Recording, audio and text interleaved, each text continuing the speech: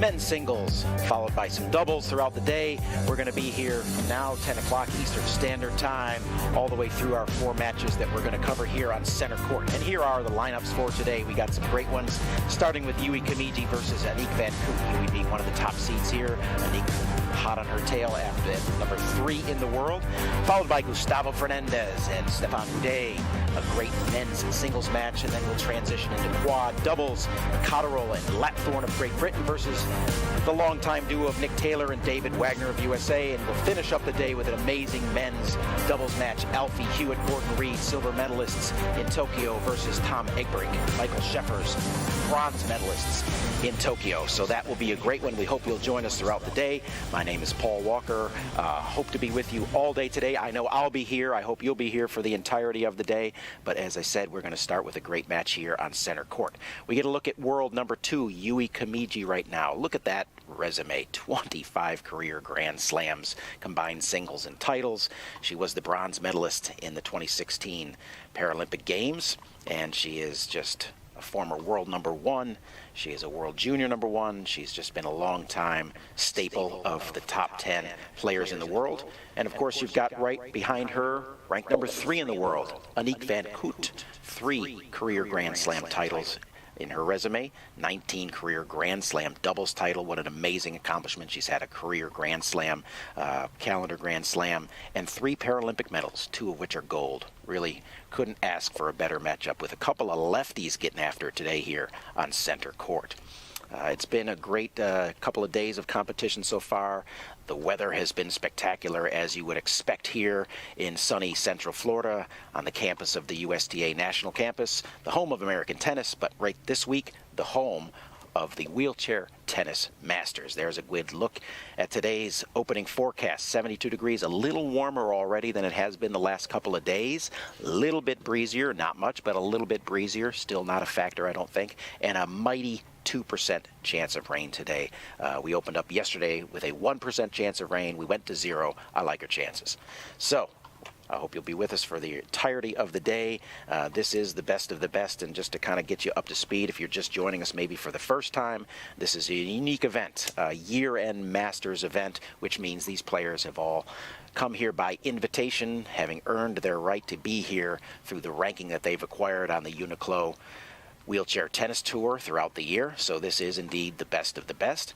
And then we've also just kind of conjoined 2 events. We have typically the NEC Singles Masters, which can be a standalone event, and then there's the UNIQLO Doubles Masters, which also can be a standalone event. But when we're here at the USTA National Campus in Lake Nona, Florida, we combine the 2, and for the entirety of the week, players are playing singles and doubles and back and forth. It is an exhausting week. It's a demanding week, and that's why when you come away with Wheelchair Tennis Masters title, you've earned it. And there's a great shot at our 2 title sponsors, NEC and UNIQLO.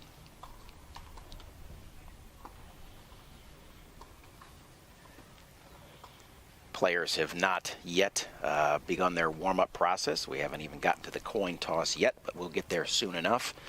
We have introduced the players, and I think we'll just take a quick little break here until we can get that coin toss and see what players choose for their starting positions, and we'll be live here throughout the day. There's a great shot of center court and some of the campus, so hang in there. We are live, and we'll be continuing this coverage, and we'll be up with match number 1 coming up shortly. Yui Kamiji versus Anique Vancoot.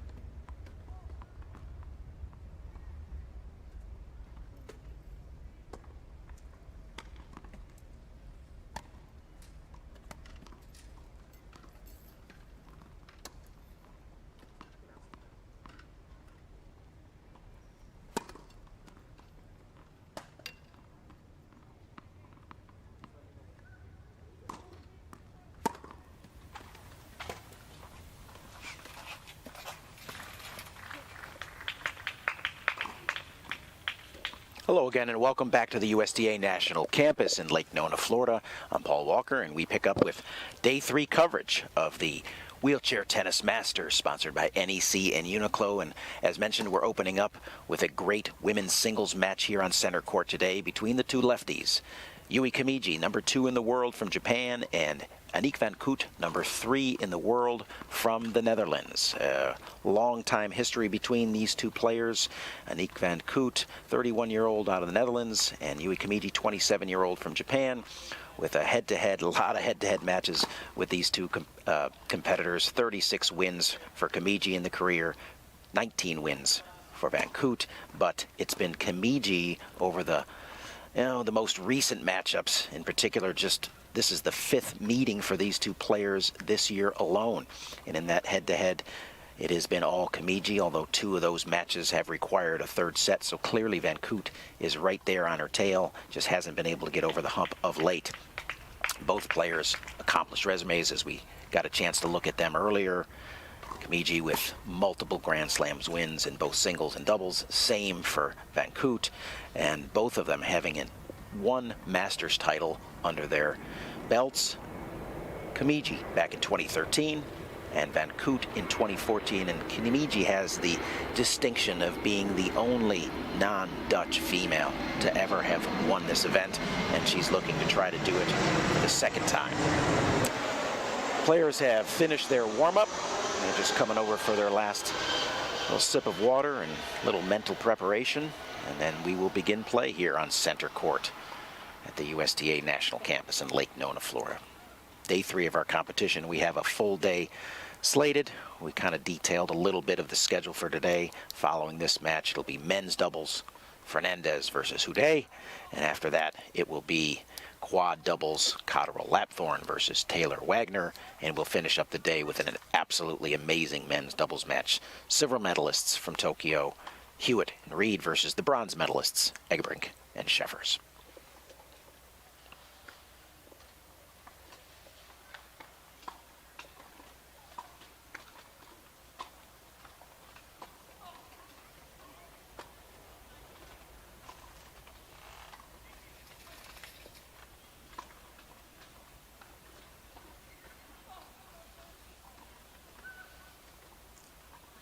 Just moments away from the chair umpire giving the call to play, and we shall begin.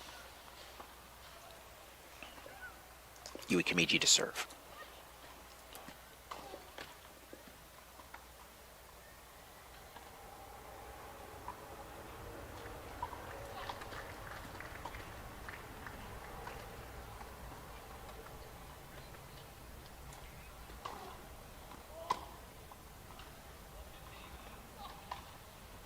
And the one thing every player would like to avoid with the beginning of their service game is a double fault, but Kamiji does indeed throw a double in there. Not the start she was looking for, but hardly a blip on the radar, I'm sure, for her.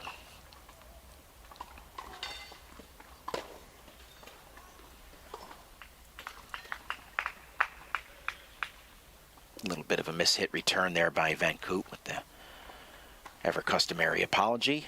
And then the forehand error by Kamiji gives Vancoot a quick 30-love lead.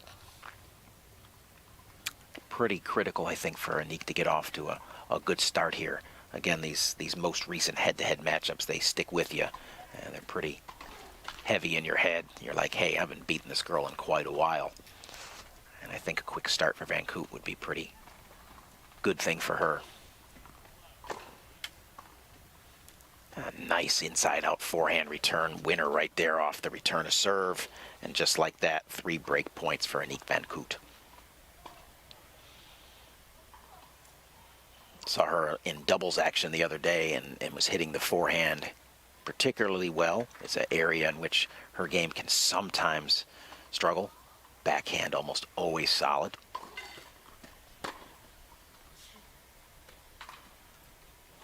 Good swing there, but that ball is well wide, but the official, I think, yeah, and Aniek confirms it was indeed well wide. Good sportsmanship there. First point for Kamiji.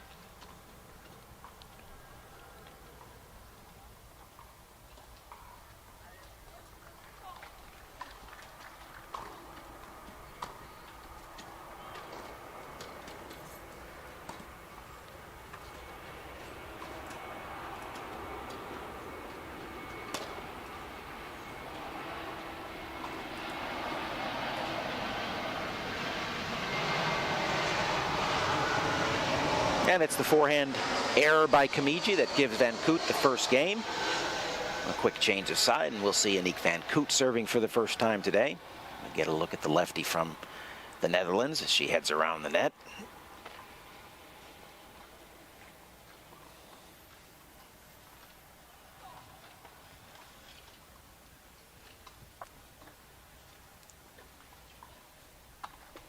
An atypical slow start for Kamiji there with initial double fault, a couple of errors, something you don't typically see from Yui. Pretty rock solid from start to finish in most of her matches, but if she's anything like she is in every other match that she's ever participated in, she'll get back on form here pretty quickly.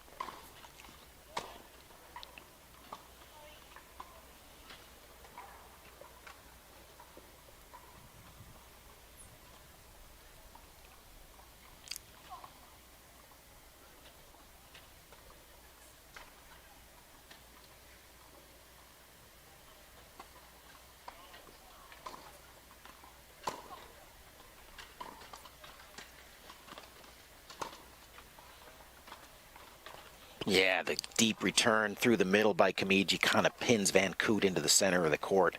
Gives Kamiji a lot of options. She goes with the inside-out forehand for the easy winner right there. Great shot there. Lines that one up. Real smooth, real easy. Very easy for her to repeat that throughout the day if given the opportunities.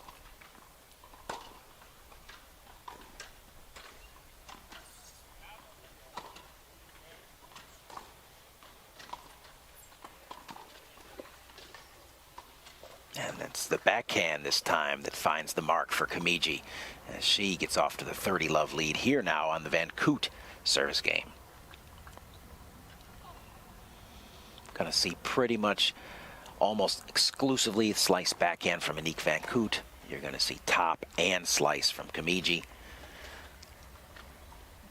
A little bit of an advantage with the variety there for Kamiji that she's able to hit through the ball with a little bit more shape, give herself a little bit more margin off that backhand side. Vancoot steady with the slice though, really world class. Mixes in her first double fault there, and just like the Kamiji service game, it's a quick 40-love hole for Vancoot.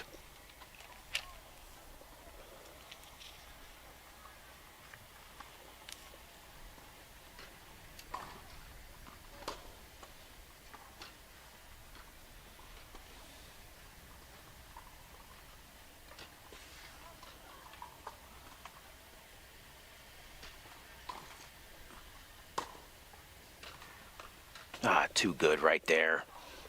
Precision return into the forehand corner of Vancoot, and it's a Kamiji break of serve to get things leveled at 1-all.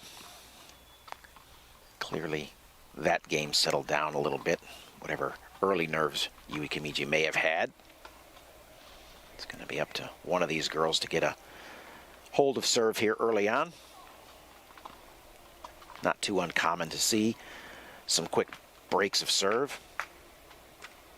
Neither one of these players really relying on their serve as a major weapon to produce easy points for them. Kamiji usually looking for consistency placement. Same for Vancoot.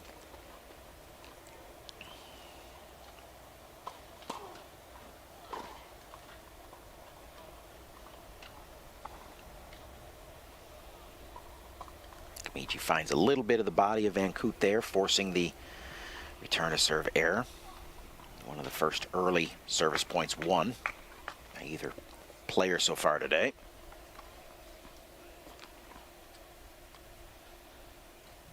Could see a lot of breaks of serve today, I think. Going to be a matter of who can mix in an occasional hold to get the separation necessarily to get a set and possibly a match.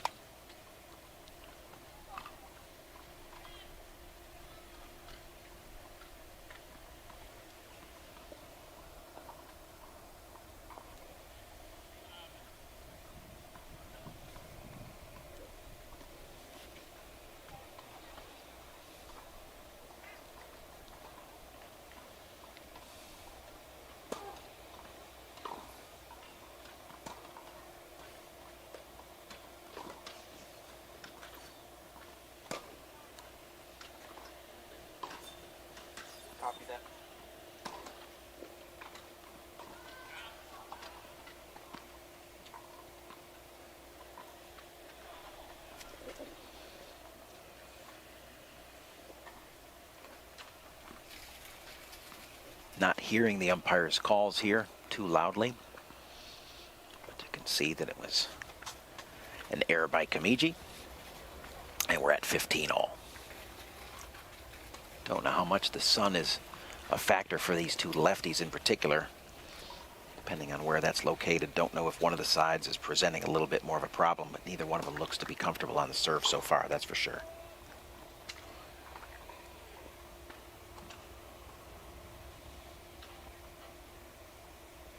It's Vancoot with the winner there. Nice little look at the replay here.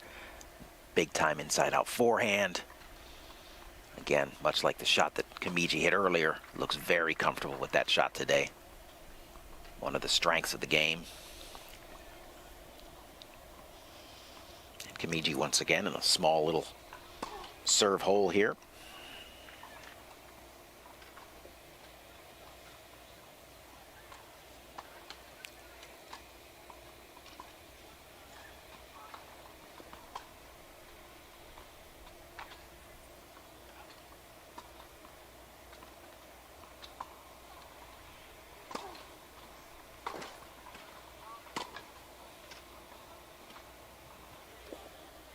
Great shot by Kamiji off the forehand, just catching the back line of the baseline for the easy winner there.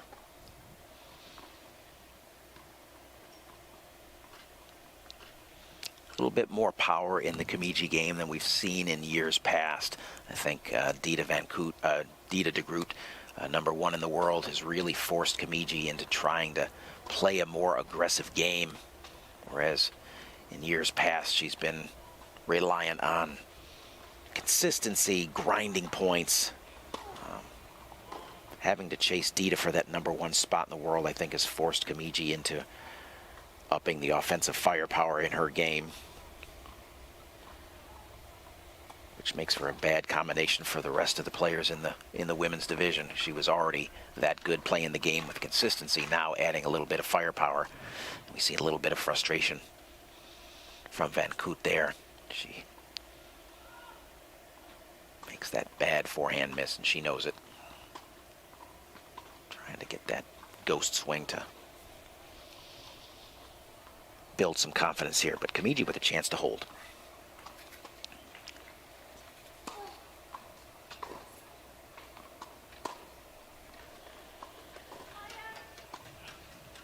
Not going to answer right there, and it is indeed Yui Kamiji with the first hold of the day and takes a 2-1 lead on our first official changeover. We'll see if Vancoot can answer with a service game and a hold of her own when we return here after the break.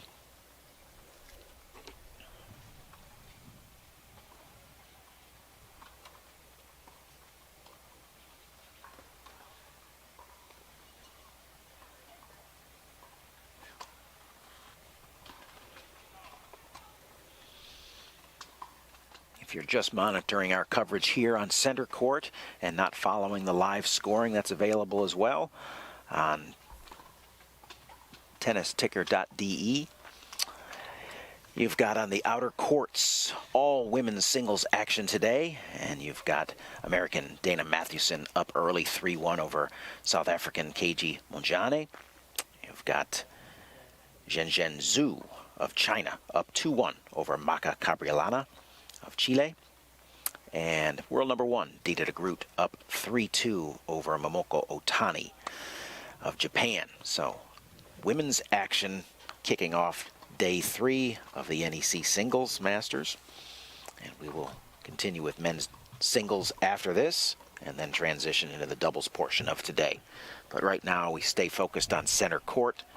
Anique Vancoot to serve, down 1-2 against world #2 Yui Kamiji.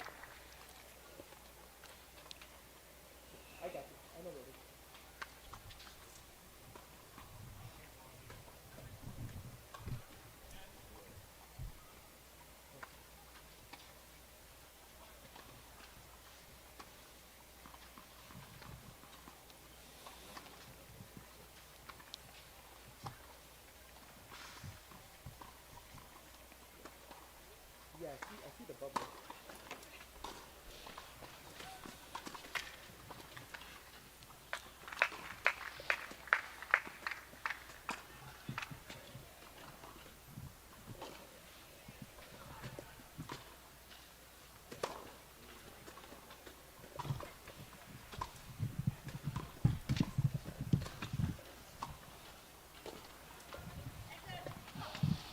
Yeah, a little bit more of a classic Kamiji point there, which would normally favor Yui, but it's Anique who comes out with the advantage.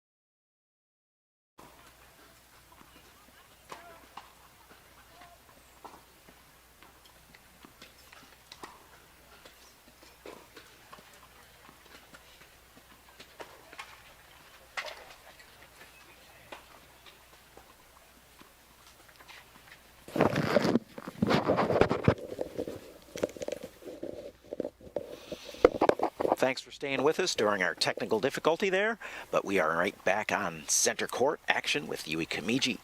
An advantage point to break Anique Vancoot here in game number 4. Great slicing backhand winner by Vancoot. Gets it back to deuce. First and highly competitive game we've had here. Kind of early goings. Pretty run-of-the-mill games, but right now locked in a back-and-forth battle here on the Vancoot serve. Looks like the quality's starting to kind of come up a little bit from both players.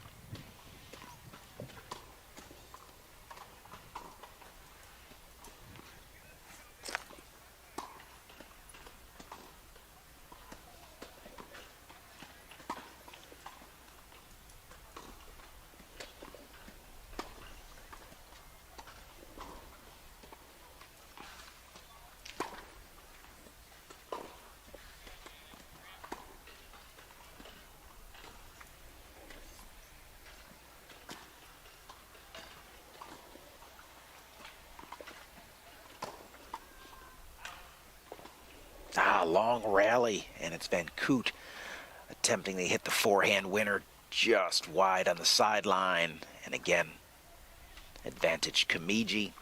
Again, quality starting to come up. Both players starting to get a little bit more tactical, starting to swing a little more free and easy.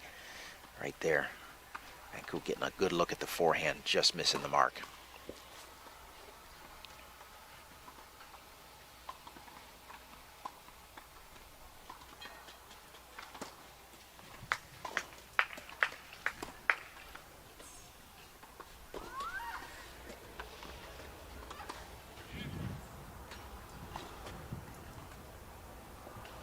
And it's Kamiji with the forehand winner finding the sideline that gets the break of serve and gets her the 3-1 lead here in the early going of the first set.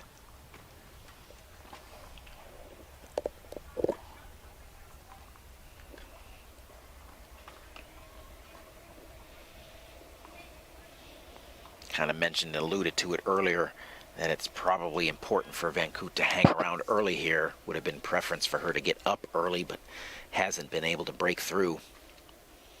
Critical for her right now to kind of just keep things close, hang around a little bit, and not let Kamiji start to separate and pull away here in this opening set. You see a little bit of frustration, the head shaking. Fairly critical game right here. 4-1 versus 3-2. Huge difference, certainly psychologically, for Vancoot.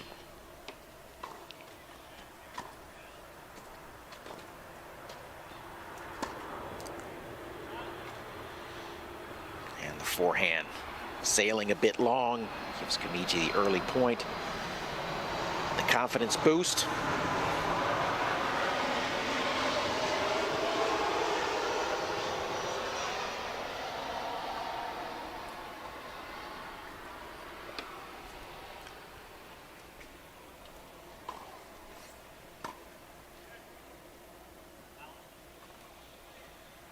Backhand return to serve just wide by Vancoot.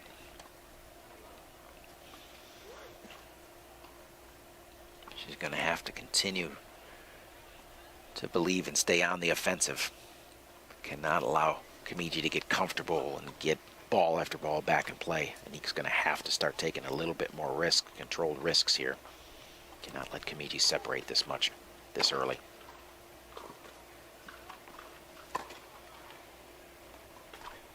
There's an example just like that. Got to be willing to take a rip at that forehand right there and get yourself on the board.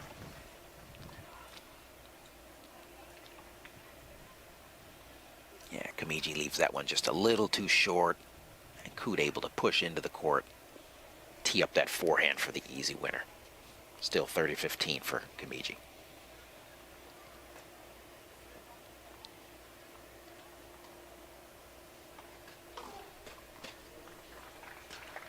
Oh, the classic out wide lefty serve there. Catches Vancoot leaning into the middle. First ace of the match for either player. It's Kamiji now. 2 points for a 4-1 lead.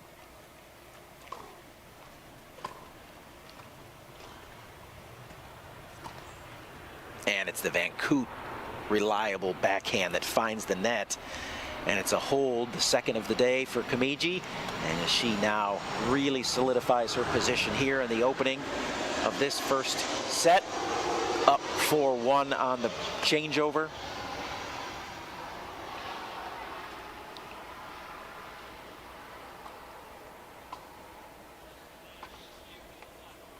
Continued updates on the outer courts and the other women's matches going on as we continue in the round robin portion of this NEC singles portion of the tournament. It is Dana Mathewson up 5-2 over Keiji Mojane. First set, Kamiji, as we know, 4-1 here. Dita Groot has secured the first set 6-2 over Momoko Otani. And Zhu and Cabriolana 3-2 in the first. Gets you up to date on all the action on the outer courts here. Our focus continuing to be here on center court throughout the day. Great aerial shot of the beautiful center court here at the USTA National Campus in Lake Nona, Florida.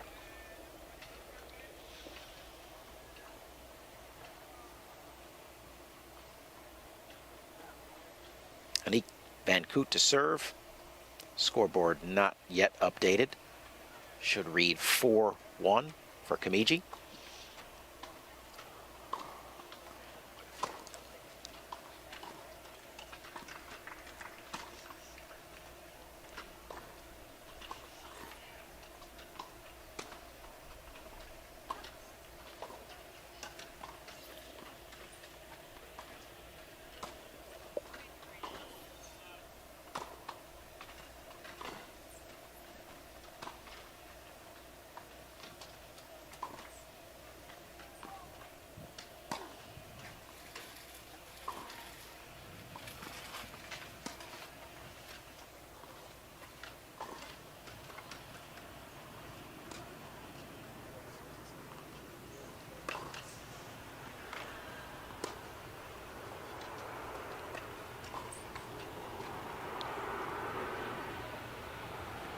First point to Kamiji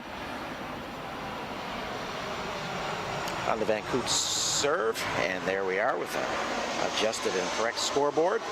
Kamiji up 4-1 and 15-love on the Vancoot service game.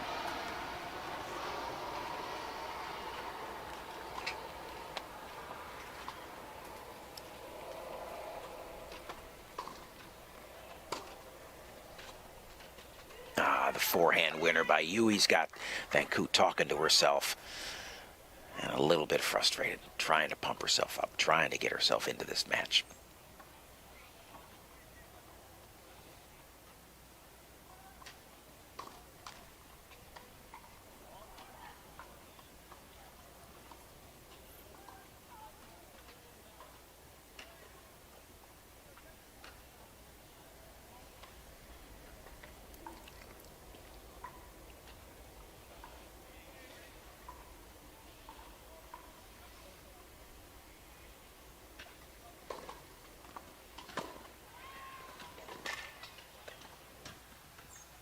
The aggressive Kamiji return forces the error by Vancoot, and it's 3 break points now with Kamiji just continuing to be too strong off of both sides. Vancoot really not having an answer right now. Kamiji kind of finding her range on both sides of the racket. Frustration starting to set in a little bit for Vancoot here. She's desperately trying to hang on, not let this set just slip away in a big way.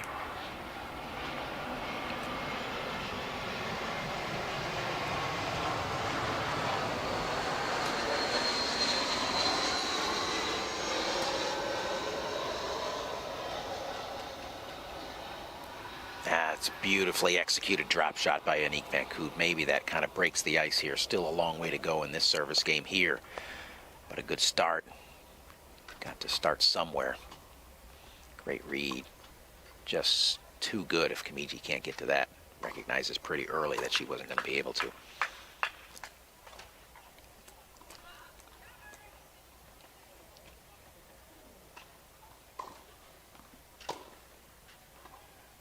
And there's the return to serve winner by Kamiji. And the ball's launched over across the net by Vancoot. And just like that, 5-1, Yui Kamiji. And the pattern of, kind of a little bit of domination of Kamiji over Vancoot continues here, at least in the early going. First set, again, 5th meeting for these two this year alone, with all 4 prior meetings going to Kamiji.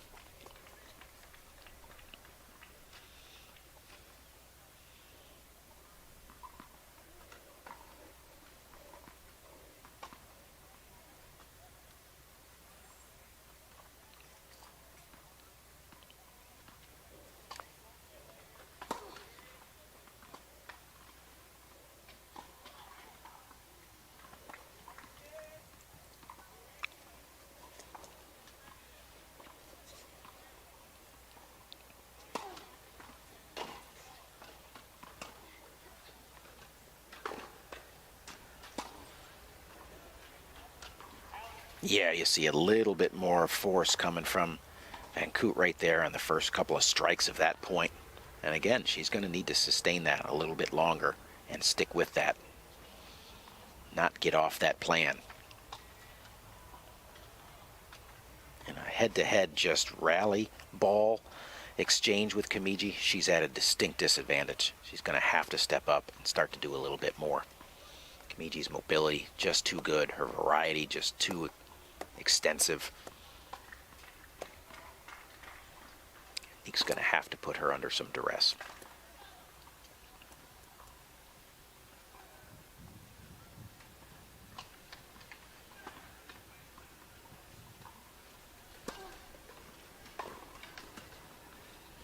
And sprinkle in a let cord winner, and maybe that's the formula.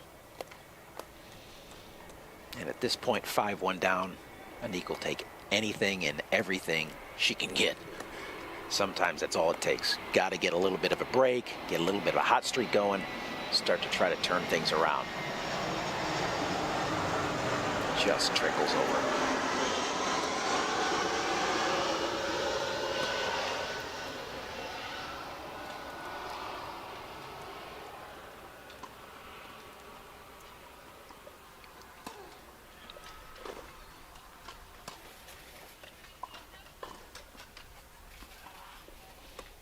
Couple of points to play with there. It's Vancoot with the forehand error. She's going to have to, again, I think, just live and die by the sword a little bit here.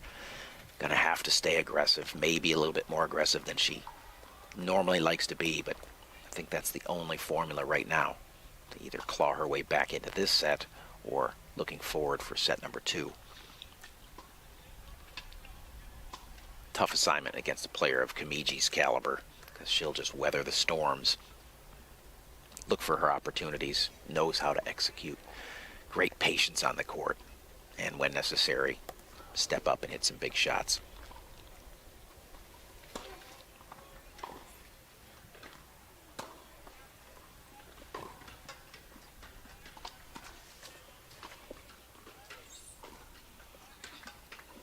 See, and that's what's frustrating, because Vancoot actually executes really nicely there, and again, just a testament to the Kamiji mobility, gets that one big shot back, and then Anique out of position, forced into the air, the depth of the Kamiji neutralization ball, and there you are, 30-all.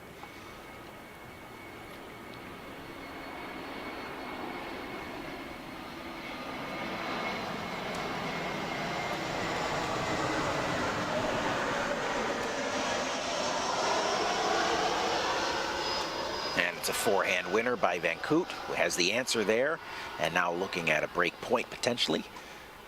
Still a long way to go here, down 5-1, but it's got to start somewhere. I think Yui would have liked to have done a little bit more with that ball right there. Puts it into the teeth of the Vancoot forehand. She knows what to do with it.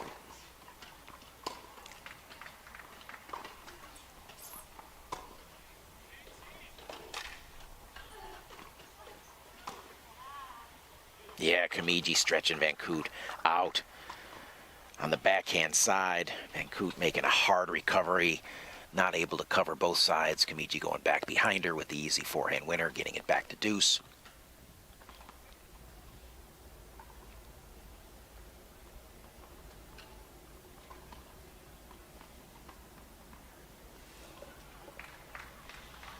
Always composed, always focused. Kind of some hallmark traits of Yui Kamiji, why she's been at the top of the rankings for as long as she has for as many years. And then of course that ability right there.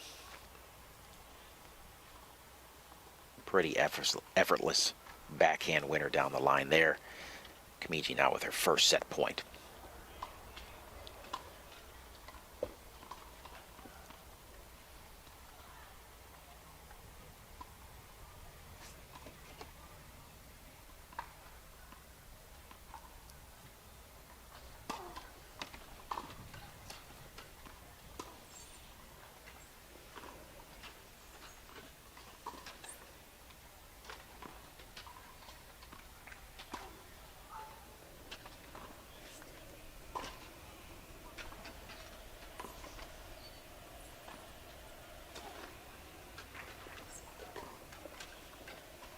And there it is.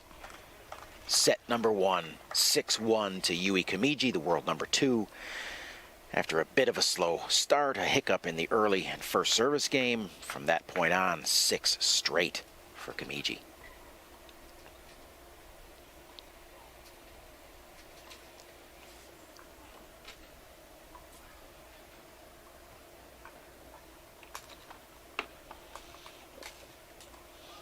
Great shot of some of the other parts of the national campus here. The lovely palm trees that adorn throughout the entirety of the campus. Gorgeous setting, gorgeous day. And of course, outstanding world-class wheelchair tennis here at the USTA National Campus, Lake Nona, Florida. Some update on the other scores out on the outer courts. Is Aniek Vancoot, Dida de Groot with a set up, down 2-1. Dana Mathewson, 6-2 in the first, and down 1-0. And Zhu, 5-2 in the first. I think that's just a mistake on the 1-0 there in the second, unless that's a 6-2 for Zhu and a 1-0. But we'll get confirmation of that as we continue to get you updated on the outer courts. But right now, coming out of the break of the set, it's Aniek Vancoot and Yui Kamiji. Yui taking her time, focusing on breathing. Just get a quick peek over the top of my desk here and get a good look at her. You can tell, very intentional on what she's doing there in the set break. Eyes closed, breathing, focusing, visualizing. Calmly comes out of the break, ready to go back to work.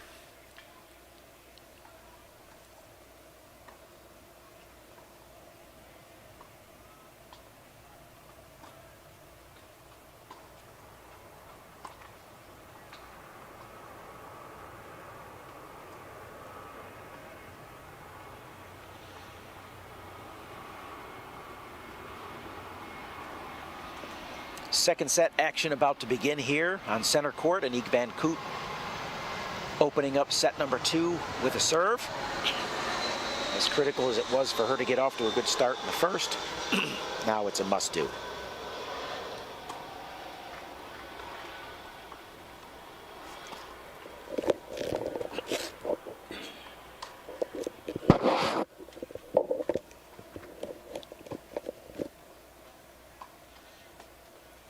The first point of the second set to Aniek.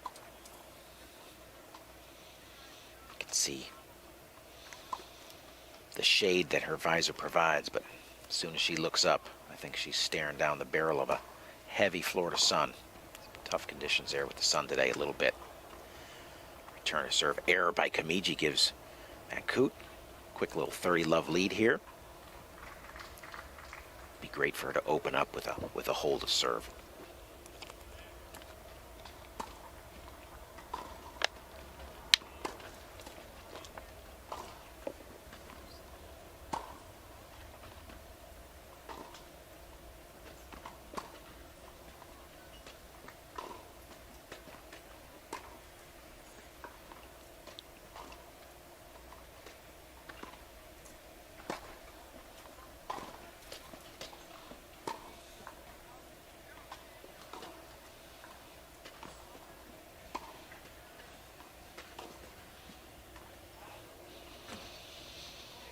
Kamiji in control of the majority of that point. Finally got a ball she could handle. Tried to execute the extreme short angle. Blows it through the sideline just a little bit wide.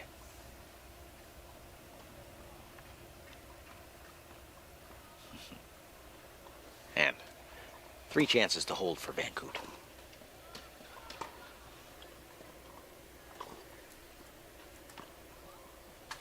Too good from Kamiji there. Erases one of the points that Vancoot holds to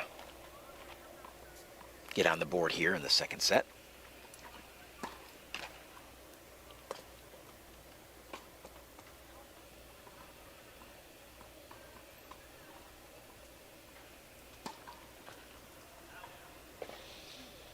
And the double fault gives Kamiji another point, 40-30. 1 point away from erasing that 40-love lead.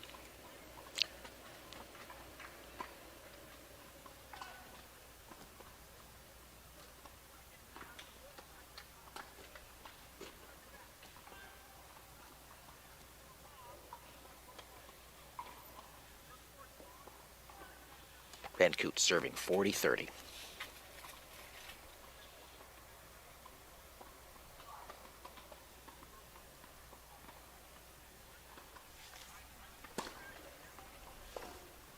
And there it is. A nice hold by Anique Vancoot, game number 1 of the second set. Pretty critical job and well done by her right there. Imperative that she gets off to a decent start here in the second set.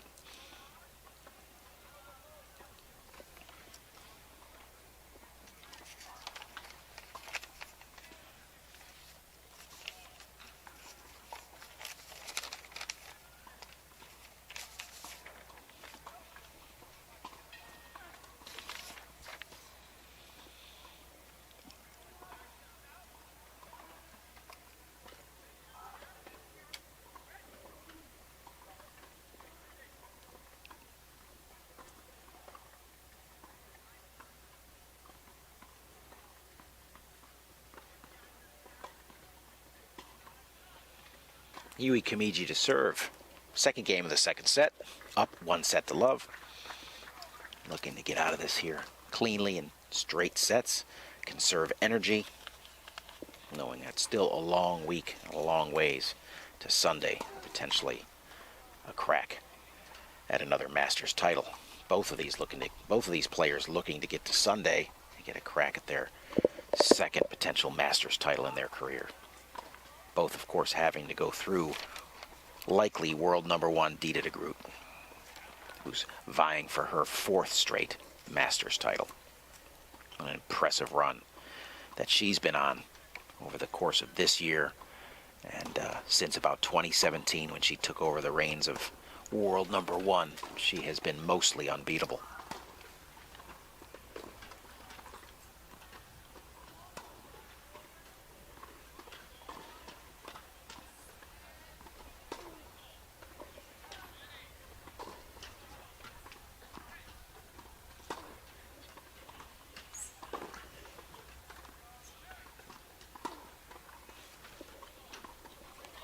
Kamiji just dialing it in, finding the baseline, and just too good. Just too good. Gets to 15 all.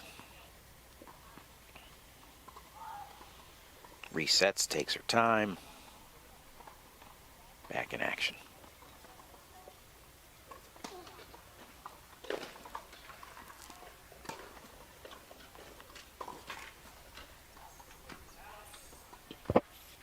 Great get by Vancoot. Little frustration there, but the error.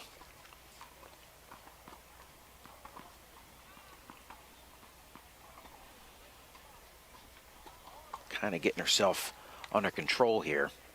In a good position. Can't let the frustration get in. Whatever is lingering from the first set needs to be flushed.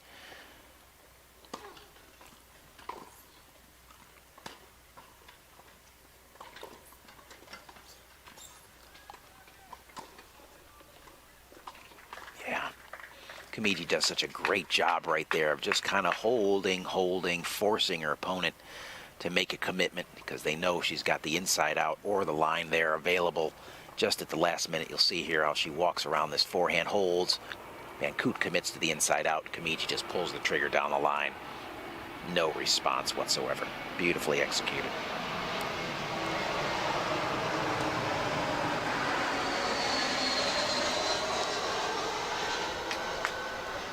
And the backhand winner down the line gives Kamiji a hold and evens things up 1-1 here in the second. As we continue to get a look at Yui Kamiji, I think one of the things that she does so well is her racket prep. And you'll see how early she lines and sets that thing up, how steady she is with that. Right there is a great example. Knifes that slice right down the line.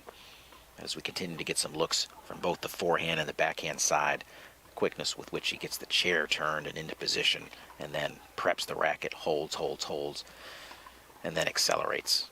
Kind of some trademark stuff from Yui Kamiji.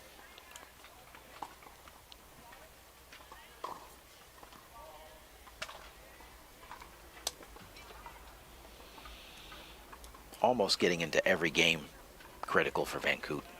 We were 1-1 in the first, and just like that, in the blink of an eye, it went to 6-1 for Kamiji. And is Critical for her to kind of stay in the lead and make Kamiji chase. Cannot let Kamiji get out to the lead. She's showing how good she is at separating when given the opportunity.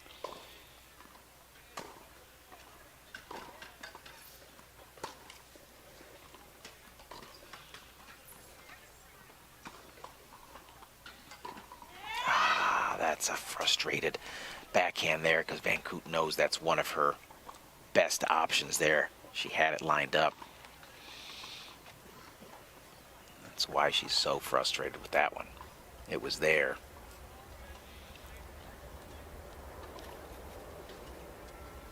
But the point goes to Kamiji.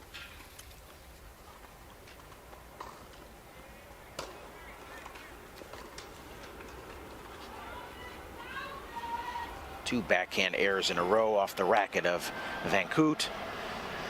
The frustrated exclamations.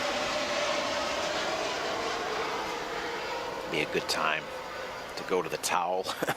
Take some time, extra time, towel off. Right back to the line. Gives Kamiji another chance to do damage. And right now, Vancoot's got to slow the train down.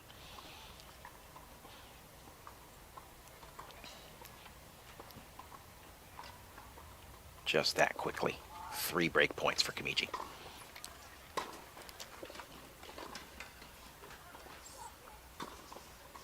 And no answer. Kamiji backhand winner, 2-1. Frustrated Vancoot coming to the sideline.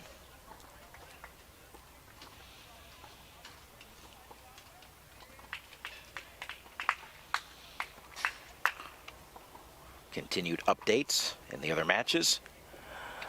De Groot up a set in 3-2. Mathewson up a set 2-1. Kamiji here, of course, up a set 2-1. And Zhu up 1 set and just beginning set number 2 over Cabriolana. There's your updates right there. If you're more of a visual learner than listening to me give you the updates, which I wouldn't blame you, to be honest with you.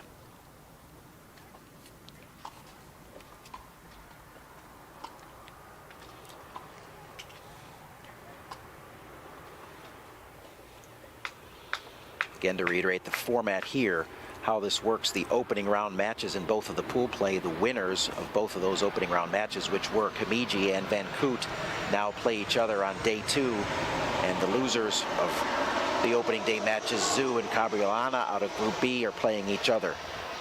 The winner of that match kind of stays alive in pool play. The loser of that match would be 0-2, not officially eliminated, but almost certainly eliminated from advancing. Got to be one of the top 2 players in each pool to advance. And on the other side, it was Dita de Groot who won her opening round match, and she's up against Otani from Japan, having beaten Monjani, de Groot having beaten Mathewson. So critical match there is Monjani and Mathewson. Both of them kind of desperately needing a win to stay alive in pool play, to try to get a chance to advance out of the pool play and get into the crossover.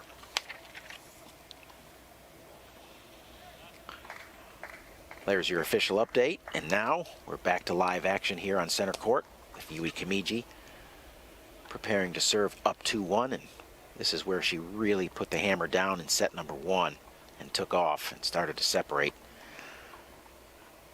Can't say it enough, critical for Vancoot to stay with her, just hold as long as she can, keep it at least even.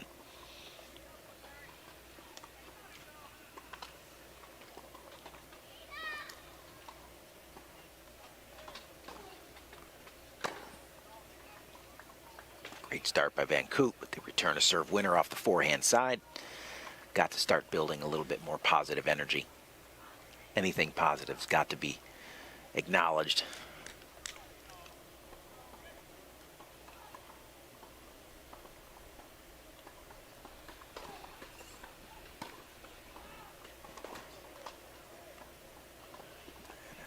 Simple little forehand error there by Kamiji gives Vancoot the early lead she needs here.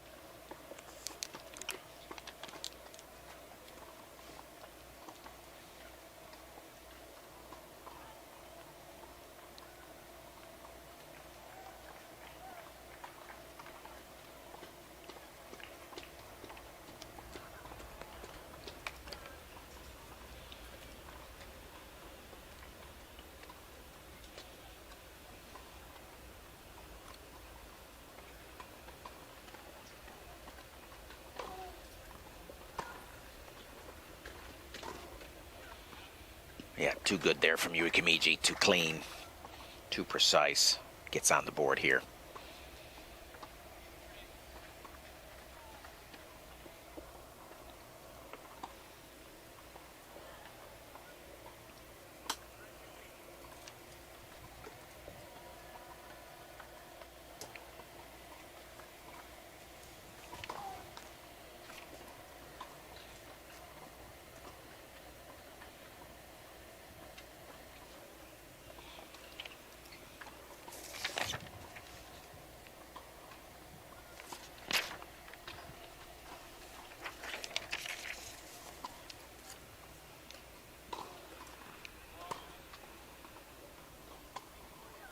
Wow.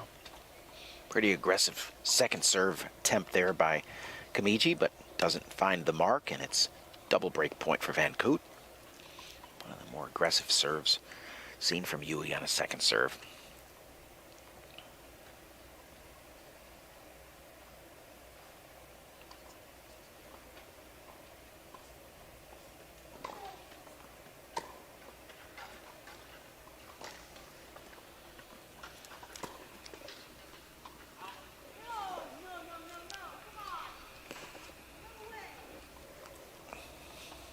Not happy with the line call. Thought she had it. It was close. Umpire looking right down at it. Just a quick turn of the head to the right there on his sideline. Gets a great look. Without Hawkeye, tough to say, but Anique might have a decent argument there, but she's still got a break chance. So, and there's the slip. Kind of letting that call stay with her. Little loss of focus there leads to the unforced error on the return. Now, instead of 2-all, we're at deuce. And a continued frustrated Anique Vancoot. Doing a nice job there of turning her back to play, resetting. Just in the strings, clearing the head.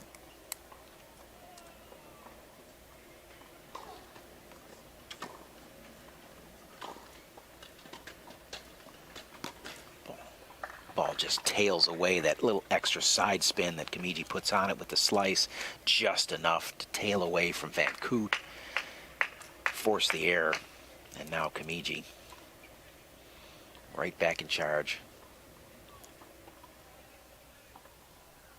And Vancoot left thinking about that missed line call. You know she hasn't let that one go yet. Those can be tough. Those can linger with you, stay with you, haunt you.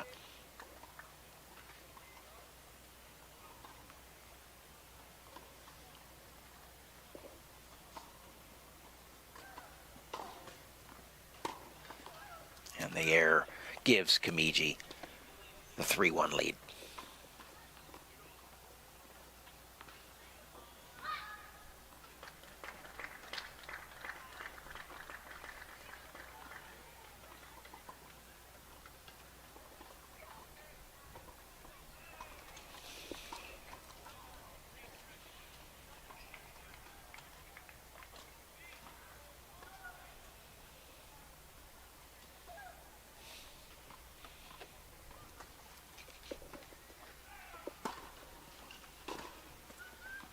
And Kamiji, knowing exactly what her job is right now, is to just put the gas down and finish this thing off. She knows she's got Vancoot kind of in a frustrated state. She'll take advantage of it.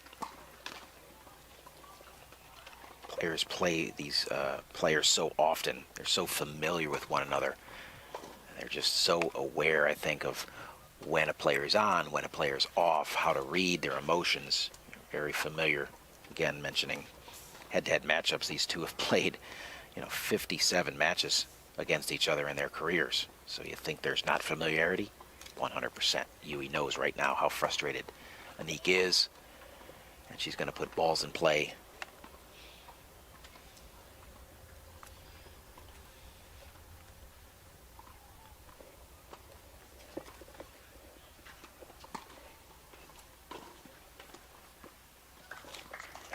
Just not even answering the bell right there on the return to serve down the line, and it's quickly, very quickly, 40 love to Kamiji.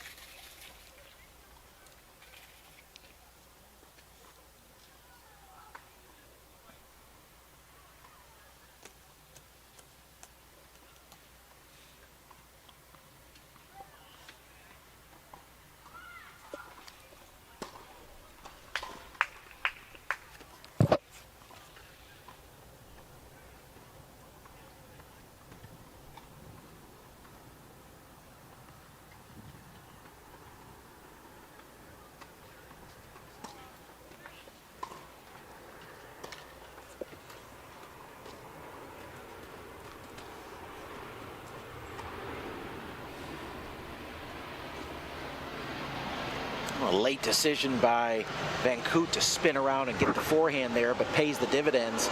She gets a little extra top on that one. Kamiji a little out of position. Can't answer, but still a long way to go for Vancoot here. Still down 2 break points on her serve. Kamiji with a chance to go up 4-1 and pretty much almost start to put the nail in the coffin of this match.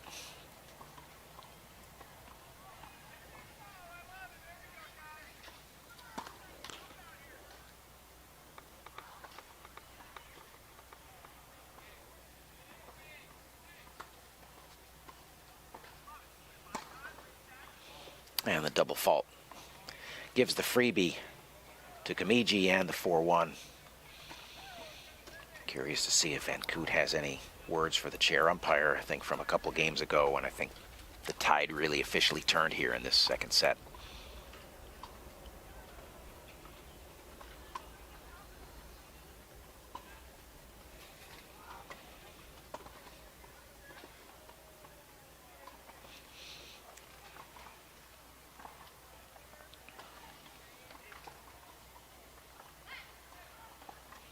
There's seats available in Section 7 here on center court if you'd like to come out and watch some of the action. If you want to get some sun, beautiful day to join us here at the USTA National Campus. Grab a smoothie, come out courtside, take a stroll around the campus. There's a women's pro event going on over on the clay side of campus.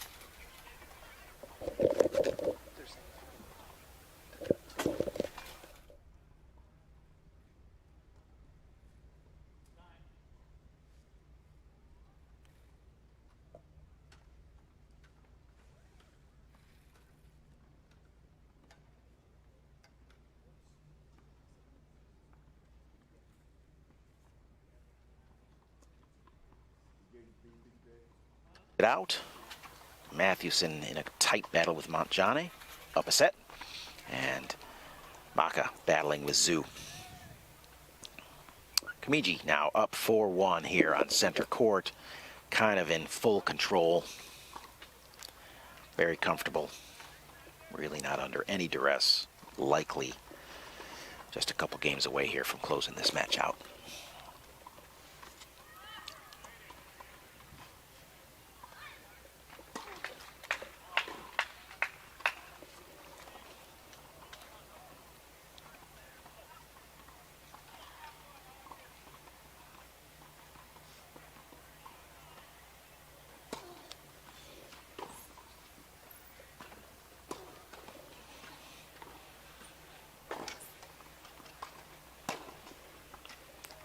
Forehand long there by Kamiji. Staying aggressive. Not overly, but just enough. Has a good thermometer on her game.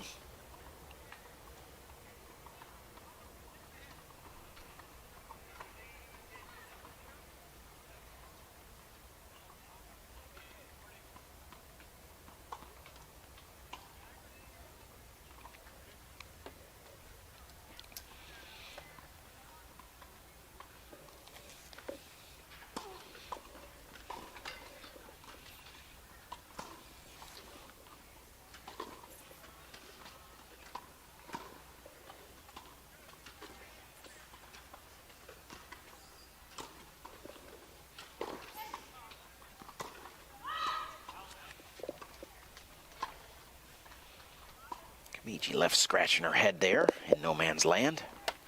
Uncharacteristically a little bit out of position there. She got that ball back from Vancoot. Sprays the forehand wide. Little opening here for Vancoot. Still gonna need to string some quality tennis together for an extended period of time. She wants to get back in this match.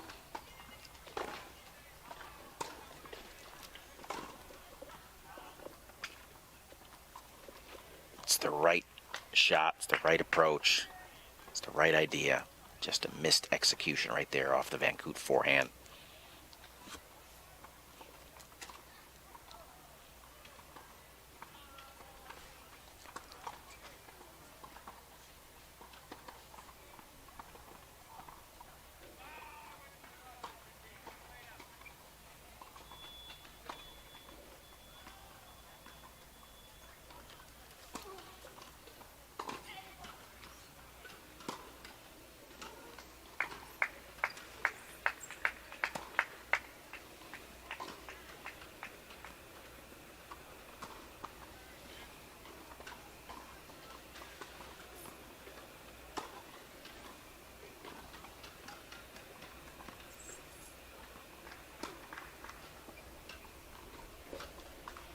Nobody dials in the baseline lob better than Yui Kamiji. Gets a look at it, stays back deep in the court, just rips up the lefty spin, paints the back line. No answer from Vancoot, other than to look up and go, ugh, seen that one before. And there's your response. 30 all.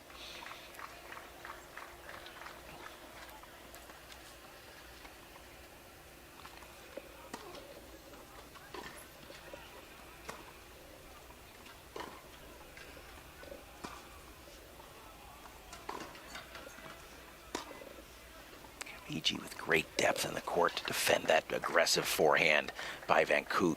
That's the difference. The wizardry of Yui Kamiji right there. Court positioning just brilliant. Gets into a phenomenal position here. Gets great depth after this ball here. Sensing Vancoot on the offensive. Stays deep. Gets that ball up high and deep. Forcing the error. Textbook Yui Kamiji.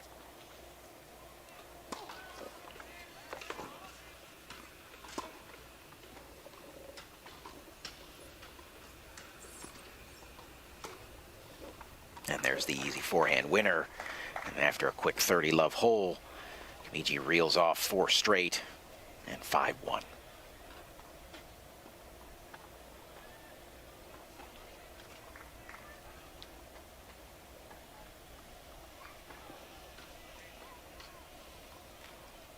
A reminder, if Kamiji can indeed close this second set out here on the Vancoot serve, we'll have an on-court interview with our winner.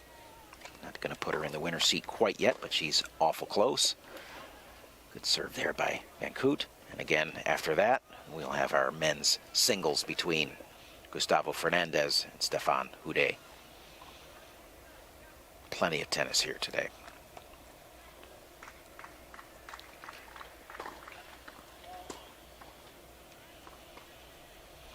Vancoot taking the 1-5 service approach of, let me just fire some bullets in here. If I find the mark, good things will happen. If not, it wasn't going my way anyway today. Forehand error evens the score at 15 all.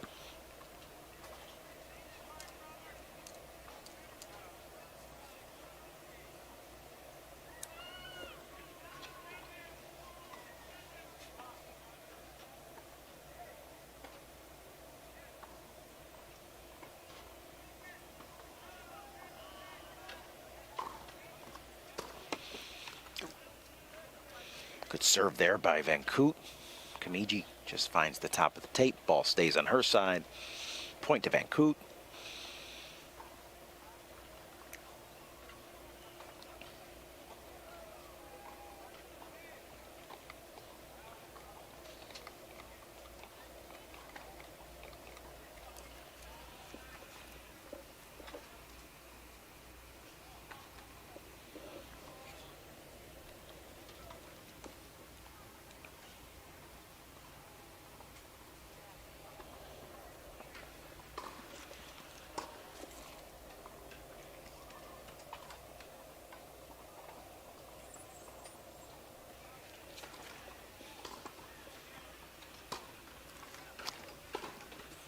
And there's the forehand down the line. Kamiji with the nice angled return. Anique sitting on it. Rips it up the line for the forehand winner, and now 2 chances to hold. Nice job positioning, steps in to the court, accelerates through. Nicely done. Need to see more of that from Anique Vancoot.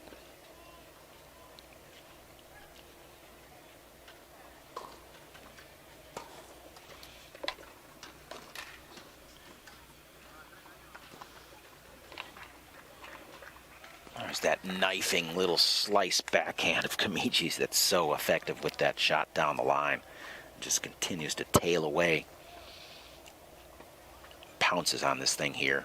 Sets it up, preps the racket, carves it out. It's got the little extra tail finish. And now Vancoot 40-30. Just too many games that she hasn't been able to close out when she's had the chances. Is this going to be another one?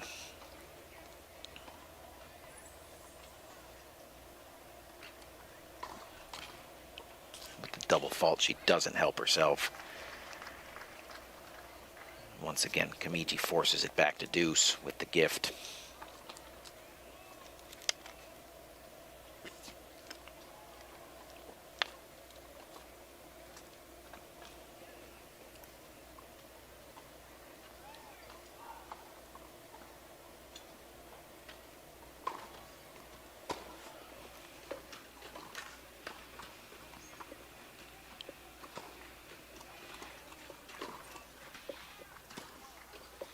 Kamiji just pinning Vancoot into the deuce side corner with the backhands, opening up the corner on the opposite side and having the answer with the down the line shot.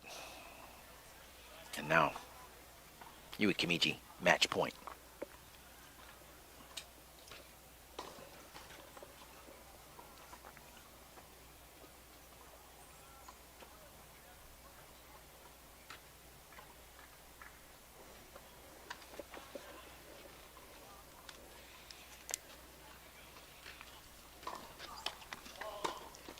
An unfortunate way to finish the match, but probably something that was inevitable at this point anyway.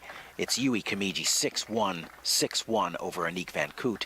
Kamiji advances clean out of the pool up to this point with 2 wins, and now it's Vancoot who's going to have to battle to try to find her way back in to this pool and potentially try to cross her way out later on in the week.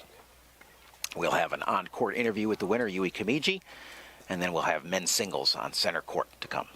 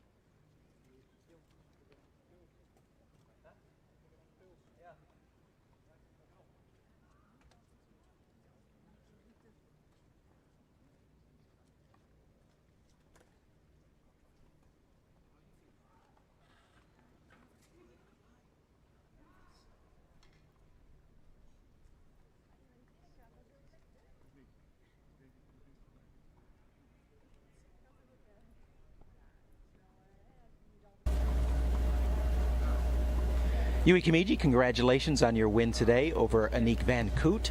You're 2-0 now in the pool play. You've got one more match to go. So just tell us a little bit about today's match and about your outlook for the rest of the week. Yeah, I'm really happy with my performance today. And of course, me and Anique played many times, and we really know each other. So I try to focus how I can get, because she has power.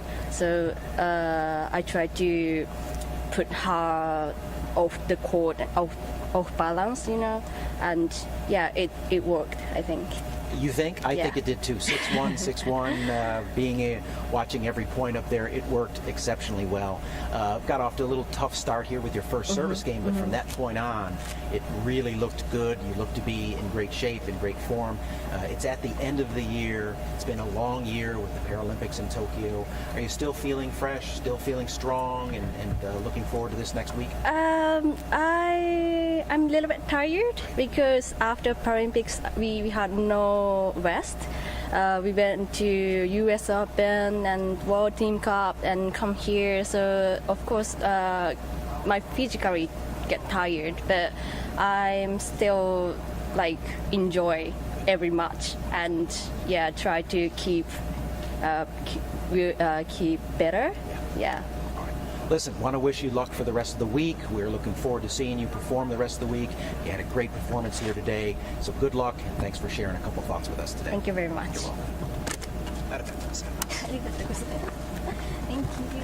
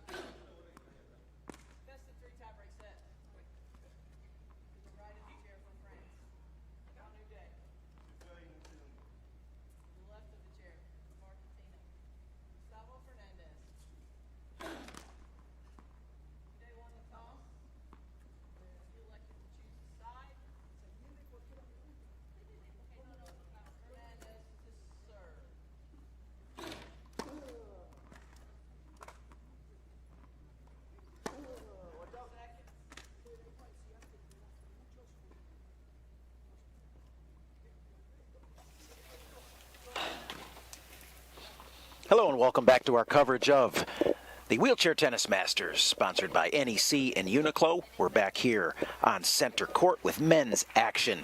Pool play continuing. Second round matchup between world number 4, Gustavo Fernandez, seated second here at the tournament, and world number 6, Stéphane Hudde from France. It's the 27-year-old Argentinian, getting a look at his resume right there. 56 career titles, world number 1 there in 2017 and 2019, and look at his career winning percentage. Pretty impressive job right there by Gustavo Fernandez, also a multiple Grand Slam winner, but seeking a title here. Stéphane Hudde, no shortage of victories on his resume as well. 23 Grand Slam titles in singles and doubles, one of the dominant doubles players in the world, along with his partner Nico Pfeiffer from France, 5-time Paralympic medalist, and 3 of those coming in doubles, gold medals. And so we will see some big boy tennis here today on center court. You're getting a good look at the 27-year-old Argentinian Gustavo Fernandez as he comes around, takes his position. He's in the red. It's 50-year-old Stéphane Hudde in the gray and in the one-of-a-kind, uniquely designed wheelchair that he's created for himself to maximize his abilities on the court. Gustavo Fernandez to serve.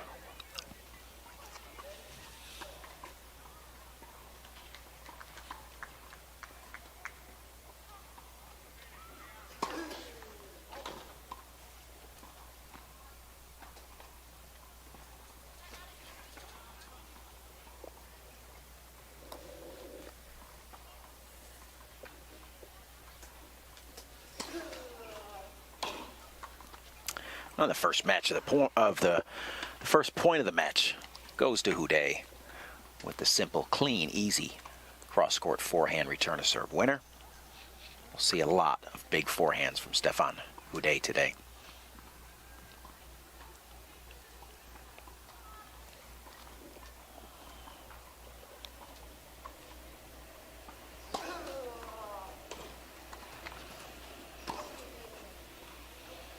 Fernandez forehand just long of the baseline, and a quick 30-love lead to Hudde on the opening game.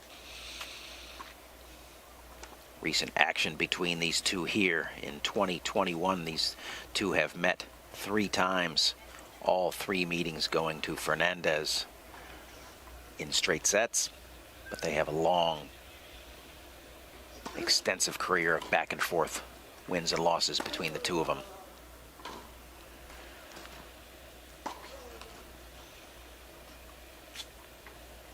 Fernandez backhand finds the net. Career head-to-head, it's Gustavo Fernandez, 27 wins. Stéphane Hudde, 22. So meeting number 50 between these two great competitors here in the men's division.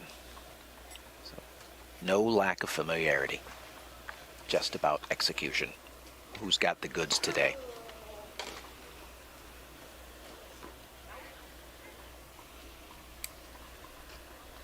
Both players just kind of settling in here in the first service game that each one of them will experience. Get a good grip on where the sun's at, what the wind's doing here. Not much wind here today, but just enough.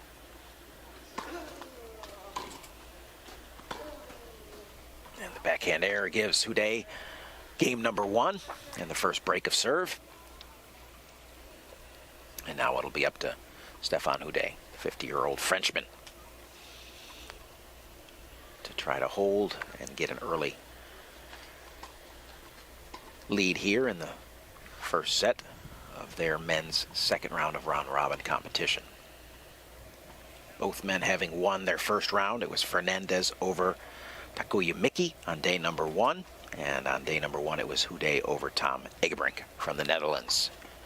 Both of these guys putting themselves in a position to kind of take a secure lead in this men's Group B pool. Fernandez the number 1 seed in this pool, Hudde the number 2 seed. Winner advances with a 2-0 record. Loser goes to 1-1, still stays very much in contention to get out of pool play. You can see Hudde Just test driving the sun over there on his side of the court with his serve. As we almost approach noon, it's going to be a tough sun to deal with straight up ahead. Backhand return to serve error there by Fernandez, who's really yet to find the mark with the court. Gives Hudde the first point.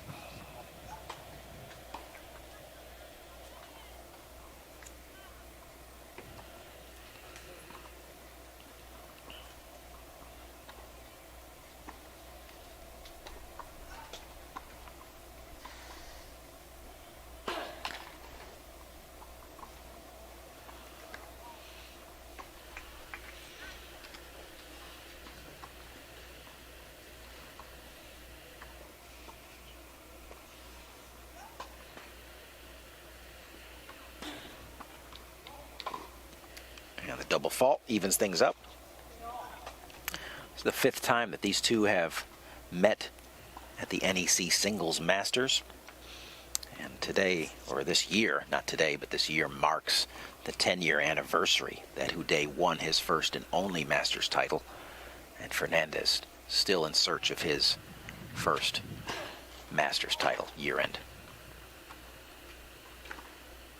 All those little tidbits of information come to me from Marshall Thomas, ITF sports information guru, who's been great enough to provide me with a lot of little information on all these head-to-head matchups. So thank you, Marshall, for putting the time in to get me some information to talk about.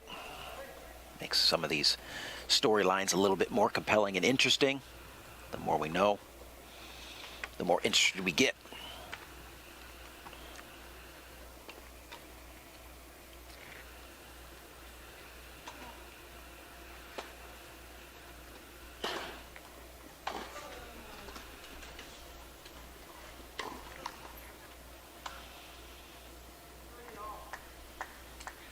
Return a serve by Fernandez on the mark, but the forehand still yet to really find its form in the early going here. Great return. Hudde does anything and everything he can to just fight it off, knowing he's in trouble, but getting the freebie on the Fernandez forehand error. And we go to 30 all.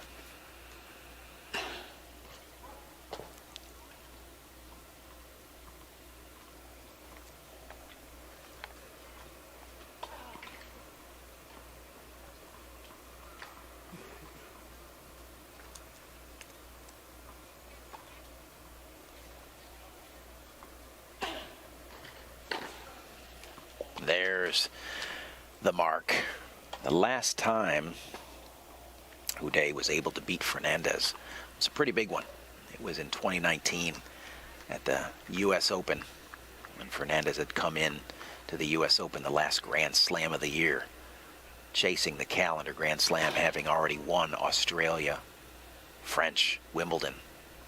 Looking for a historic accomplishment there, and it was Hudde who came up with the 3-set victory over Fernandez to thwart his attempt to go calendar Grand Slam.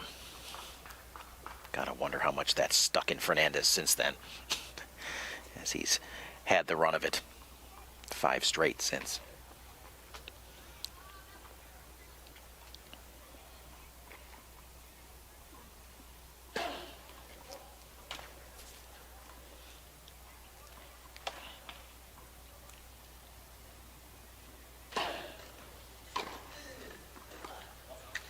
Continuing to find that line on the forehand, return a serve there, stretching Hudde out, no answer. It's Fernandez with the advantage. Chance to get it to 1-all here in the early going. Either one of these guys finds the mark on the first strike, especially on the return of serve, puts the other one at a pretty distinct disadvantage. Great serve there by Hudde, just wide.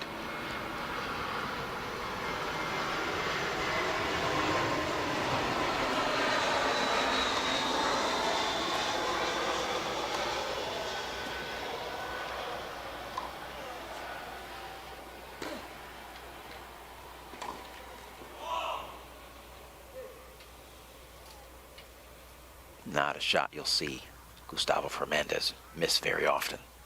The backhand, the foundation of his game, the rock. And he pounds the majority of his opponents with. Hence the frustration on that miss.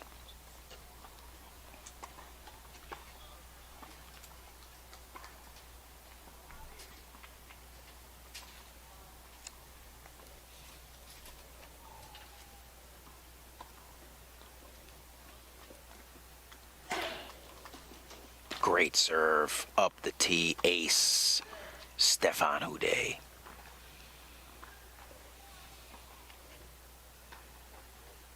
Now advantage Hudde with a chance to secure the break. And there's the backhand return of Fernandez. Too much for Hudde to handle. Punches the backhand just wide.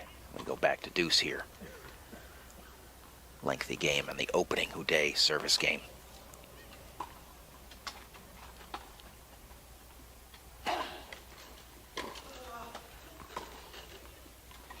Stefan calmly just kind of rolls that one into the open court, holding his line there on the baseline. Fernandez not doing enough with the return. Easy response.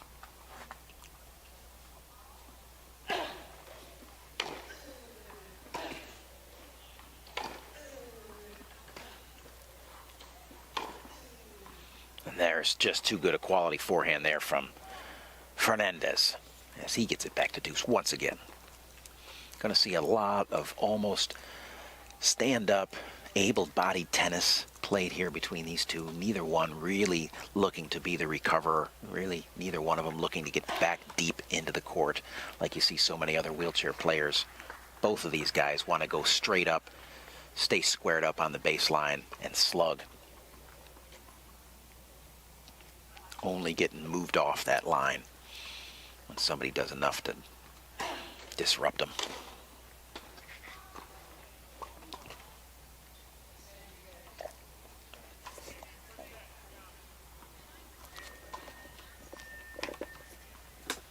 Another add point for Fernandez.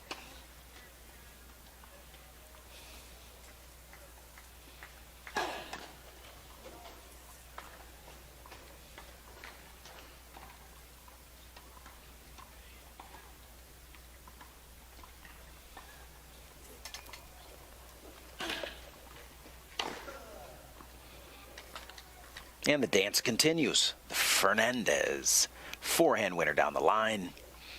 Takes us back to thinking maybe our fourth or fifth deuce here. Opening Hudde service game.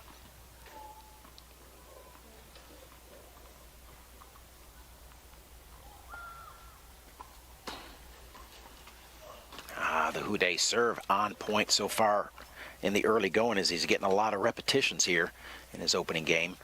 Second ace of the match. Gets Fernandez out wide there on the deuce side this time.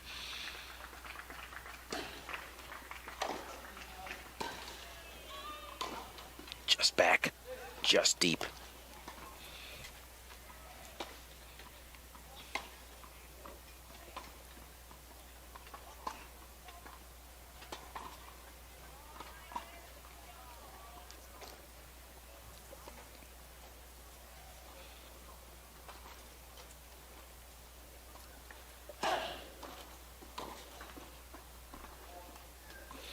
This time, Hudde ties Fernandez up with the serve. Gets the weak reply, the error.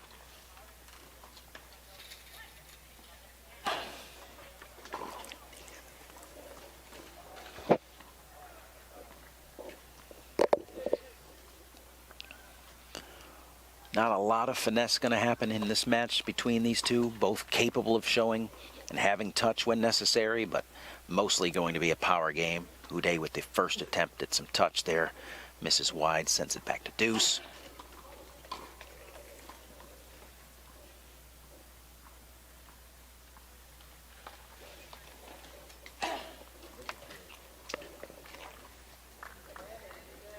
And another ace with the second serve out wide this time.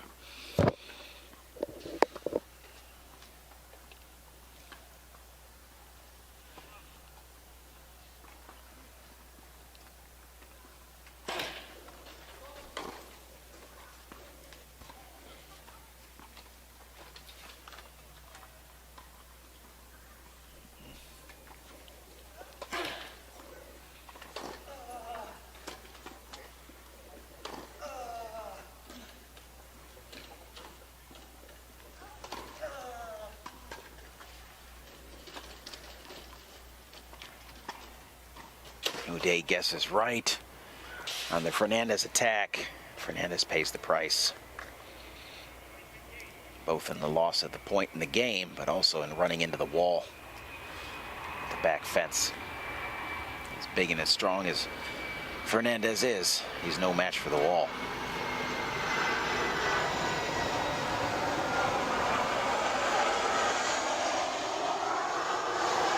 And Stefan Hudde up 2-0.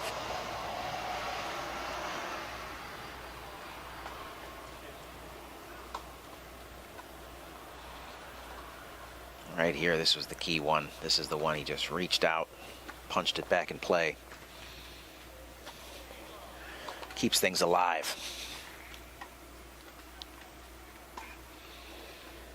There's an example. There's Hulk meets wall.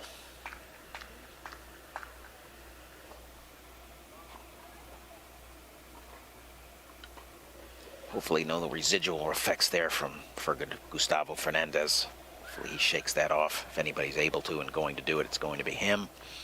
So he gets back to business here, looking to get on the board with his second service game.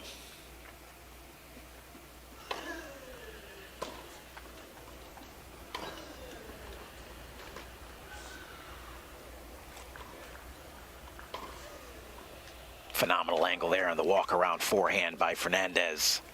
Gets the easy winner. Makes it look so easy, and it's not.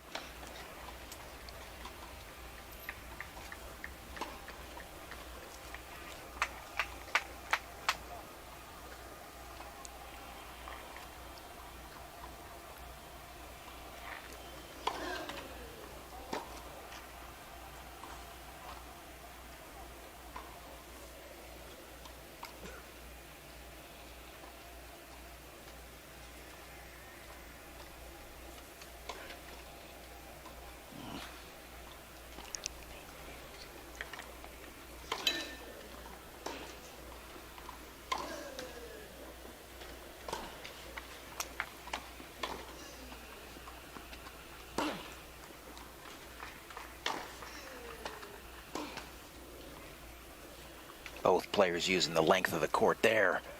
Ultimately, it's Hudde coming up with the backhand down the line. Fernandez not happy with the call. Not that he can circle a mark on the clay, but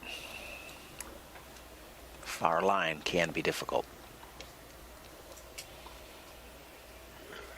Hudde evens things up 15-all here, game number 3.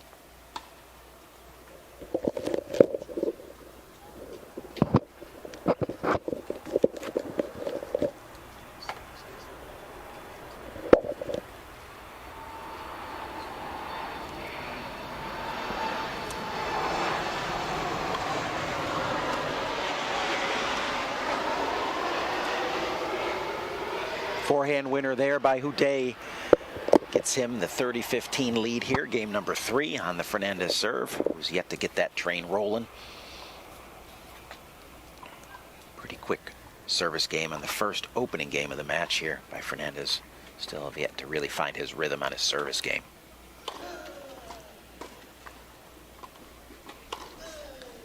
He found his rhythm on that backhand right there as he pummels it down the baseline, down the sideline there for the easy winner. Crushes it. Gets on top of that ball so well. Accelerates through it here. That's up way out of his normal strike zone or preferred strike zone, but just sheer strength there. Able to come over the top and drive that ball down the line. And there's Fernandez. Finding the mark with the serve out wide, forcing the error by Hudde.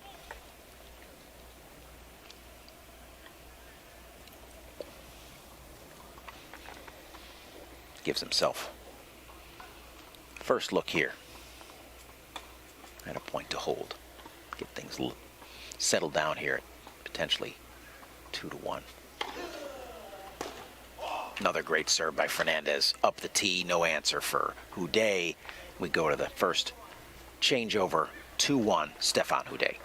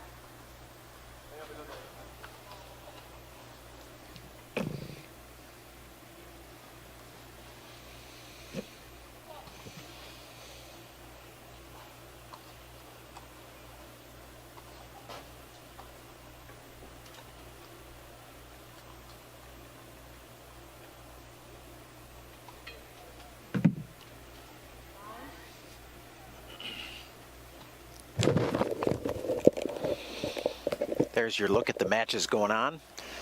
We've transitioned out of some of the women's matches. Still have one going on there between Dana Mathewson and Keiji Monjane as they're locked in a tiebreaker in the second set.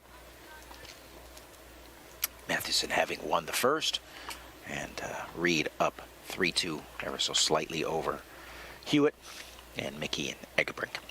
Just about to get started out on court 4.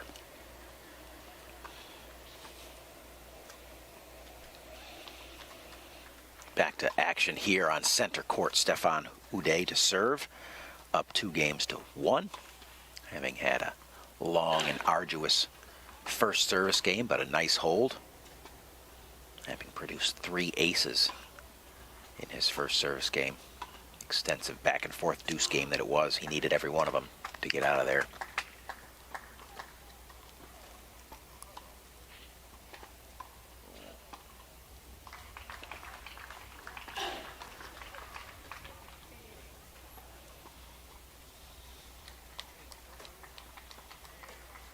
Looking a little rushed there on that second serve attempt.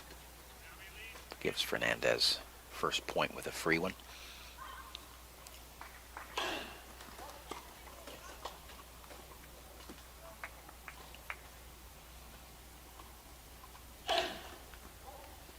And another double. And as good as his service game one and was in game number 1 of his opening service game. Starts off here double-double. Fernandez looking at a good early opportunity to get the break back, get things evened up at 2-all.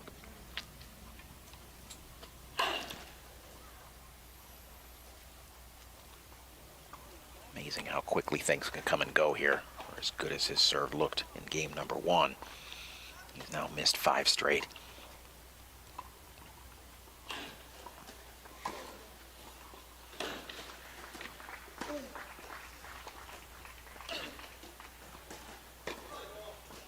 Great amount of topspin there off the Stefan Hudde backhand. Doesn't hit it with a ton of force, but does put a massive amount of spin on it. Good positioning, still incredibly effective until he gets a good look at the forehand. Much more comfortable on that side.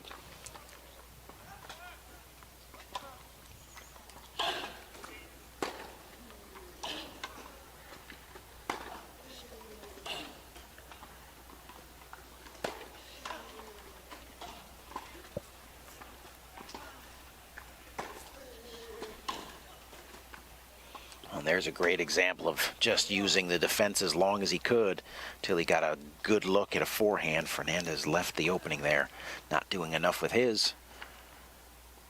Opening up the cross court for Hudde, who answers pretty easily. Certainly looked very comfortable there, 30-all.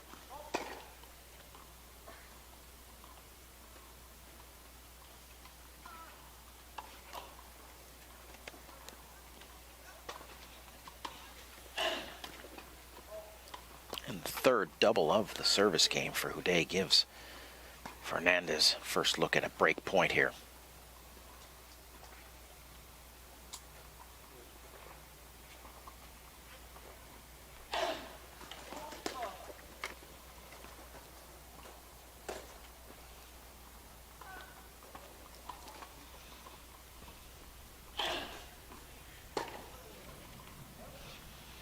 Backhand return misses the mark wide.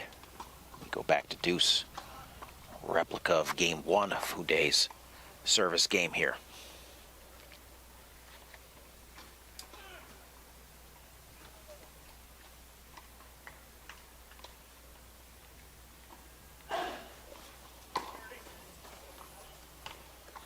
Another Fernandez error.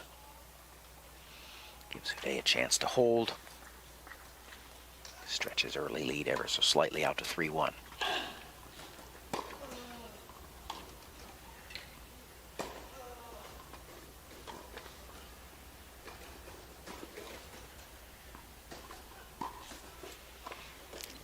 Fernandez with the attempted magic shot there. Not up to the task. And it's Hudde with another hold. And out. Not too comfortably, but he'll take it 3-1 here in the first set.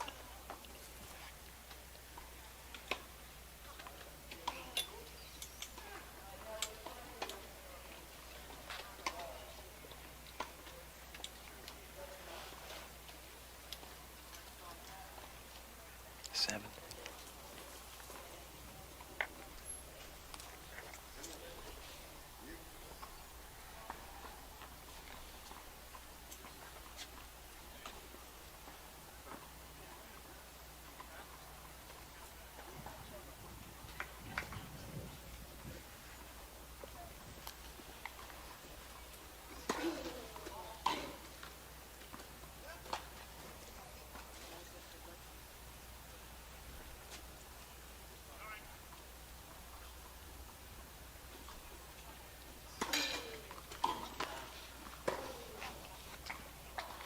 Hudde forcing the action, swinging in, taking the ball early on the return.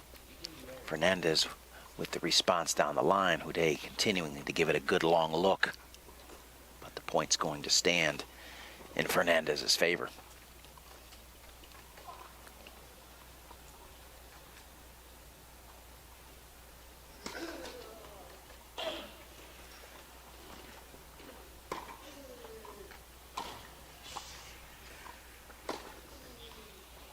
Off-speed kicker out wide to start the point off. Gets a nice response. Fernandez putting Hudde on the run. Finishing with a nice swinging volley there. Again, looking not to give up the baseline. Comes in, takes that ball out of the air. Not giving Hudde the chance to neutralize that point and the advantage that Fernandez had created for himself.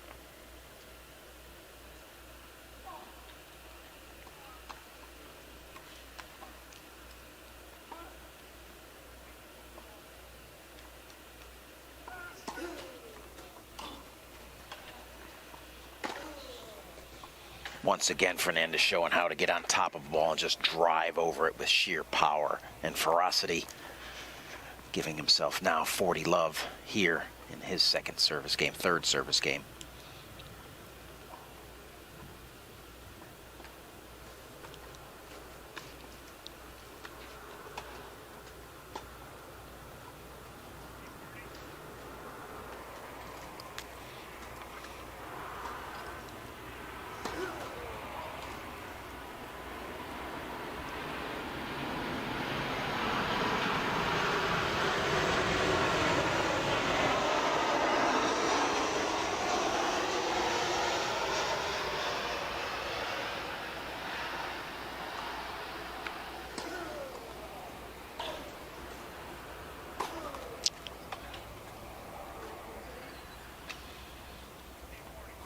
Fernandez does a nice job at opening up the court there, getting a ball he can handle on the backhand side off the Hudde return, driving it into the net. A few more uncharacteristic, unforced errors than we normally would see from Fernandez in the early going here, which is really what has led to the Hudde 3-1 lead. He's just been steady. Fernandez, most of the points on his racket, either producing the winners or the unforced errors. And then there's the missed return that gets things to 3-2 on the changeover. Hudde still a game up.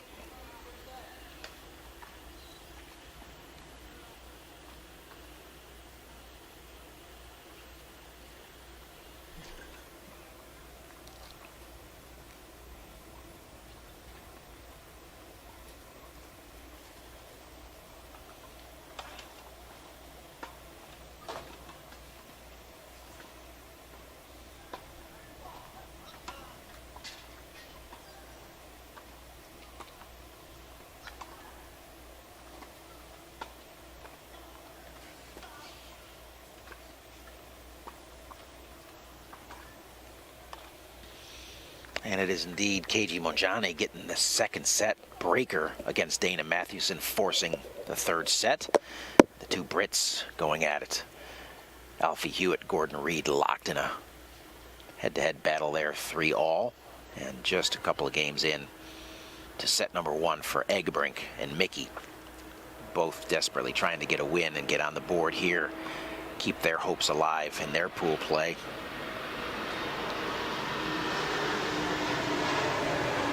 Hewitt and Reed having both come out with wins out of Pool A.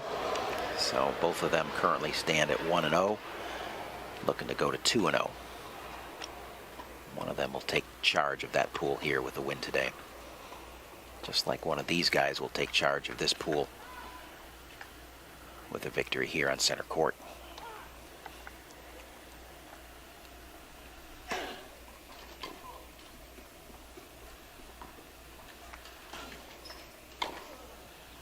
Hudde out of position there, forces the error, not the error, but the easy winner for Fernandez.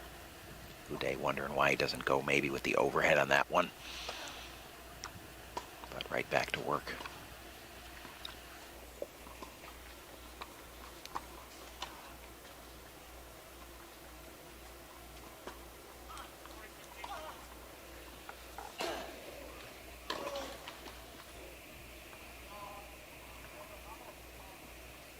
Fernandez getting stretched out there. Hudde doing a nice job in his service games of getting Fernandez stretched out, kind of trying to expose maybe the one weakness that he possesses, which is a little bit of balance. Forced into securing himself on the chair with his offhand before he strikes, which really makes what he does even more incredible.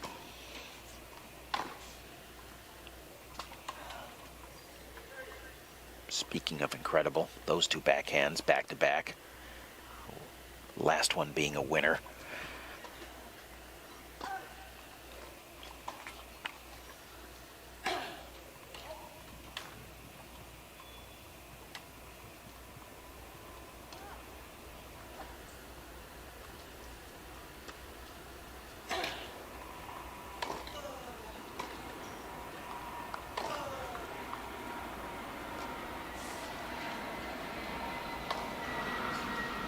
Once again, Fernandez making the play with the swinging volley out of the air, not allowing Hudde to get that ball down onto the court.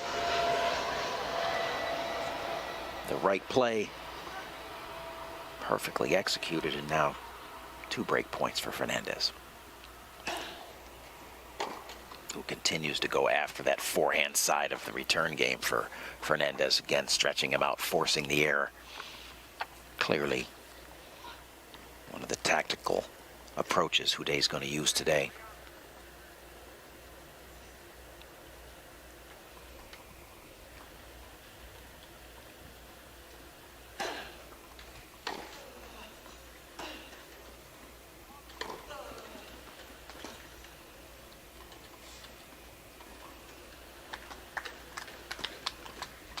Oh, just great use of the court there by Stefan Hudde, using the soft angle off the backhand side to pull Fernandez out wide. Fernandez have no option other than to go center on that response. Hudde right there to clean it up with the forehand winner.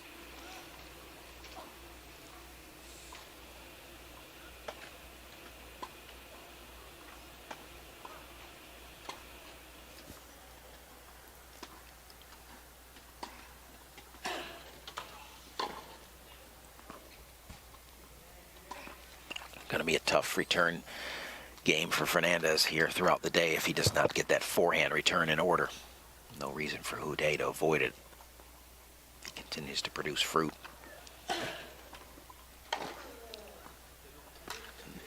Just like that, Hudde goes to the backhand, pays the price, and we go back to deuce. Another one of these long Hudde service games.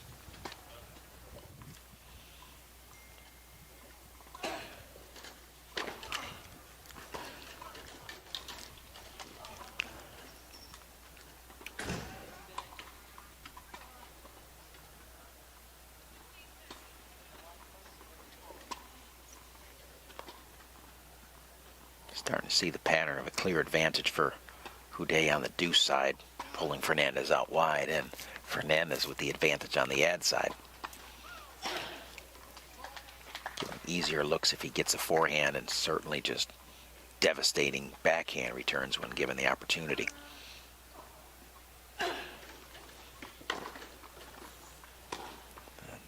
There's a perfect example of that.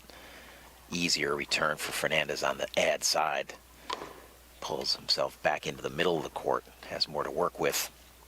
Not as exposed as he is on the deuce.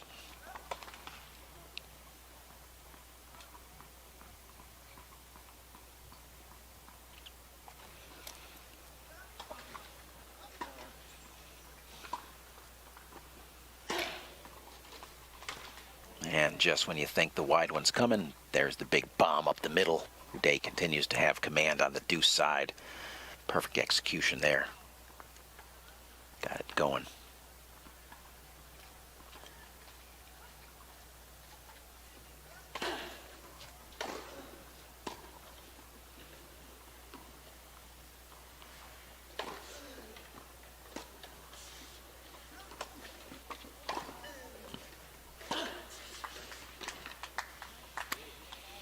Not sure why Fernandez takes that choice there to go to the Hudde forehand when he's got the option of going over to the backhand side from his position on the court here.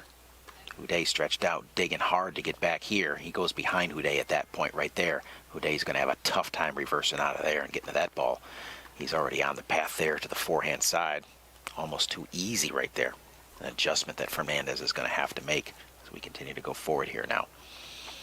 Hudde 4-2.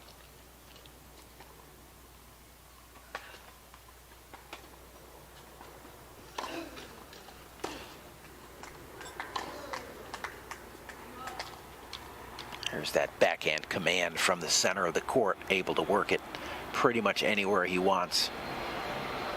Fernandez staple right there.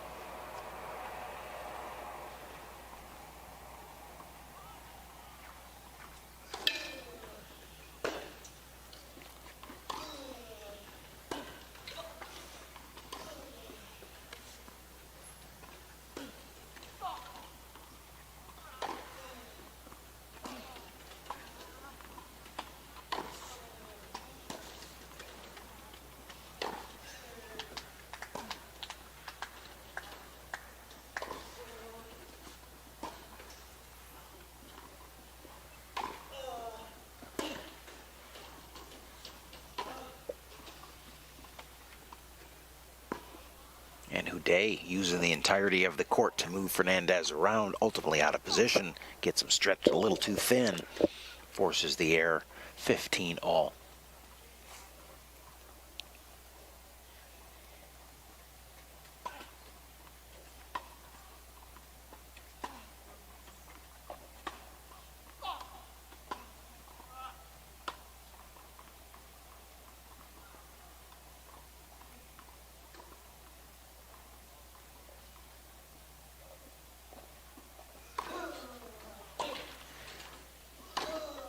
Here's a big blistering flattened out forehand by Fernandez.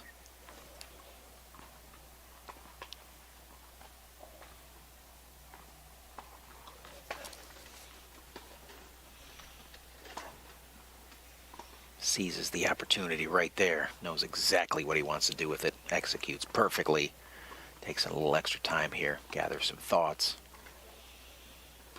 knows we're getting into some critical time here in this set. No lapses in judgment. Still chasing a break eventually here.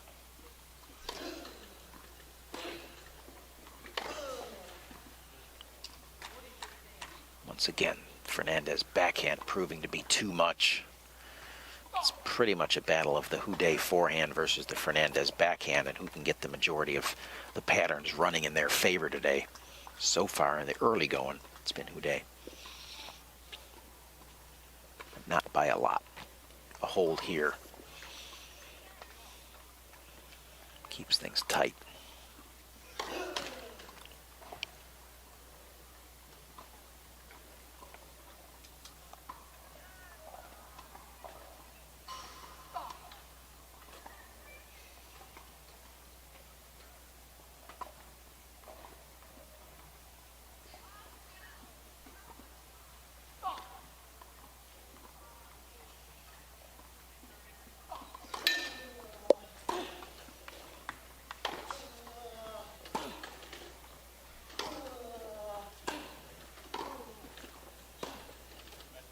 It's a great volley by Fernandez, but Hudde in position to respond to it. Does a nice job there with the second pass. right there. Just takes that ball early, rolls it into the open court on the cross. Fernandez still a point away from 4-3.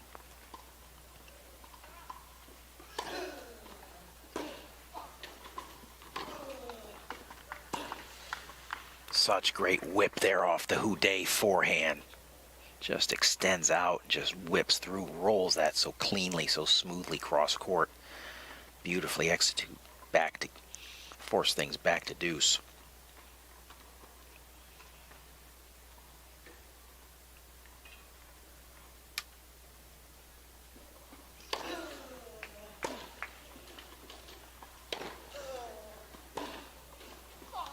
Hudde with a little backhand magic up the line right there, and now he's got a chance for a break and a solid 5-2 lead here potentially if he can get this.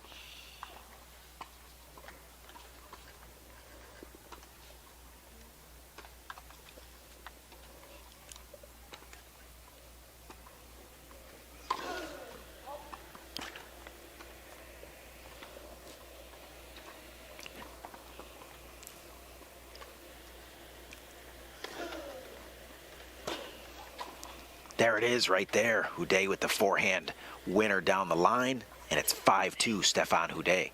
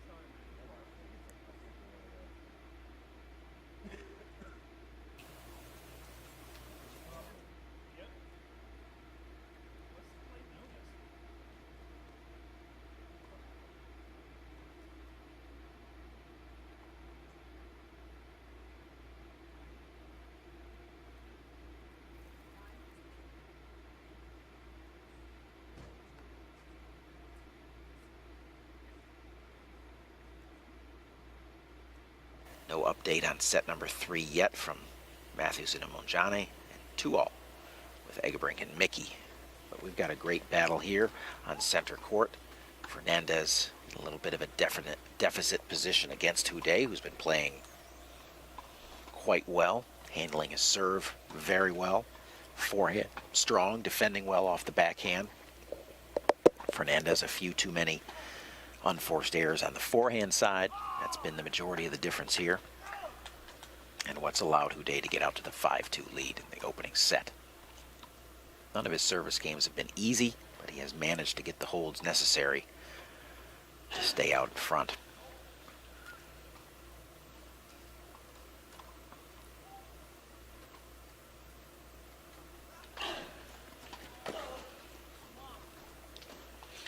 There's an answer for Fernandez on the out wide serve that's been so effective by Hudde today. Comes in behind Hudde deep into the ad side court for the return to serve winner. Doesn't attempt to go cross court that time.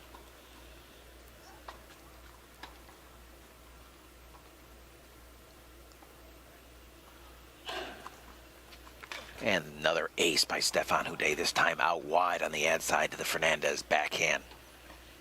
Possibly getting Fernandez leaning towards the forehand side.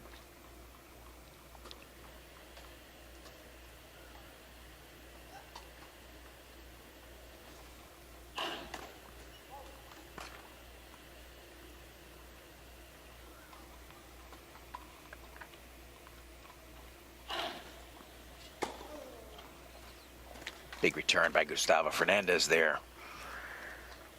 He's got some work to do here. Got to get the break, got to get another hold, got to get another break. Tough assignment to get it back even just to 5-all. He will fight the fight, that's for sure. It's just a matter of whether or not Hudde gives him enough opportunities.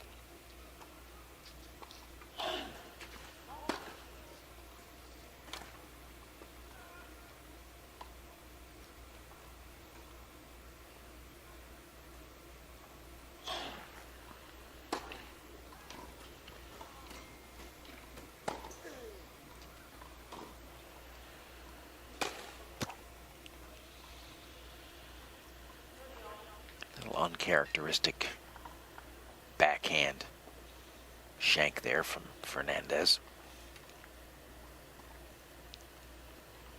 He'll quickly dismiss that, get back on the backhand train here. The first opportunity. The next one will likely be thunderous.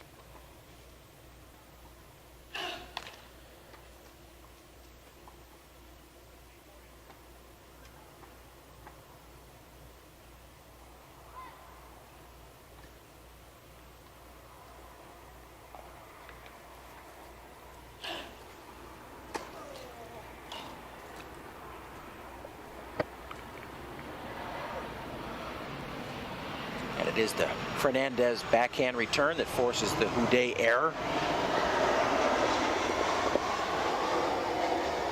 And it's Fernandez with a chance to break. Keep things alive here in the second. The first set, correct. And the error puts it back to deuce. Don't know that we've seen a Hudde service game yet that hasn't gone to deuce.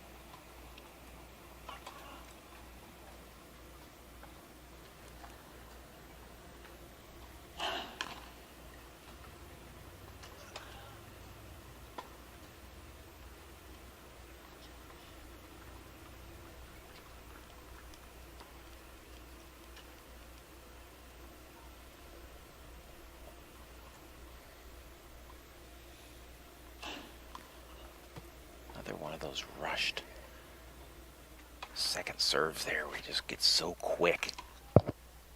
Comes over the top of it. Trying to get that extra little spin and kick, but chance for Fernandez once again. And he's going to get a look at a second serve.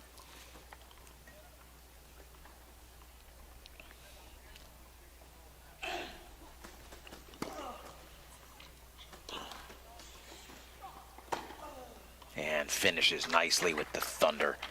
The backhand from the center of the court ripped across deep into the corner. 5-3 Fernandez hanging on here in the first.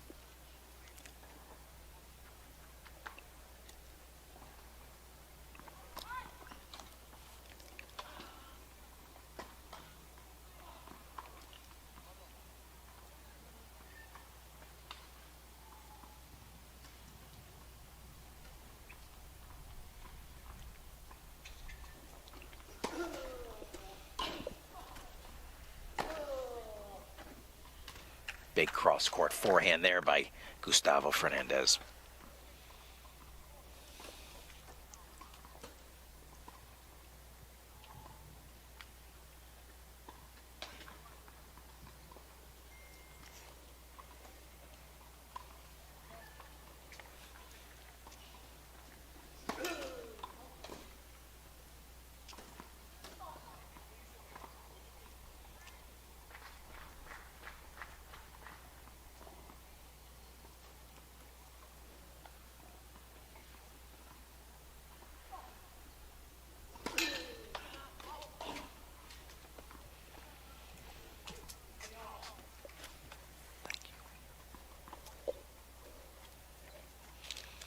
Double fault by Fernandez. Gets things knotted here at 15 all. Do or die time for Fernandez here. No room for error.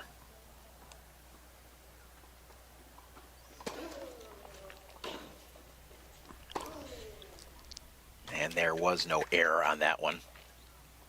Hudde looking for the challenge? I don't know. Thinking that ball's well long. Not going to get the call. Maturity of the 50-year-old allows him to quickly dismiss it, though.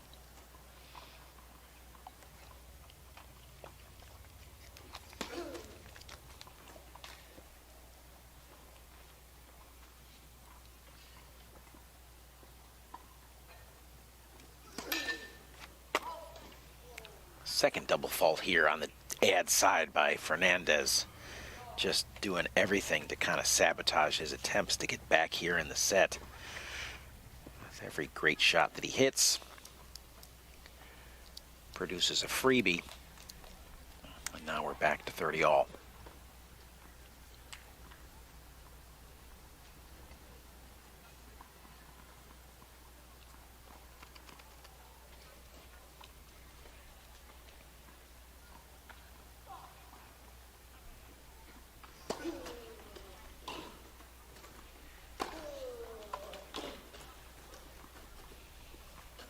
Hudde sitting on the cross court there.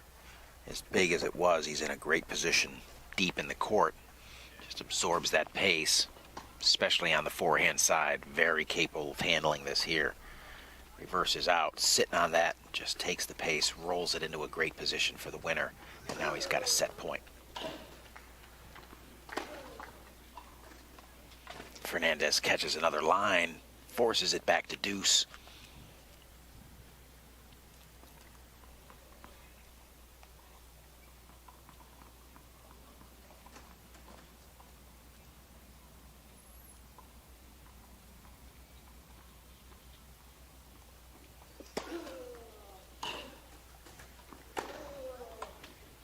There's Fernandez changing the pattern, going forehand down the line this time, not giving Hudde another look at a forehand, but giving Fernandez another look at a chance to hold.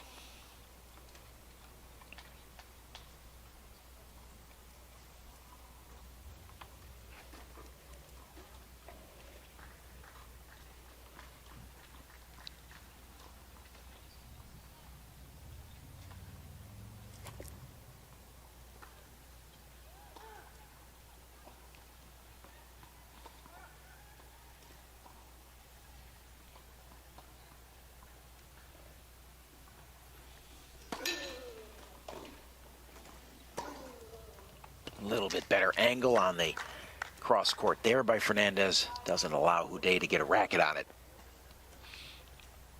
And the critical hold happens there as Fernandez gets it to 5-4, but still yet to be able to handle the Hudde service game. He's going to need to get the break here to get it to 5-all.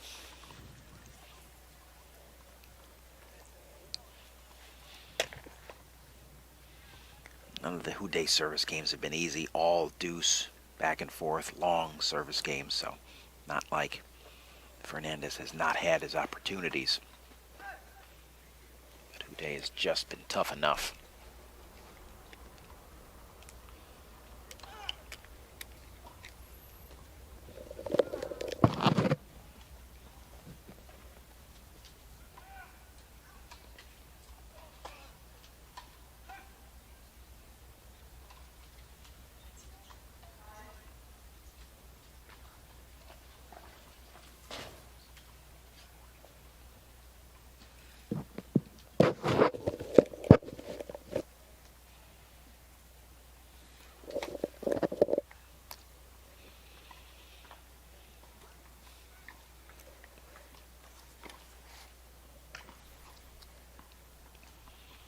Getting to big moments time right now. Hudde 5, serving 4. Fernandez will come strong, no doubt. Will leave nothing on the table here in an attempt to get this thing to 5-all. Leveled here in the first set. Hudde knows that the big Argentinian's going to come hard here.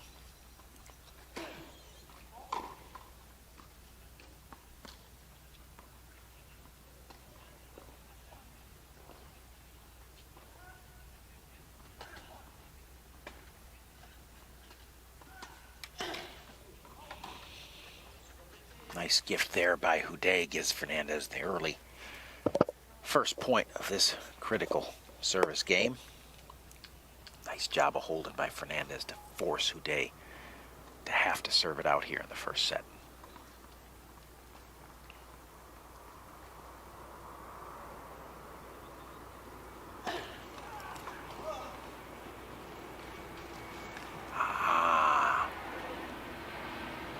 Smile by Hudde, but he knows that that was a big one there. Executed a nice serve, got an easy return. Fernandez pumping himself up. No one did a great job just to get that return back in play. Classic example, making somebody hit another shot. Even the best of the best miss him once in a while. Hudde doesn't miss that one there, too easy.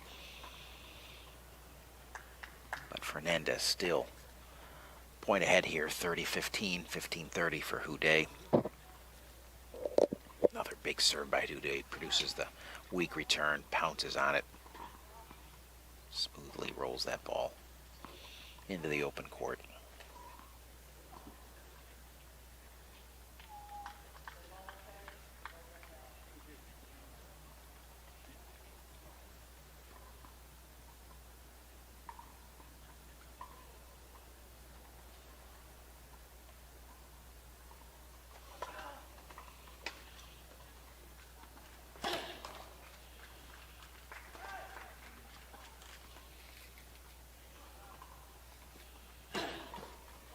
Another double fault by Hudde.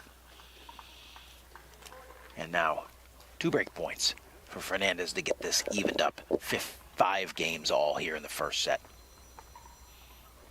Great battle back.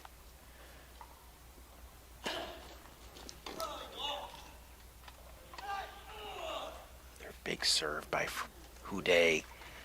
No response by Fernandez, but still one more break chance. It's going to come down to what Hudde does here with the serve.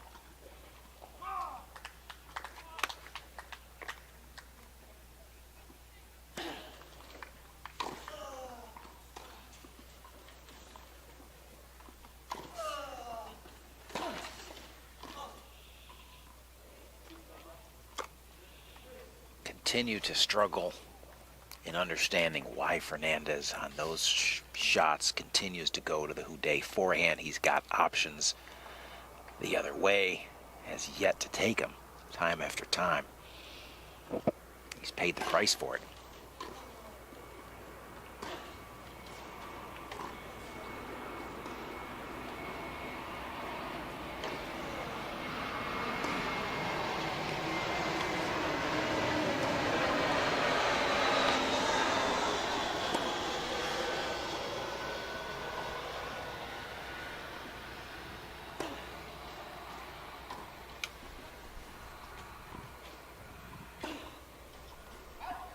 Just long on the Hudde forehand. Amazing defense by Fernandez off the first forehand. Hudde hit off the back of the line. Fernandez on the wall defending.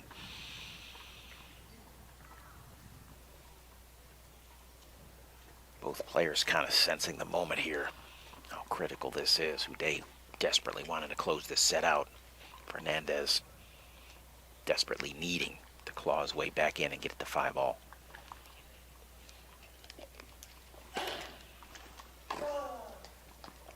And there it is. The Fernandez forehand return to serve winner does indeed tie it up at 5 games all. Little help from Hudde with a couple of double faults. Just like that, we're back to where we began. Even.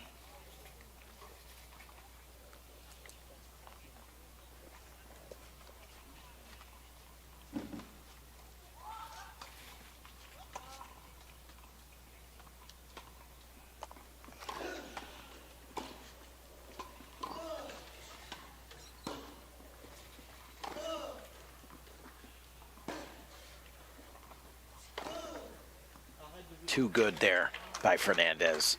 Sets things up. Knows exactly what he wants to do when he has the time. Lines it up. Rips the backhand up the line for the winner. First point. 11th game here. The first set.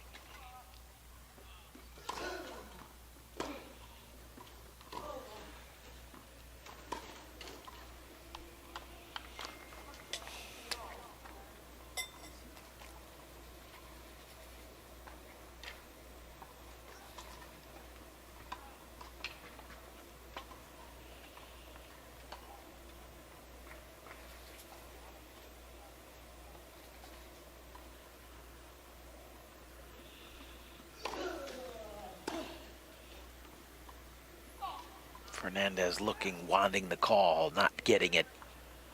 Ball's good. Hudde with the return to serve winner. Fernandez 15-30.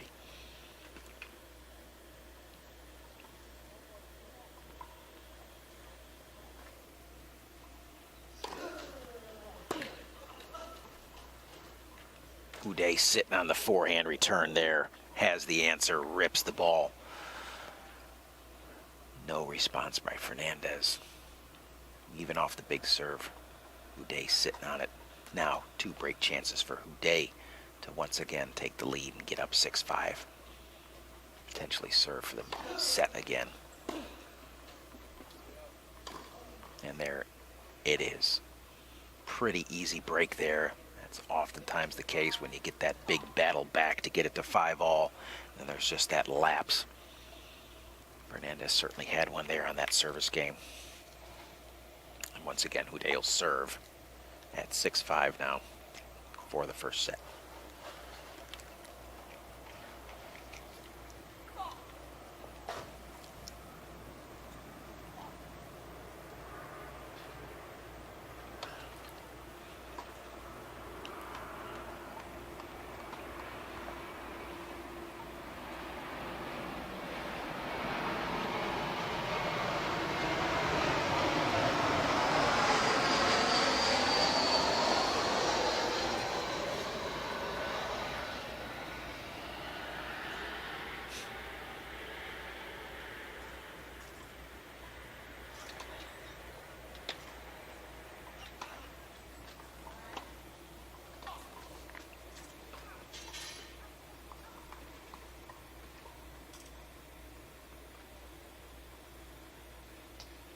Hewitt getting the first set over countryman and partner Gordon Reed. Knotted at 2-all there in the second. Battle going on right behind us here. Takuya Miki up on Tom Eggebrink. 5-3 in the first. But here it is. Stefan Hudde once again serving for the set. Not able to close it out at 5-4. We'll see if the change of sides has anything to do with it.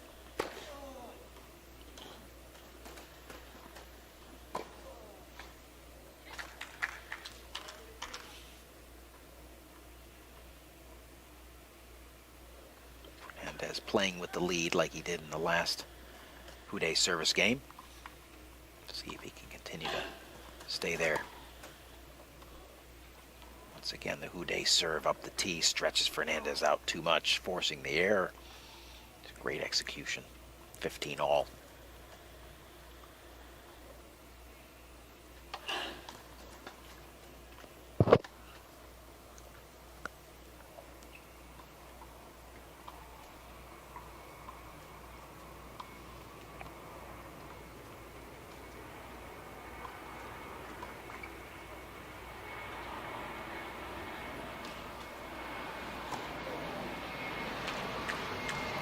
Hudde leaves the second serve way too short in the box right there. Fernandez not stretched out at all. Comfortably rips that one down the line for the winner. Now it's Hudde 15-30.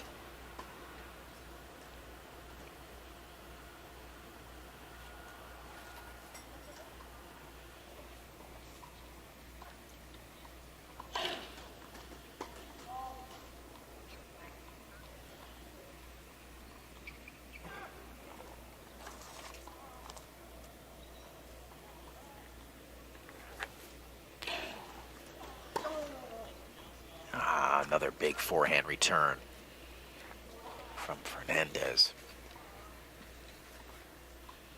And now he's looking at 2 break chances to get this thing, force this thing to a tiebreaker.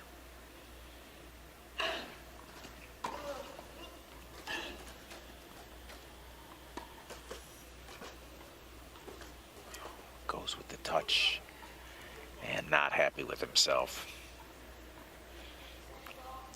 Little bit of a lapse in judgment, decision making there by the veteran.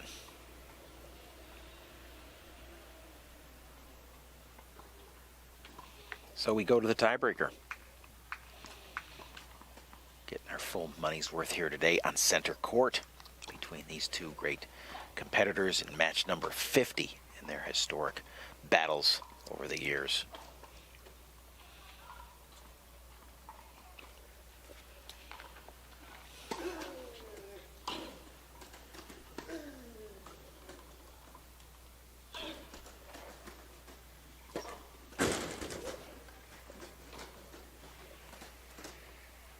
Classic Gustavo Fernandez, willing to go into the wall for a ball, not getting the results. First point to Hudde, but maximum effort.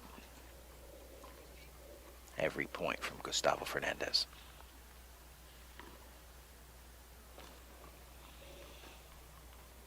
Sidewall a lot more forgiving than the back walls, made of concrete.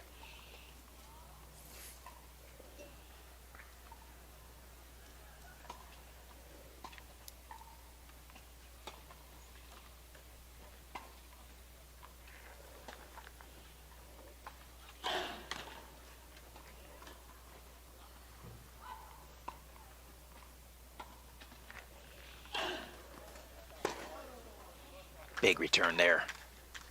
Again, Hudde leaving the serve just too short, not deep enough. Fernandez just able to push in enough to get a better strike out.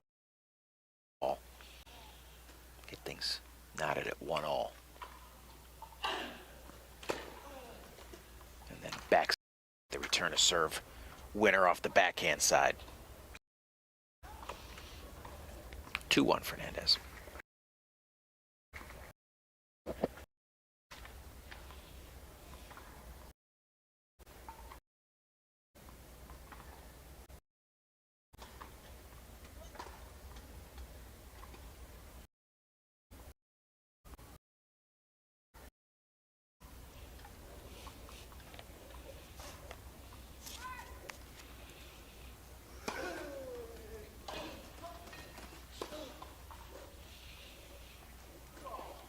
depth there on the Hudde return.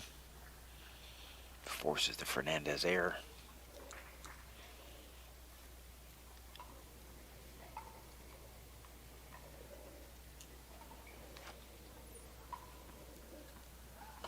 Be surprised if we don't go to the first changeover at 3-all based on the way today has gone between these two guys.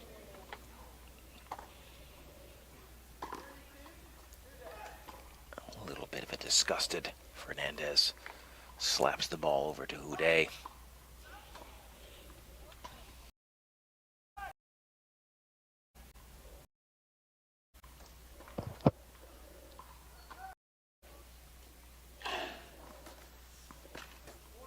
And the ace up the tee gives Hudde the 4-2 advantage on the changeover. But still a long way from 7.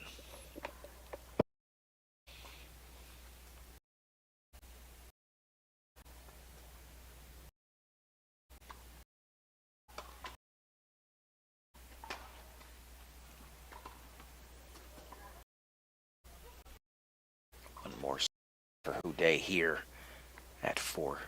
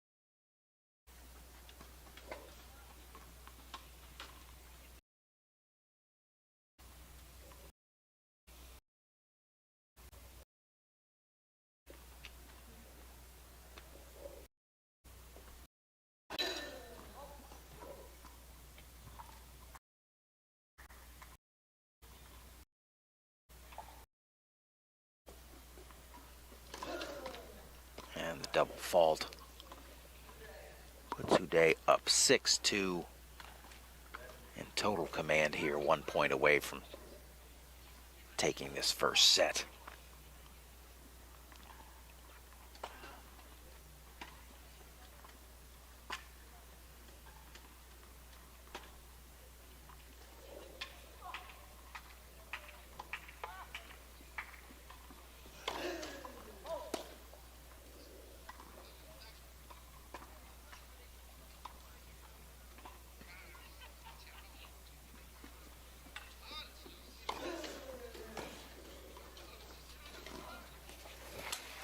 And Hudde on the attack, getting in early, rolling that ball with a ton of spin off the backhand.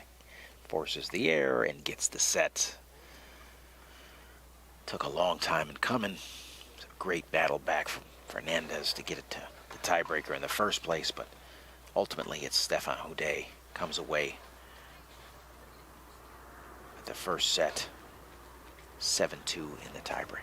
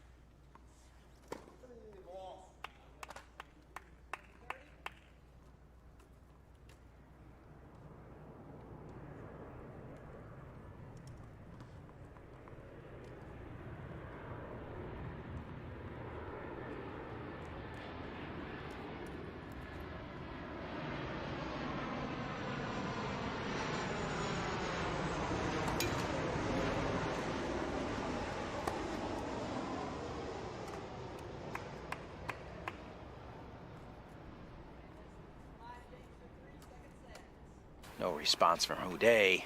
And there's Gustavo Fernandez settling things back down in his favor. Extend out to a 5-3 lead here in the second. Down 1-0 against Stefan Hudde. And of course, Hudde's service game, he's ready to go. He's back on it. Almost rushing, almost just kind of forcing the pace here.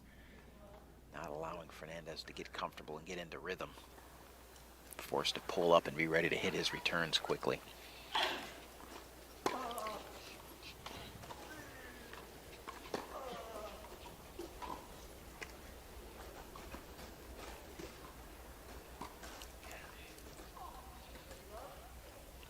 Good lob game once again by Hudde.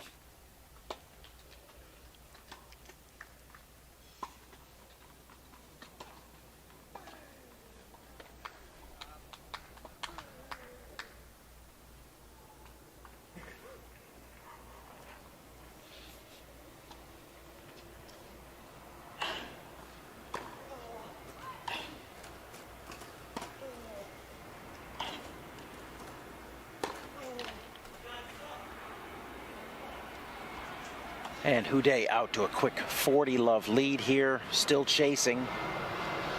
Maybe Fernandez deciding to just give up on this one and look to serve it out here.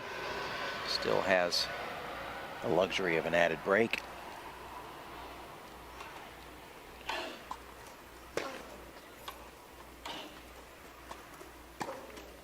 And there's the error, and now it will be Fernandez serving at 5-4 for the second set. An attempt to force 3. Lengthen this match out.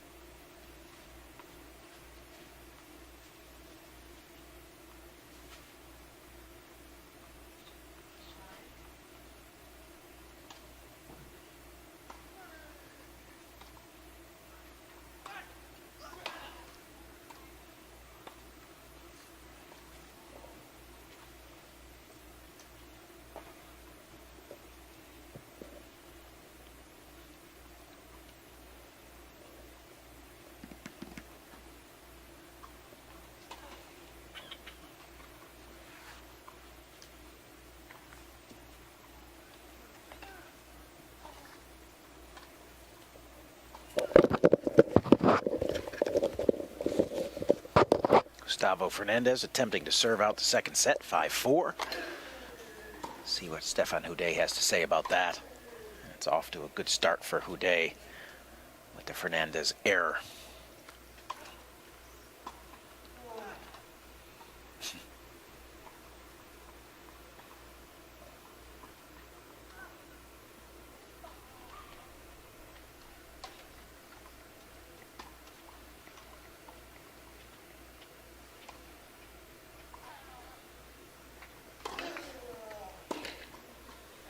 And Hudde puts the big swing on the forehand return to inch out a little bit closer here to the break. Fernandez going to have to tighten things up here pretty quickly, or else we're looking at 5-all.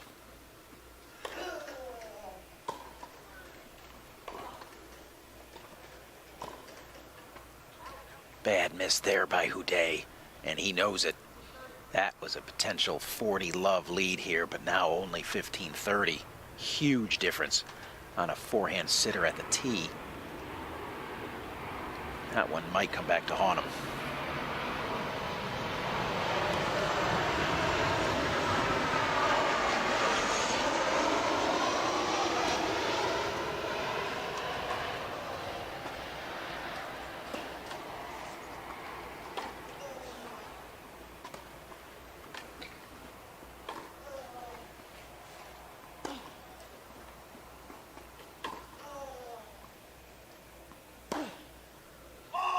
And that's big time. There's the difference with the error from the previous point. No margins there. Now we're back to 30 all, where Hudde would have still had 2 looks at 2 break points. What a difference. Circle that one on the scorecard.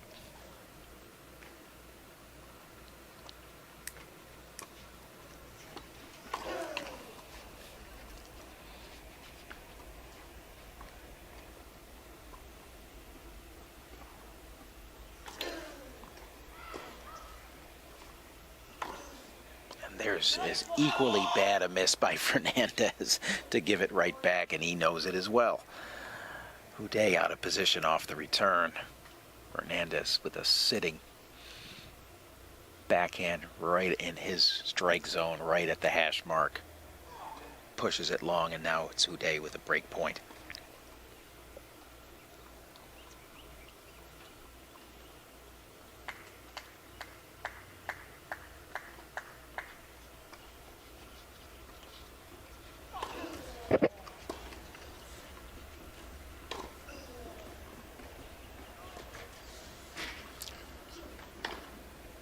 And there's guts, and there's courage, and there's everything right there.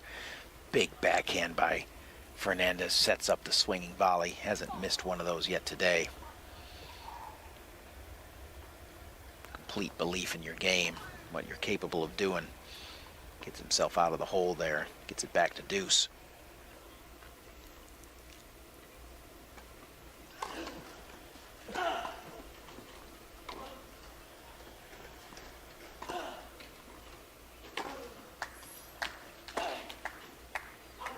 Oh, and the miss by Hudde again gives Fernandez a set point.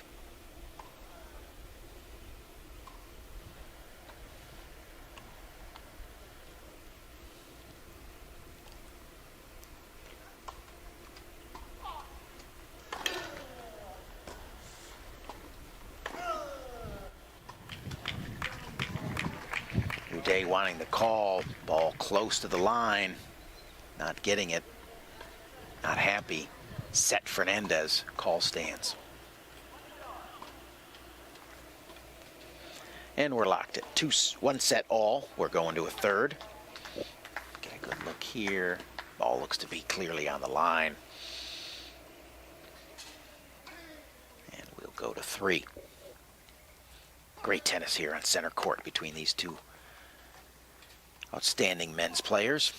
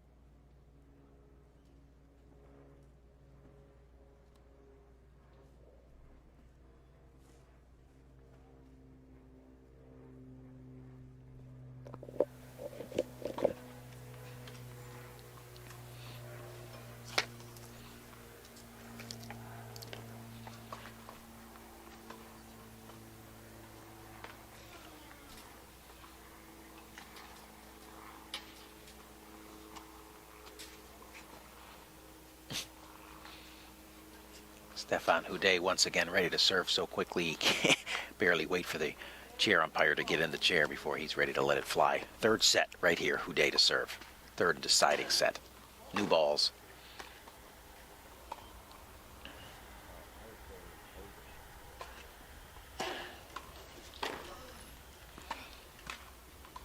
Both guys come out swinging. Hudde finds the mark with his serve. Fernandez not so much with the return.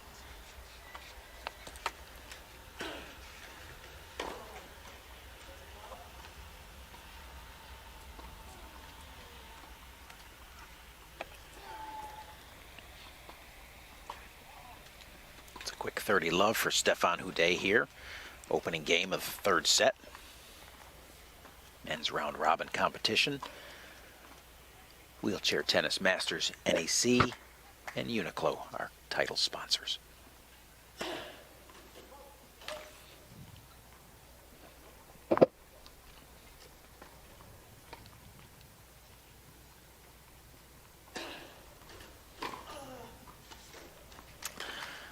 Fernandez has kind of figured out that wide one there a little bit. He's been better on that side than he was in the first set. Got enough looks at it today, that's for sure.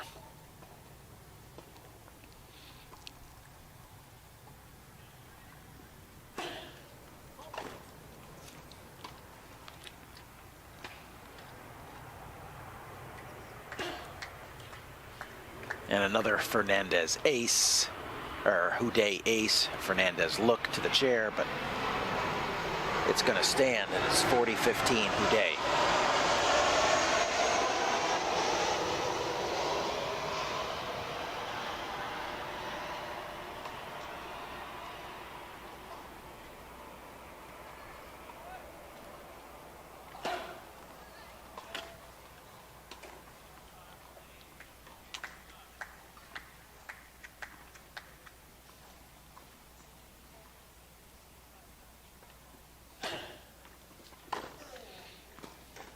Nice return deep to the middle there by Fernandez. No response by Hudde.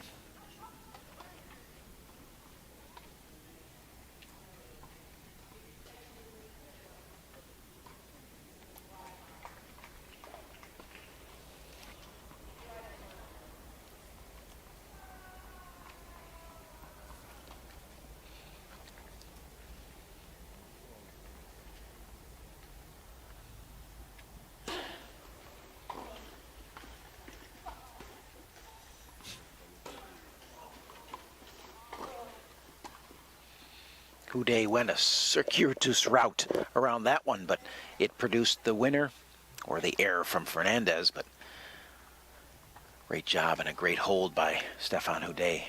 First game here of the third set. Everyone critical right now. It's like a little bit of cloud covers, kind of providing a little bit of break from the sun, as it's only getting a little bit warmer here on center court, but got some big fat clouds in the sky. Sun tucked squarely behind one of them right now.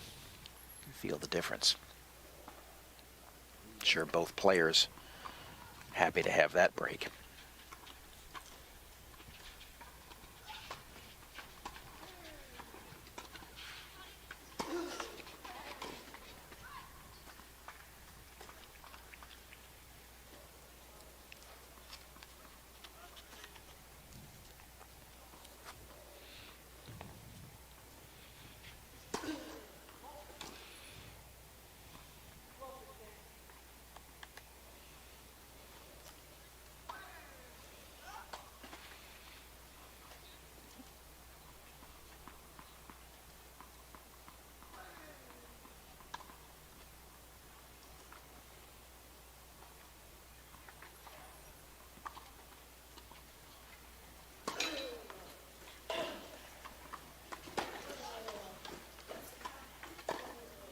And the first swinging volley miss of the day for Fernandez comes at a bad time,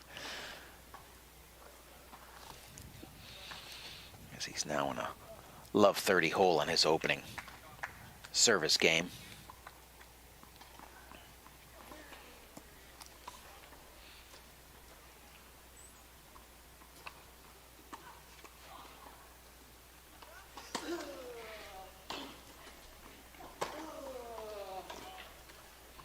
And the Hudde backhand error gets Fernandez on the board.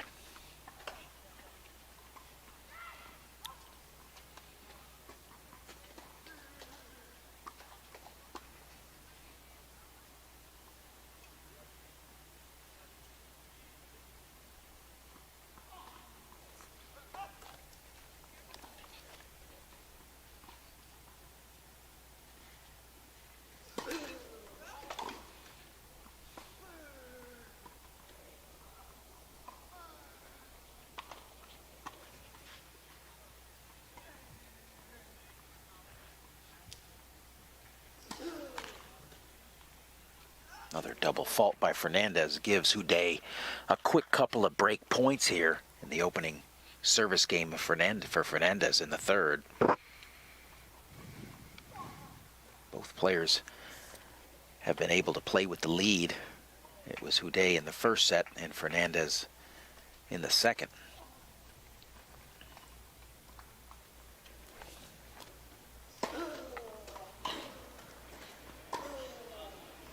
Great forehand there by Gustavo Fernandez as he erases one of the Hudde break points.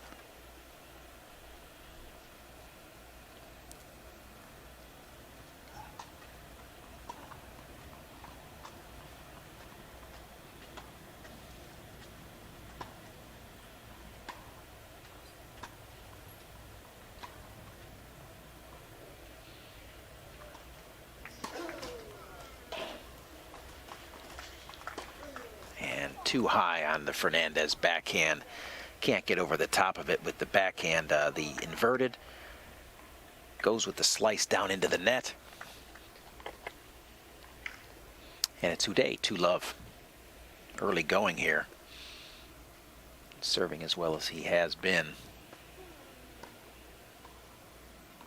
We'll see if he can extend the lead to 3-0.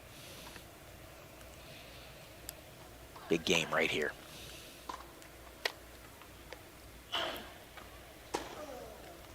Good start for the Fernandez return game as he rips the backhand winner past Hudde.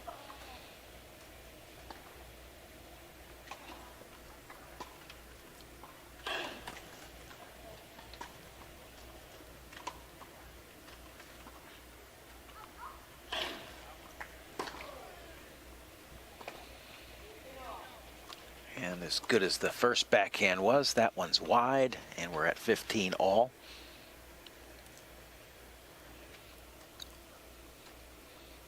Both players just on like autopilot right now, just swinging away, just teeing off.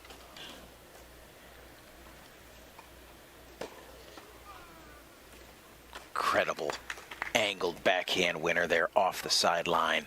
Hudde with no answer. And it's 15-30.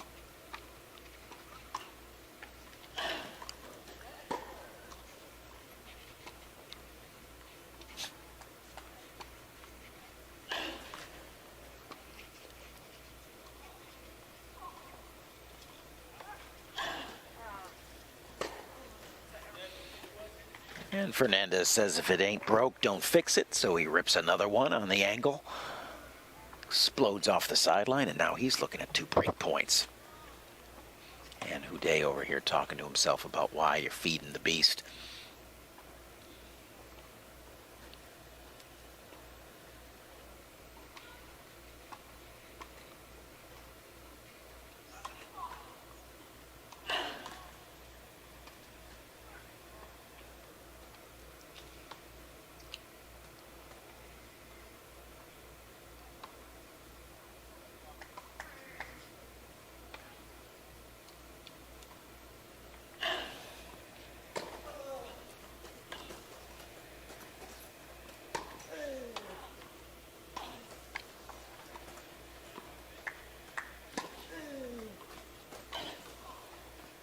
just wide on the Hudde backhand, and it is a break of serve for Fernandez. He gets things settled down here in the third set as we go to the changeover with Stefan Hudde up 2-1 in the third and final set.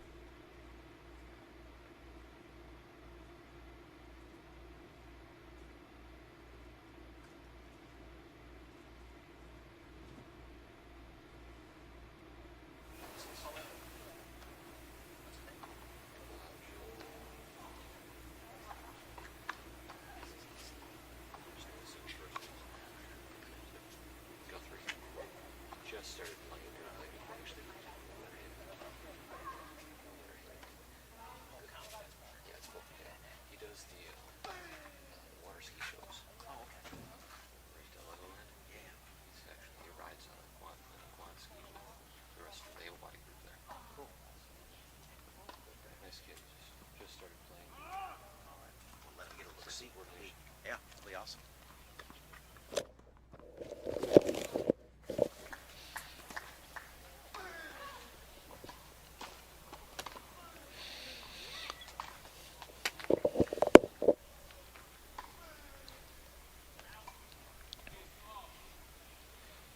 All right, Gustavo Fernandez serving here. 1-2. Third and final set against Stefan Hudde. Good first serve by Fernandez. Gets Hudde rolling the backhand just wide. Hard to believe we'll see anything other than a tight third set, the way this has gone back and forth all day today. Hudde up big in the first. Fernandez closed the gap. Vice versa in the second. Pretty comfortable looking Gustavo Fernandez right there on that forehand. About as relaxed as you could be. That looked pretty calm.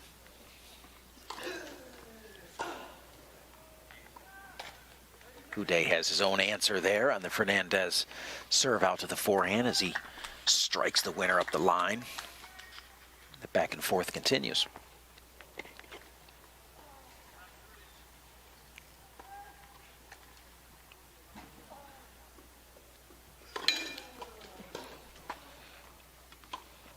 Continuing with the assault on the line, it's the backhand this time.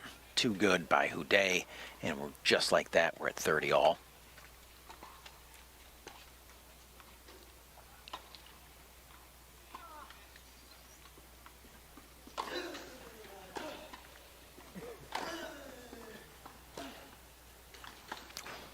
Top of the net just comes back to the Hudde side. Doesn't get the let cord in his favor, and it's 40-30. A little bit better serve from Fernandez that last time. Got a better ball he could handle and knew what to do with it. Chance for 2-all right here.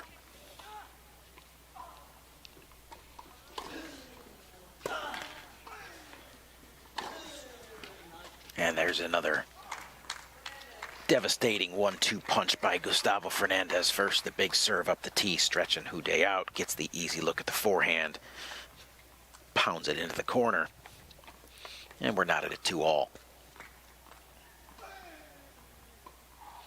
Just a little bit of racket acceleration there on that forehand.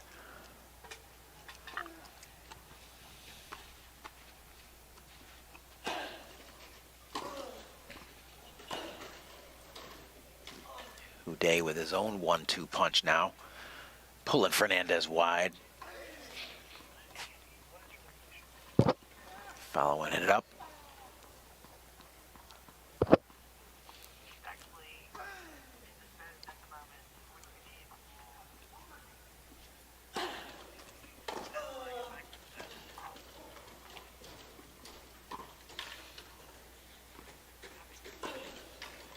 Great get by Fernandez, but too much for Hudde as he circles around it, takes the forehand down the line.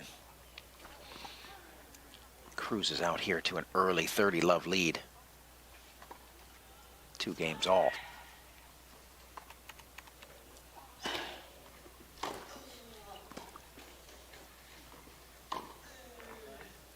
Fernandez with the answer now. Big heavy return through the middle, gets the easy ball.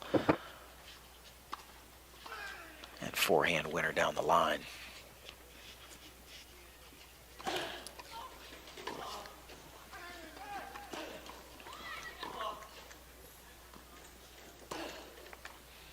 Hudde continuing just to stay on the assault there from the serve to the forehand to the backhand. Fernandez desperately defending, but can't do it a third time. And now Hudde with a chance to hold.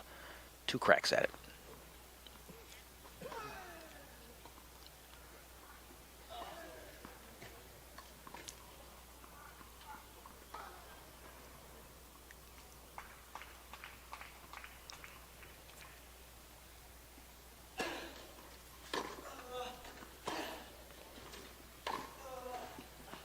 That ball just explodes off the court there.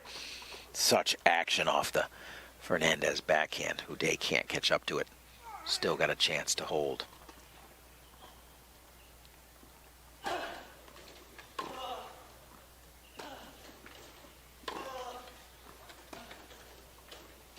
There's the error, and it is back to deuce.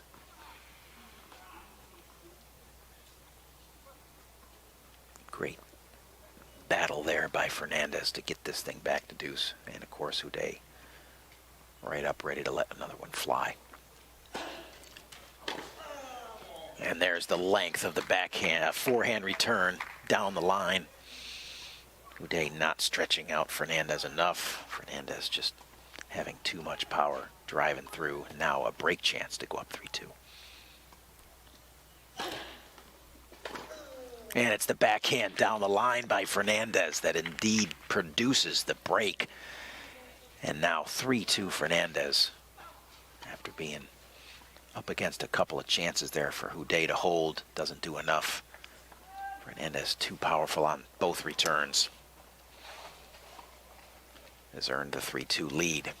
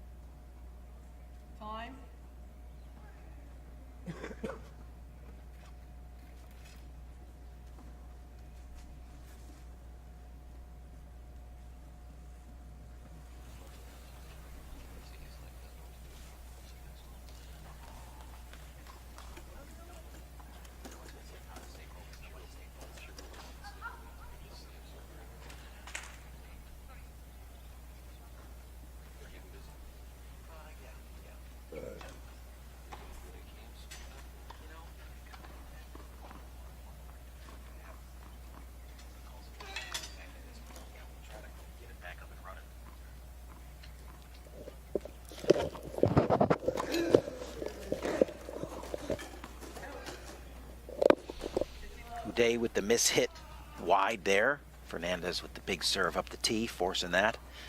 It's 15-love. Fernandez up 3-2.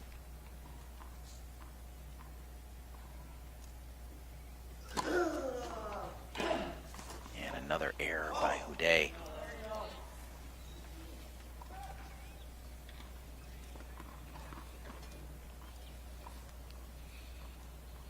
Points coming quicker now from both sides. I think both guys tired after being out here for as long as they have, going as intensely as they have. I don't think think anybody's looking to get into extended rallies. Just strike and get it over with. Live with the outcome.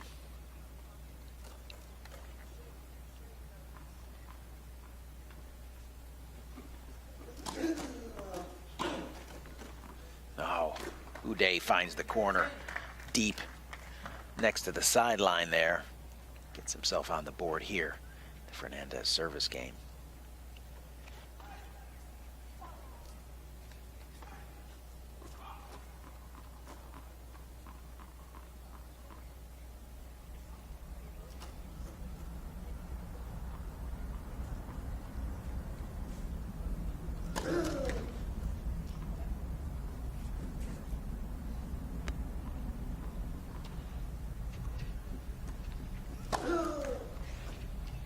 And the double fault by Fernandez gets us back to 30 all here. Just as quickly as he was out in the lead, we're all evened up once again.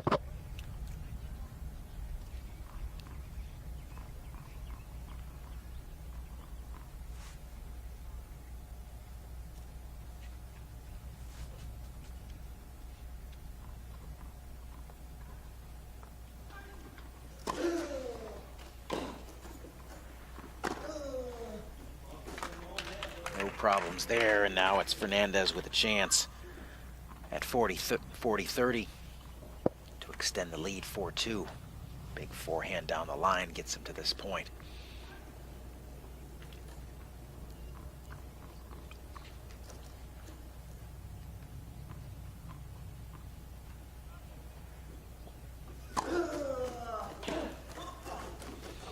And it's Hudde who changes the pattern off the wide serve. Been going all day cross court, just kind of rolls one up the line. Fernandez just leaning a little bit, can't get to it.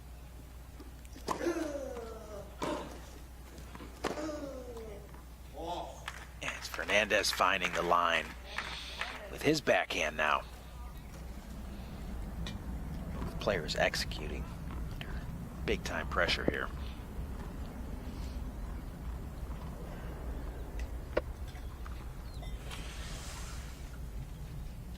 Once again, Fernandez with a point to go up 4-2.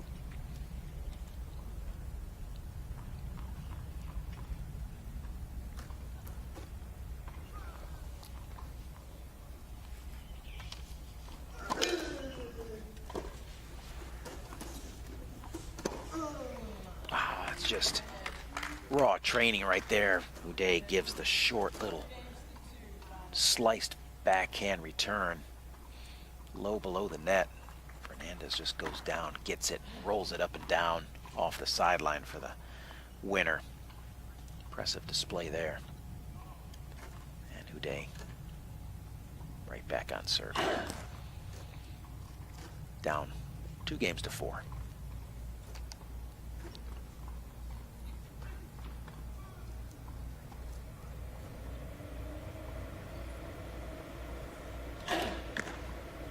Starts his service game off with a double fault.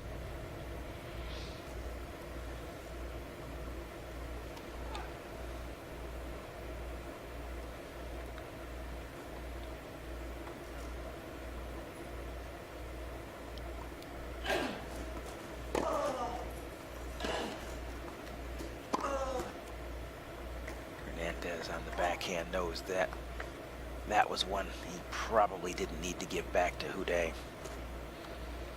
But we're at 15 all.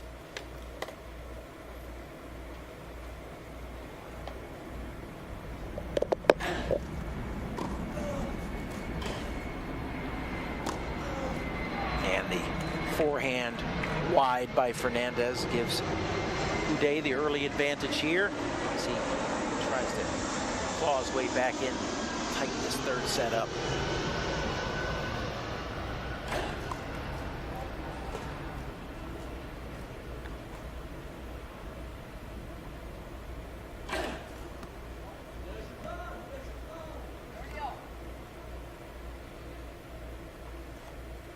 And it's an untimely double fault by Stefan Hudde here. That gets us to 30 all.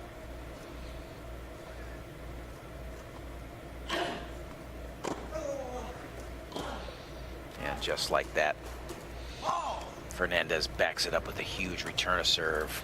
Hudde can't answer that double fault. Again, just the separation pieces that produce a win or a loss. And that would have been one of them right there. And now it's Fernandez with a chance to break and go up 5-2.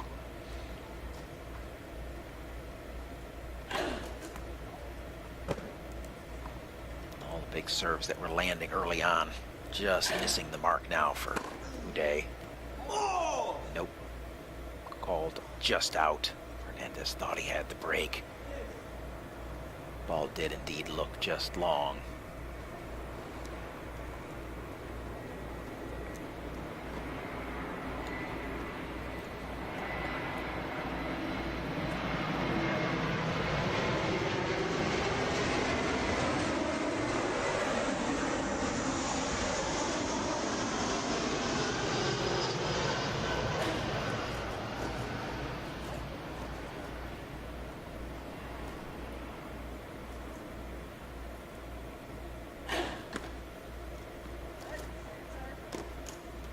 With a couple of let cord.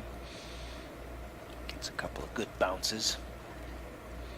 They fall in the box. He's earned his second serve once again. And doesn't take advantage of it. Sends it long. And sends Fernandez over to the ad side with another break point.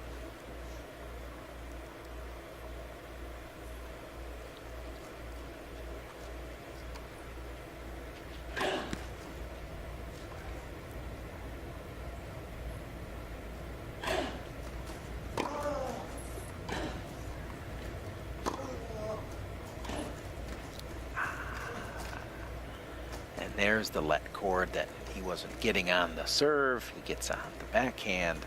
That might be the more important one. It falls on the Fernandez side, giving Hudde the easy winner and back to deuce.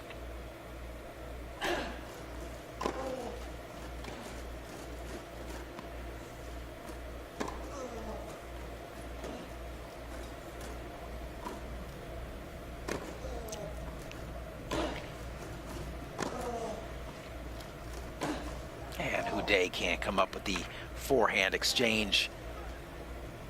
Fernandez staying on the plan. Ultimately paying dividends there.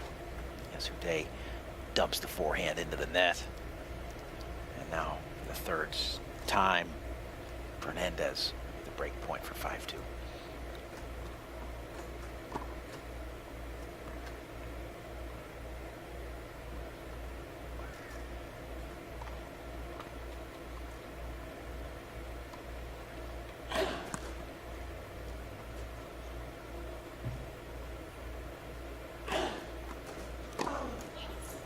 And there it is. Forehand down the line. Gets Fernandez to 5-2. Puts Hudde in a big time difficult spot. Fernandez will serve for the match.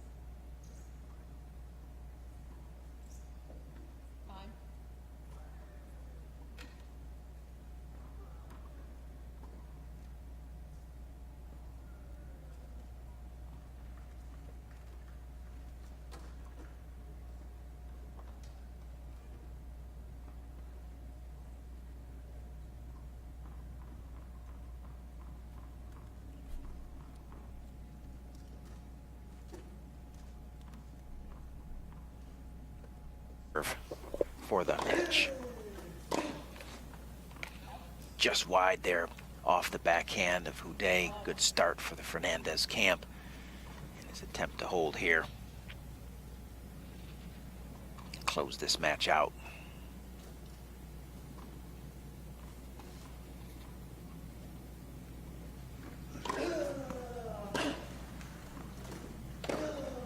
Oh, just brilliant angle there from Gustavo Fernandez. Not much he can't do on that backhand side. Flatten it out, rip it up, shape it, roll it off the sidelines. Pretty impressive display here today. Great momentum here. 30 love, 2 points away from the match.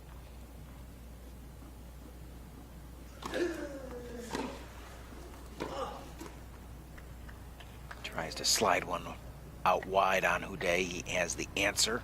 Stretches Fernandez out on the forehand side. Produces the error. 30-15.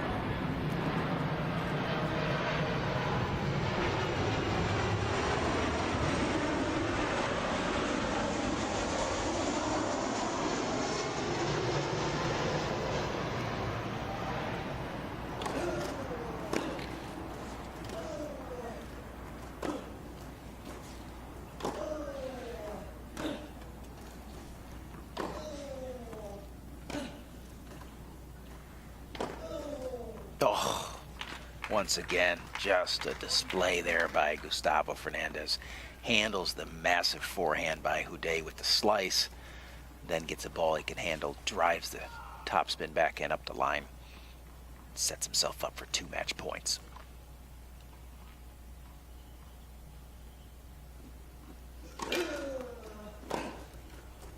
And the backhand return is long.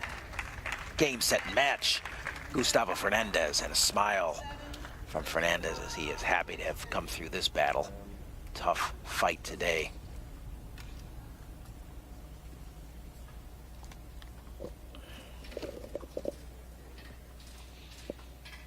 Six, 7, 6-4, 6-2 for Gustavo Fernandez, #1 seed in Group B, as he exits this group now. 2 wins, no losses.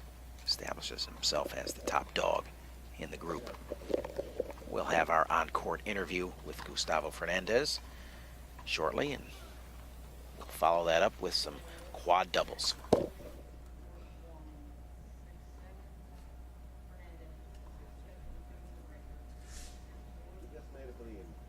Still going, huh? Are they supposed to do an interview here then?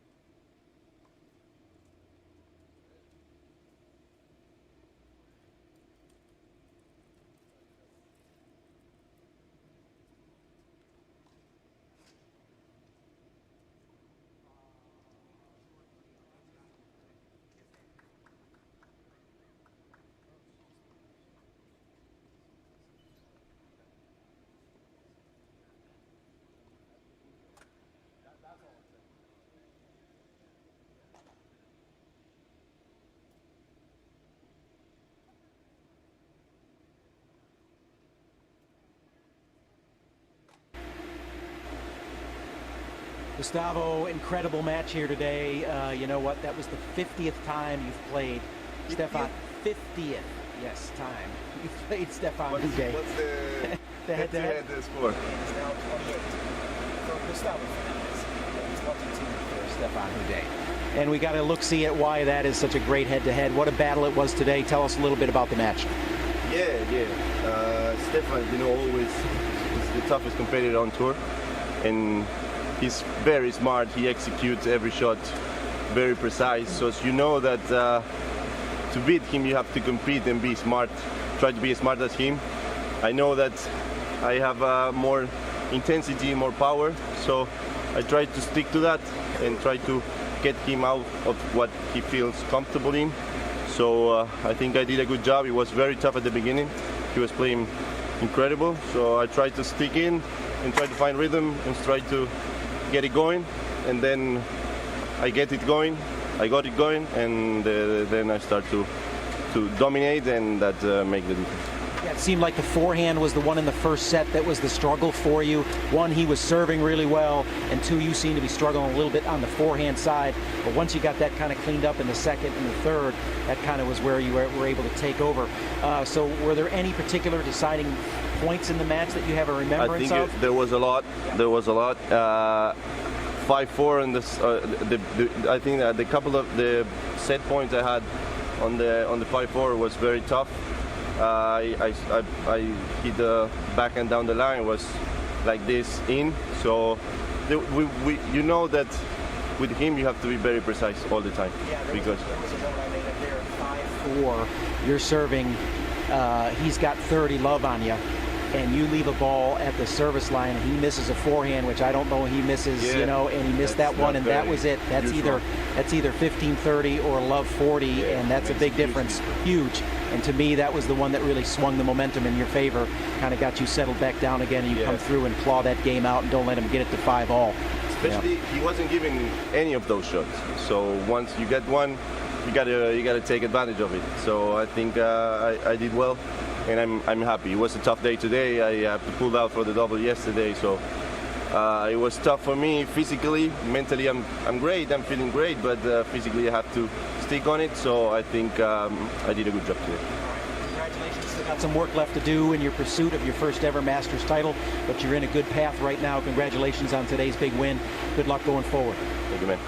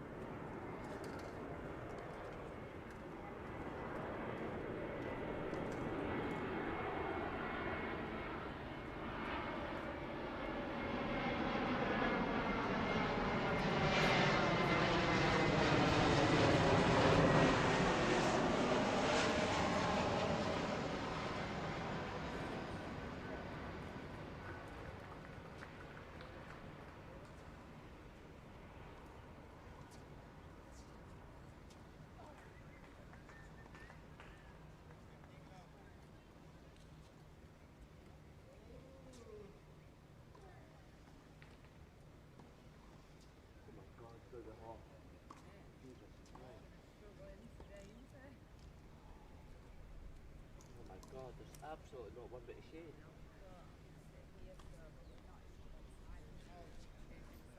Yeah, I know.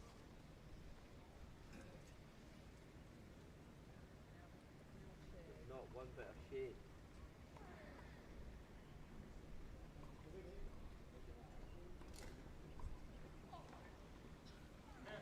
Yo! Where?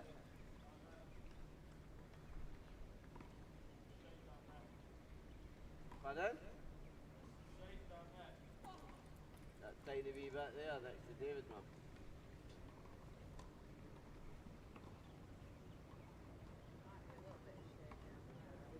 Right in the corner there.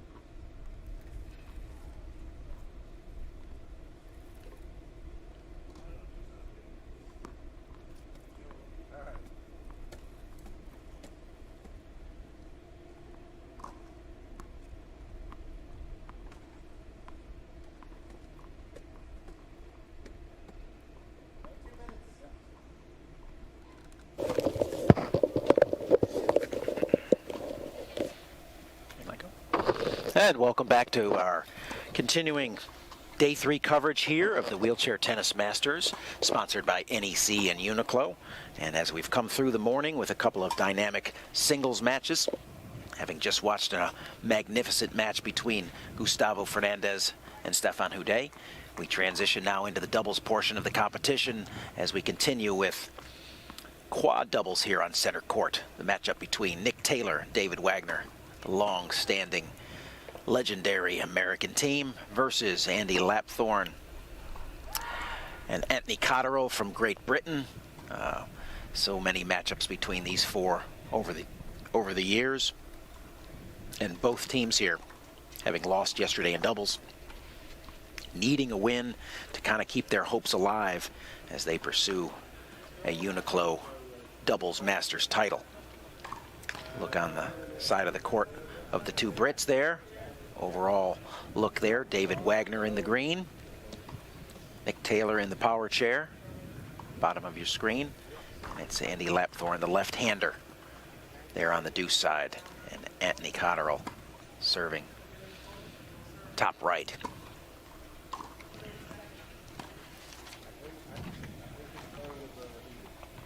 As mentioned, this is kind of a critical match for both teams, as both teams lost their opening doubles match in the round-robin format. Both teams needing to get a win here today. The loser here today likely, without some slight miracles, likely going to be at the bottom of the heap in the doubles draw. Both will still have one match left in the round-robin portion. It'll be Wagner and Taylor up against Kim and Sagino in the next round, and it will be Lapthorne and Cotterill up against the Dutch in their next round. As you can see, the heat is up, 83 degrees, a little bit of clouds in the sky, still a beautiful day, and we're at 5 miles per hour, almost just a nice breeze to keep things moving a little bit, not anything to really impact play, and of course, our desired 1% chance of rain. Team of Wagner and Taylor to serve, David Wagner to serve.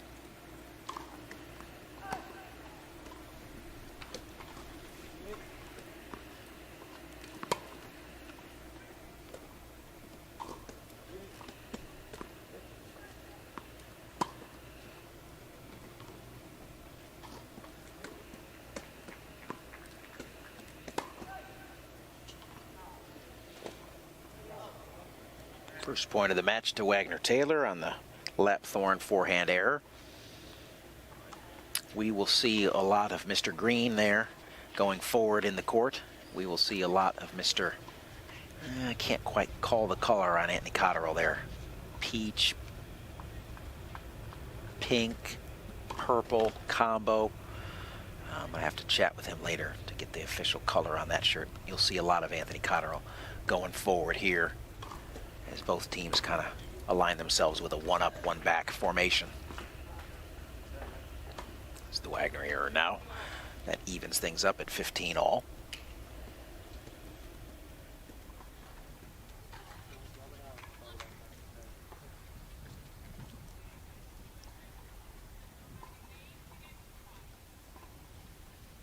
Getting a look there at three-time Paralympic gold medalists, David Wagner, Nick Taylor, having won in Athens, again in Beijing, and again in London, and falling just shy of 4 as they gained their silver medal in Rio in 2016.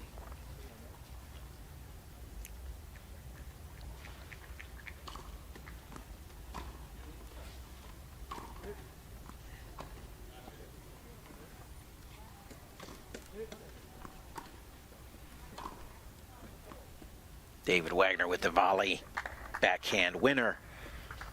We'll see quite a bit of him on display up at net here in this match.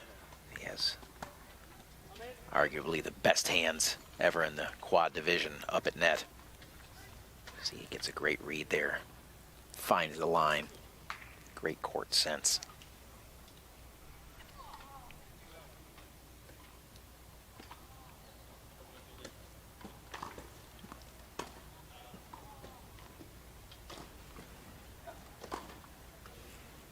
Taylor looking to go up and over Lapthorne. Lapthorne choosing to make the play on it, sending it wide along, and it's 40-15 for Wagner and Taylor. Off to a good start here in their opening game.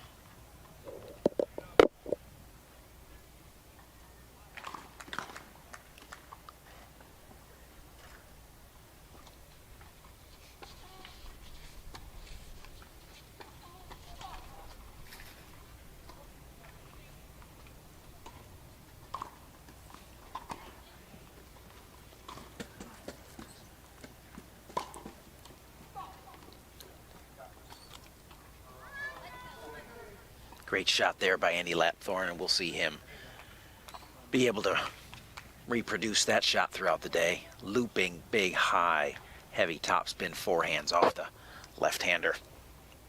Be going up and over Wagner, up and over Taylor as often as possible today. 40-30 for the Americans.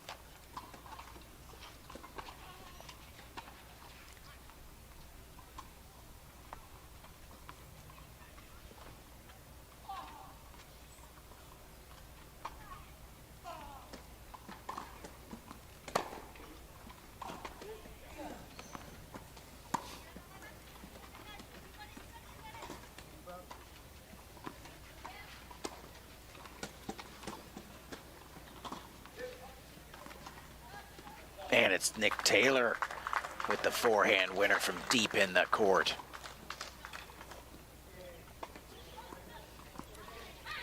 The Americans off to a good start, 1-love. Up to the Brits to answer now.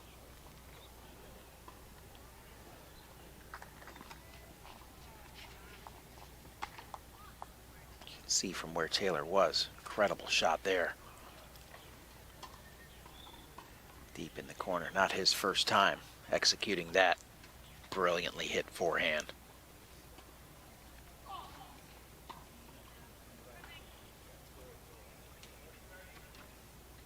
on, buddy.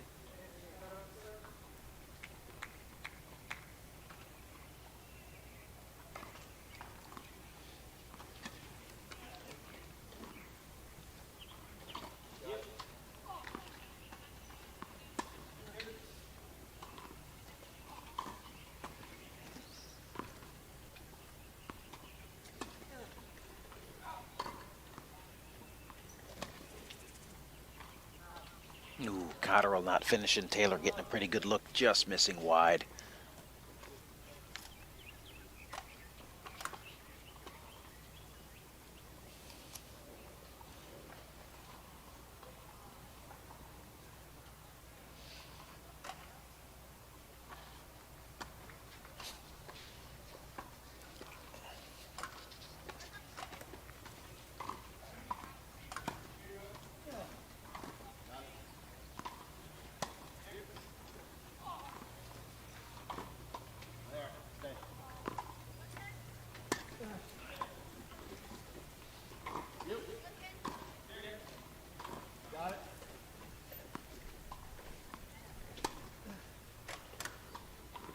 And too good there from Nick Taylor. Another one of his textbook shots on display there, the up and over heavy topspin.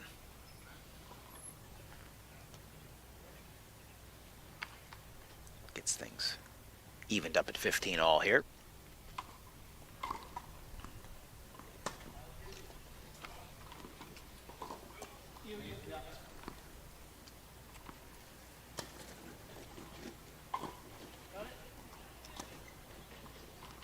And Nick Taylor showing off the volley skills, taking that one out of the air with a volley winner past Cotterill. Not going to see Nick Taylor in volleying a lot, but gets a good look at it like that. He knows what to do with it. Perfectly executed.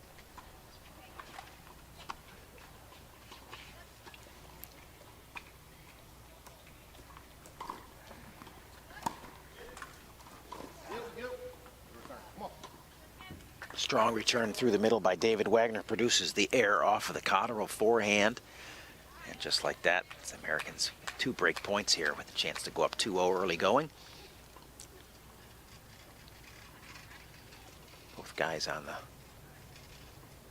American side looking pretty sharp in the early going here.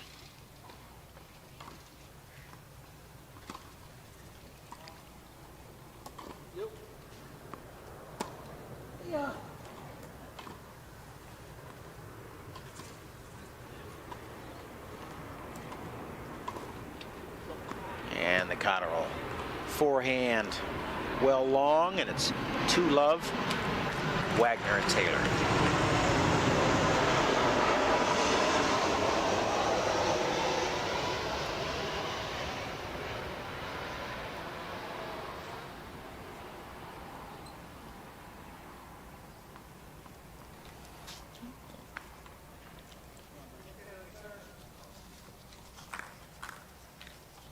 First look at Nick Taylor on the serve, and if you haven't seen him serve in the past, you're in for a treat. It's one of the unique things in the sport. From one of the unique and legendary players here in the sport of wheelchair tennis.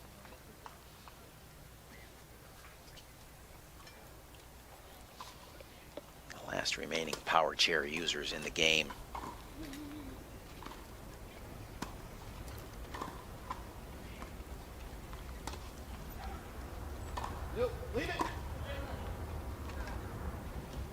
Taylor can't quite get the directions to Wagner quick enough. Probably was heading long, but David choosing to make the play.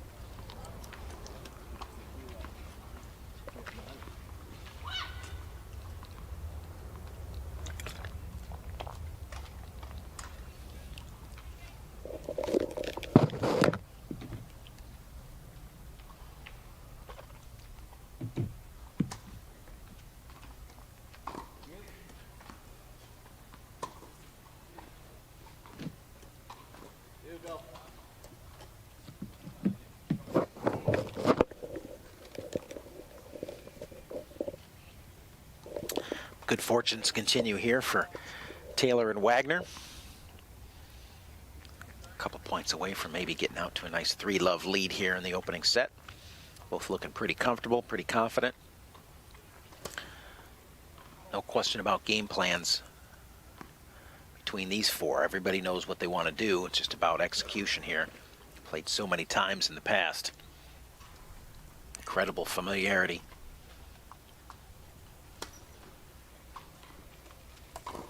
Just about who gets things going in their direction.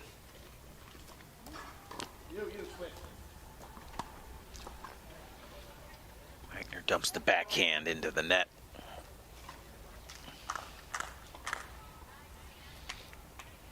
Gets us to 30 all.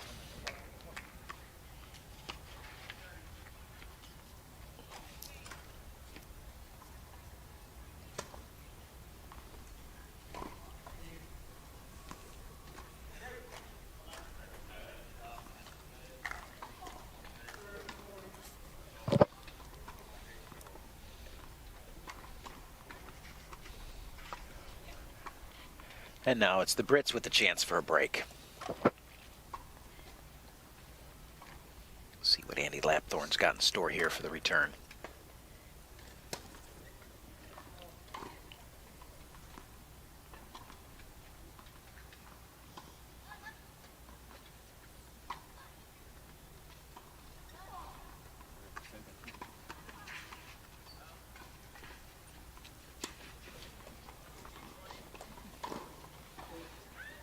Kind of massively missed forehand is what he's got. Gives a quick little slap to his partner. Try to quickly dismiss that one. Not a good look at a second serve return there with a chance for a break. Bit of a missed opportunity.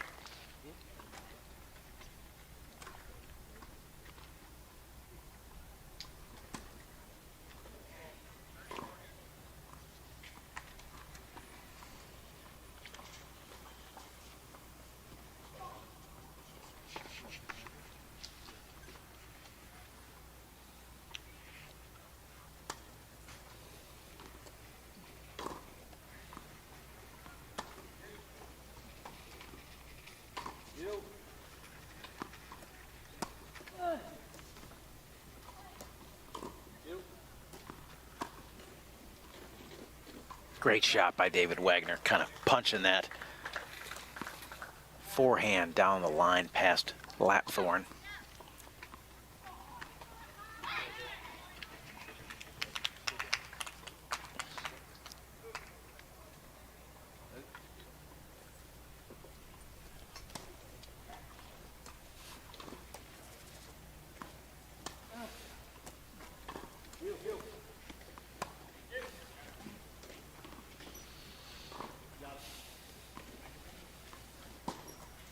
Yeah, too much court there. Nick Taylor ripping the forehand cross court for the pass easily. Cotterill knows he gave up too much court there. Taylor pounced on it. Great shot at the Taylor forehand right there for the winner. He knew it immediately, just like a golfer ripping a drive down the center of the fairway. Put the club down, start walking towards your caddy.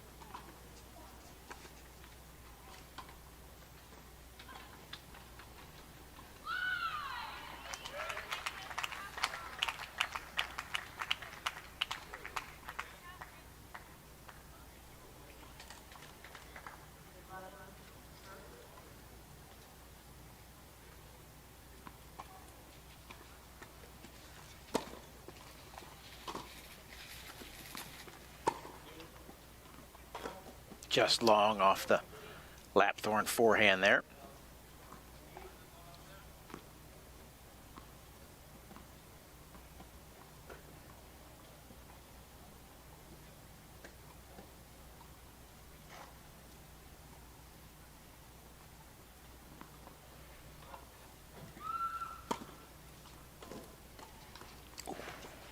Wagner not quite getting enough on that return, which was of course long, so it doesn't matter. Didn't catch the call on that one. Lapthorne here on the second serve.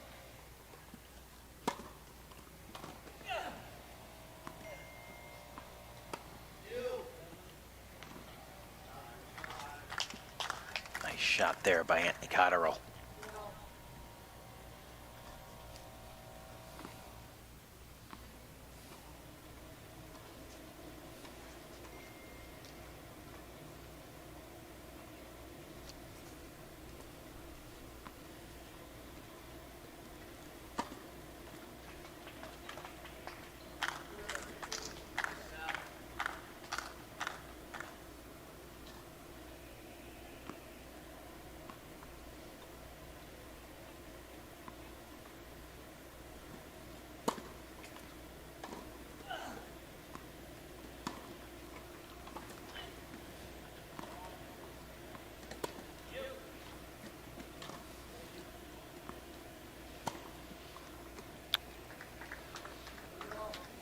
And it's the Lapthorne error in the net there.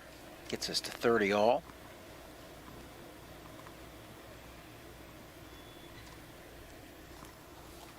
Certainly a little bit of energy and positivity coming off the American side, a little less so off the Brits. Still haven't really found their game, gotten much momentum or anything going on their side.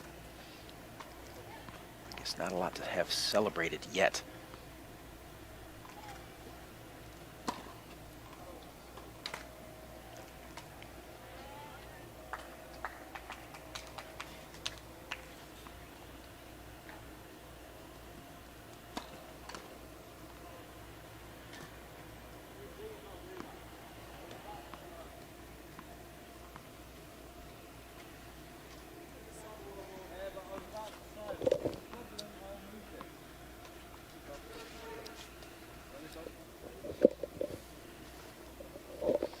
Lapthorn double fault brings it to 30-40. Break point for the American team.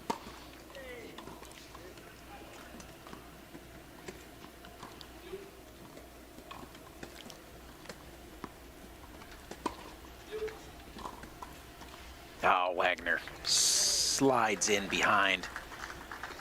Punches the volley past Cotterill for 4-love. Wagner and Taylor on cruise control in the early going right here.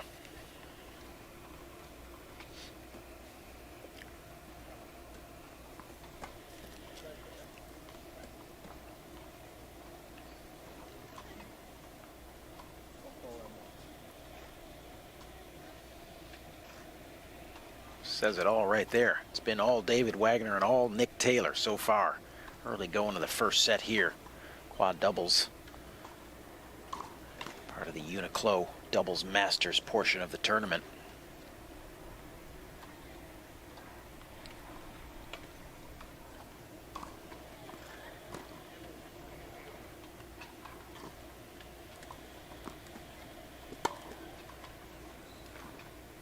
And Andy Lapthorn finds the range there, the big forehand. Topspin lob over the head of Nick Taylor.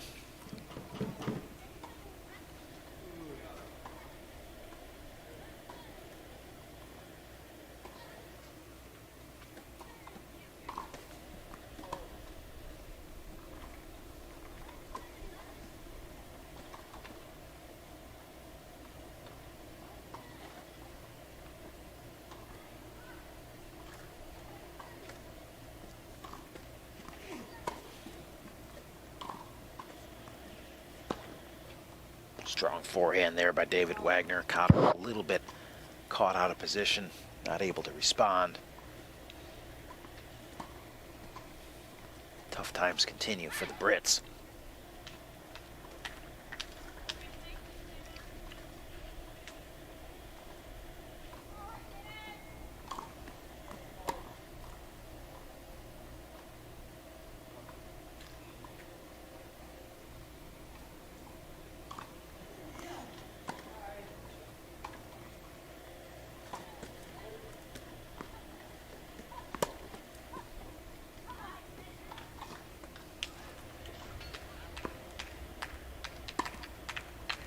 Fly along there, and it's going to be Taylor that wins the lob war against Lapthorn.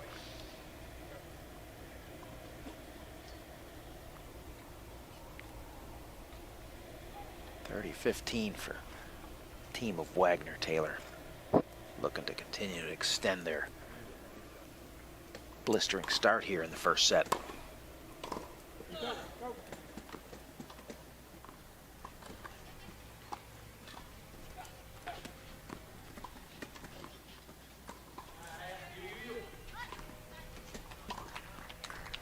Great effort by Anthony Cotterill to chase that one down, but not able to do enough. David Wagner sitting right there, easily able to clean that one up. The overhead out wide, and now point away from 5-0.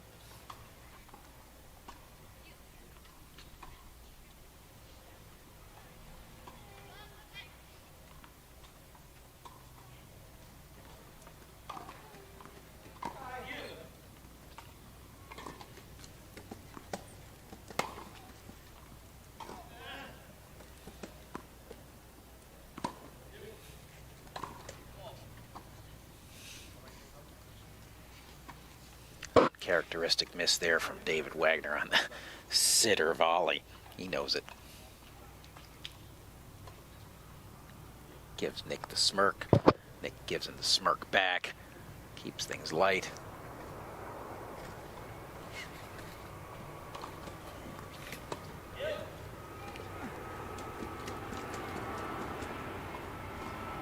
Oh, Andy Lapthorn read the Taylor shot, but couldn't come up with the answer for it, and it's 5-love. David Wagner, Nick Taylor, currently cruising through Team Britain.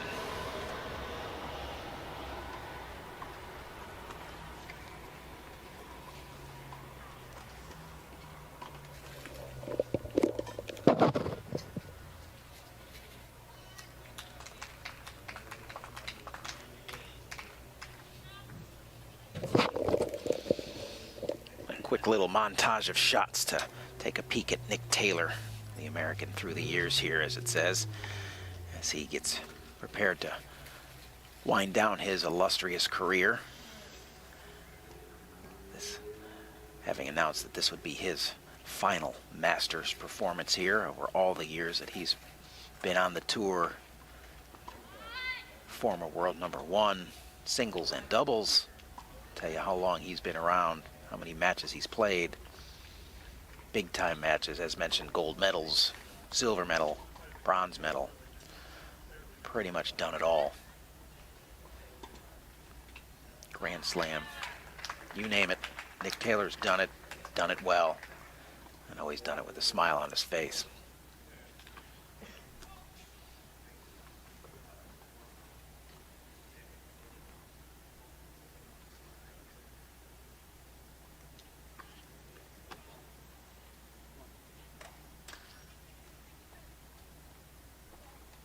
Just an amazing duo, those two.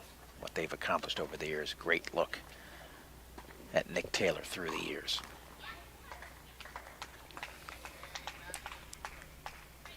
Performing well here today, as he and his partner David Wagner are kind of in full control of this. Almost wonder if the Brits are going to be like, hey, let's just get rid of this game and start fresh again in set number 2. 5-love here. Not sure the effort's worth it to try to get back into this set.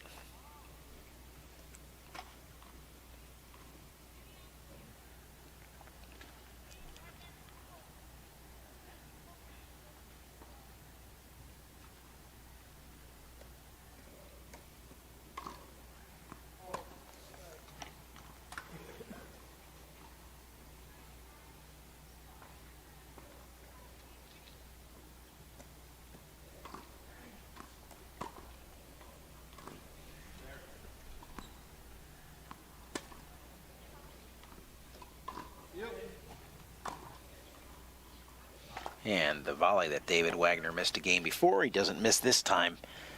Punches it through the middle, splits the uprights. And it's 30-love for Wagner and Taylor here, as they continue to just kind of dominate the Brits.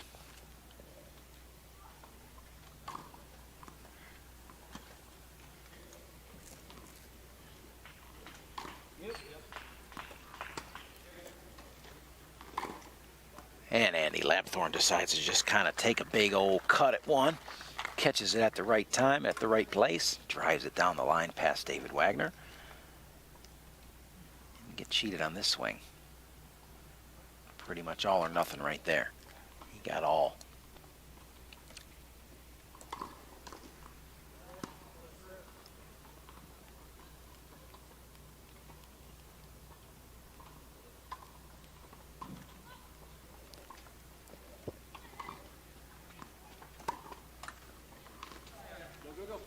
Depth on the return there from David Wagner, kind of tying up Anthony Cotterill. And now, 2 set points for the Americans.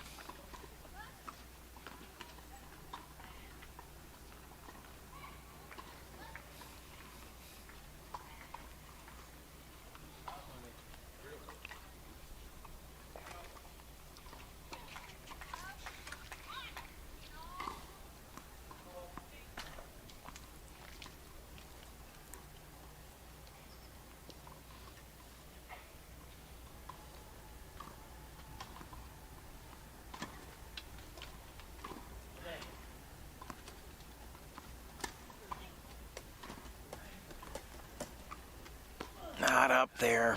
Good push by David Wagner, but Cotterill leaving it just short enough that the American can't get it.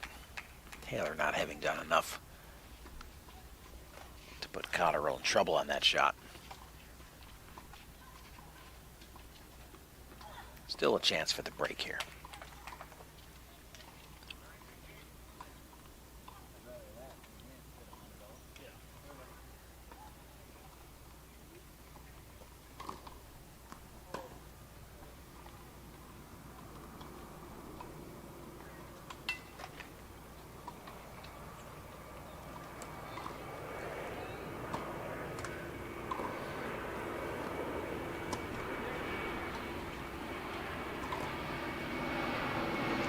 That's going to be good enough to get it back to deuce right there. And he let Thorne up over the head, off the bounce, over Nick Taylor.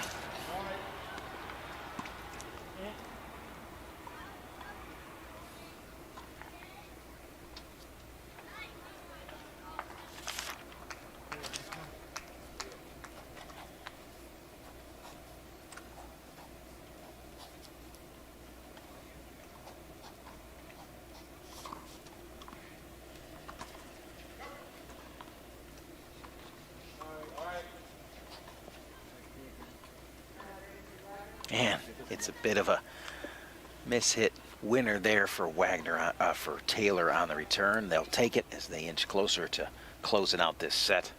Everything's going right. It's going right. And that one's going to fly. And it hits the chair, and as if things couldn't get worse for the Brits, that's point and set to Taylor and Wagner, as Cotterill can't get out of the way of the errant return by Wagner. And yet it still falls in the favor of the Americans. 6-love. We'll see how the Brits regroup here. What kind of fight they bring to the table here in set number 2.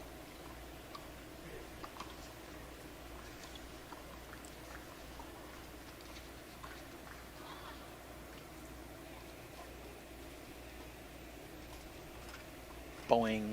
Right off foot plate. And by this reaction here, you know that's not a good thing.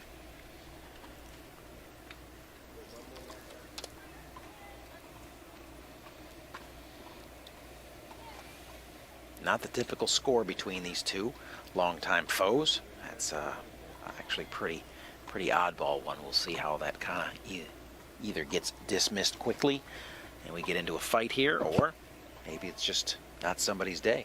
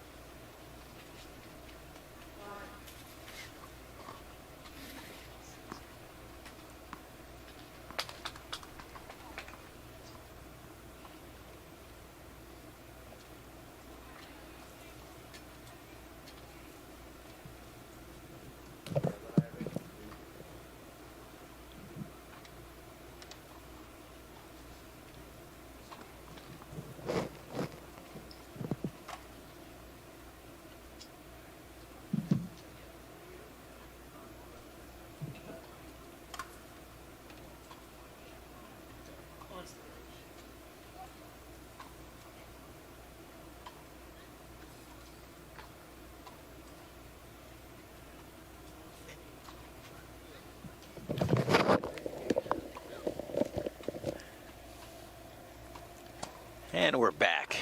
Nick Taylor. A bit more fire out of Anthony Cotterill there, even on the return. You can see the energy right out the gate.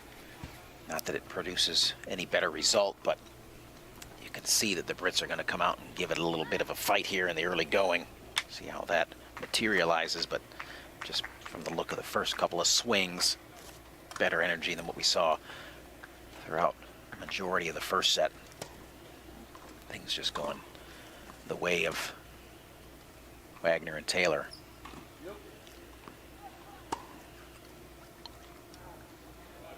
And as is often the case in the tennis world, the quick 6-0 set can be easily dismissed. It's like, where do you go from here? And so if the Brits can get off to a little bit of a start here, probably dig in a little bit and expect a bit of a match.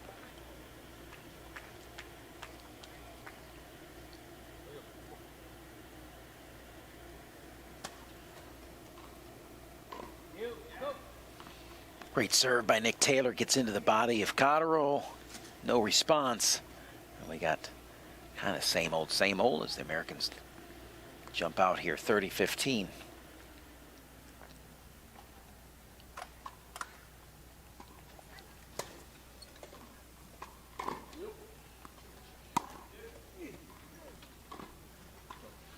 That backhand's going to find the stands. It's going to give Taylor and Wagner 2 looks at a game here in the opening game of the second set.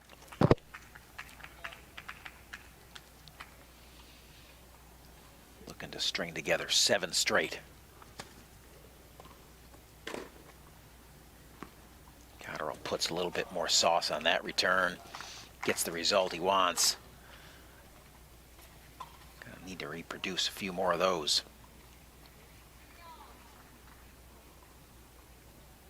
Still a chance for a hold here.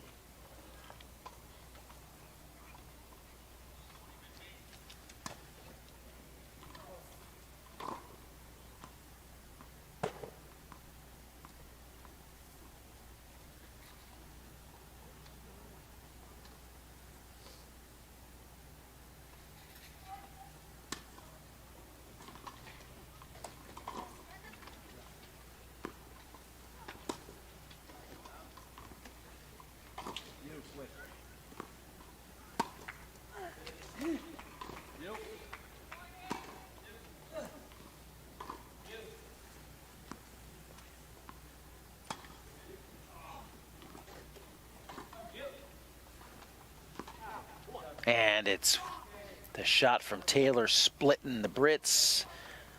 The errant forehand from Lapthorne, and the same old continues. The Americans now up a set and 1 love, having reeled off 7 straight games to start the match.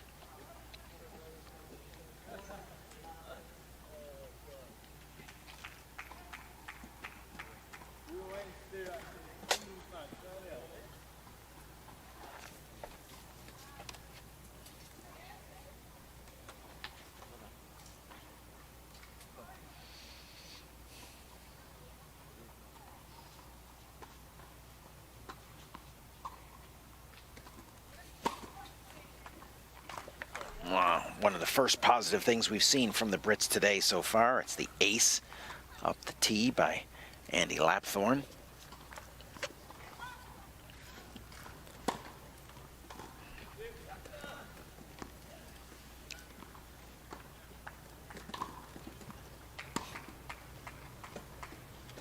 And it's the forehand winner by Lapthorne.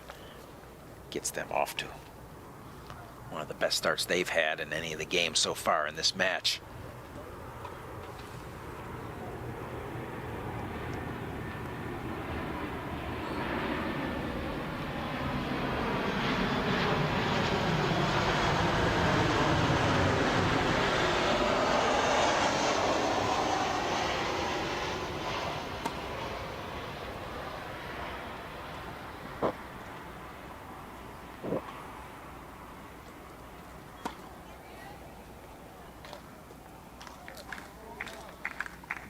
And it's the second serve ace and the second ace of the game here for Andy Lapthorne as they go up 40 love.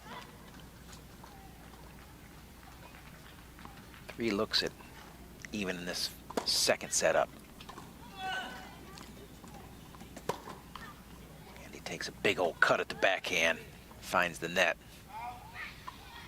One of the points quickly dismissed.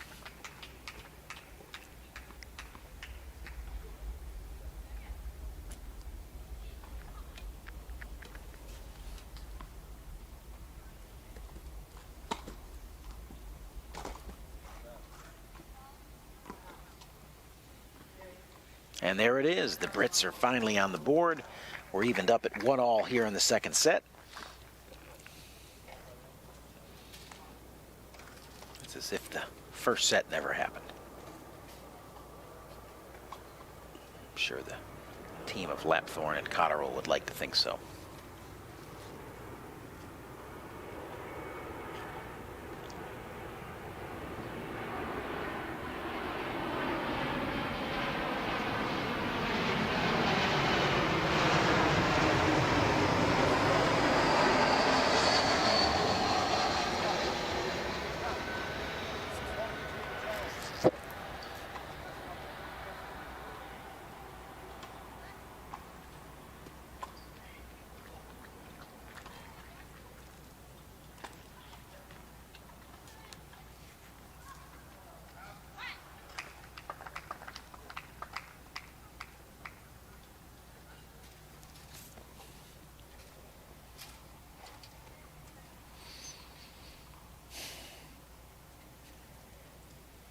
Wagner serving 1-game-all.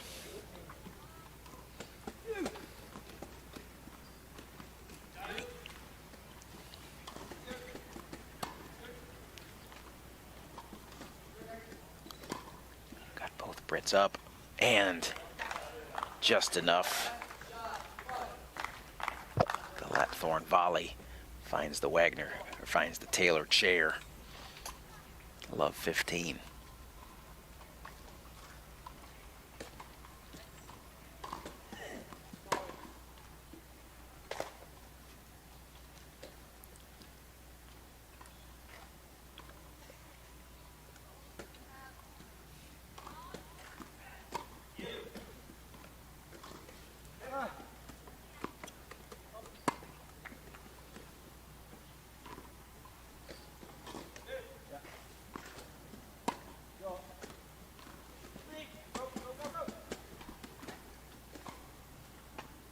Yeah, Andy Lapthorne too much on the wheels. David Wagner leaving that one.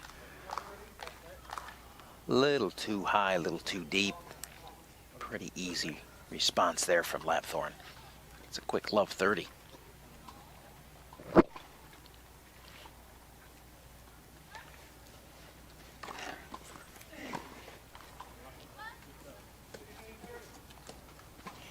no return gets Taylor and Wagner on the board here. Wagner service game.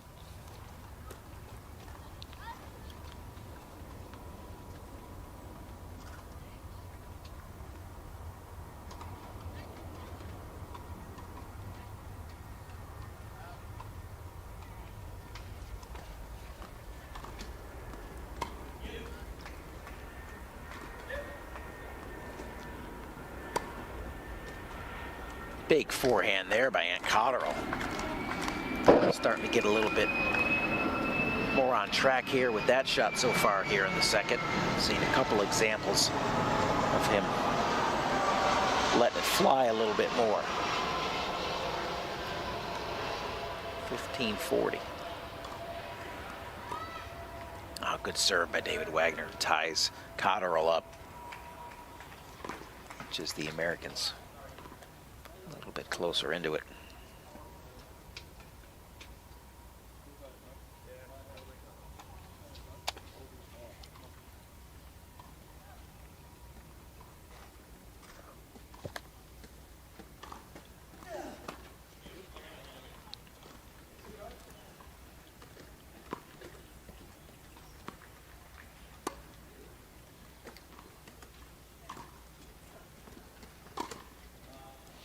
Lapthorne once again choosing to go with the overhead as he's rolling back, not able to really kind of push in and get out in front of that. Sends it long, and we get back to deuce.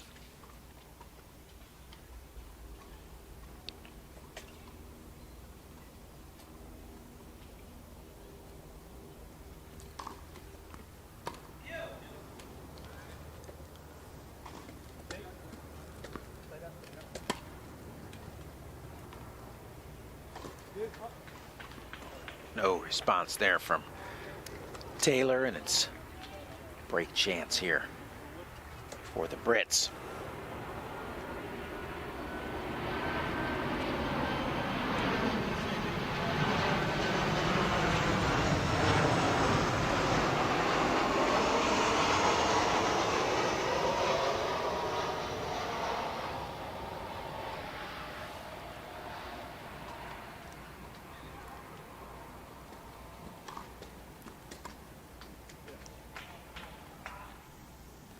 Andy Lapthorne just misses the drop shot attempt in front of Taylor. And we go back again to deuce.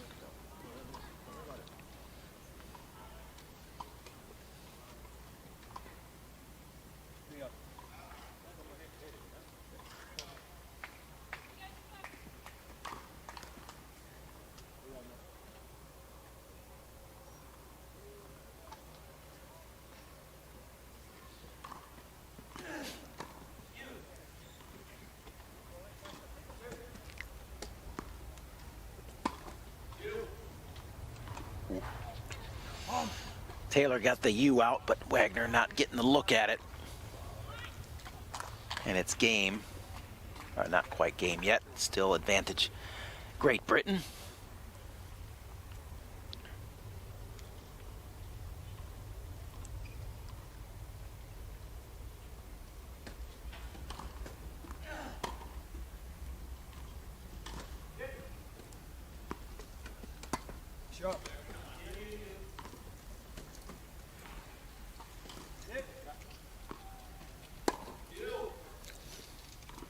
No answer there. Too good from Cotterill.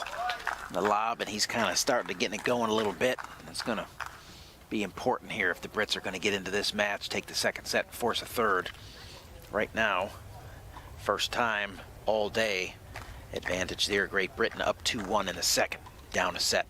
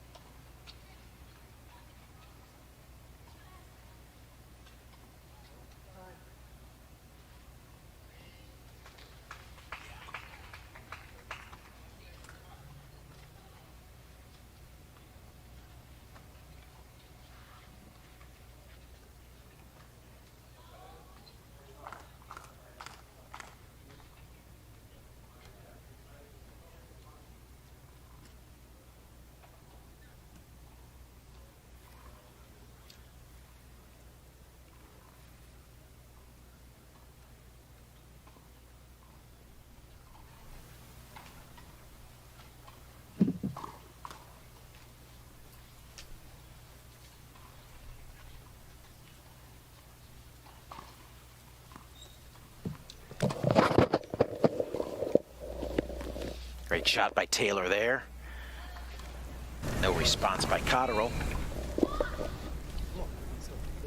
It's Wagner-Taylor sensing that they don't want the Brits to get back in this match and get up on top of them here in the second set. Kind of hang with them here, at least in the early going. Certainly Great Britain has stepped up their game.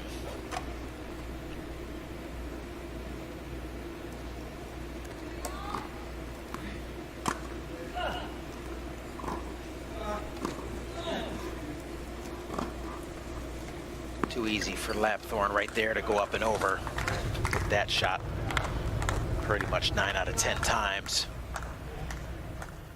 That will continue to be a problem there if they're giving him those looks. Just rips up over the head of Wagner. Heavy topspin just explodes past Taylor.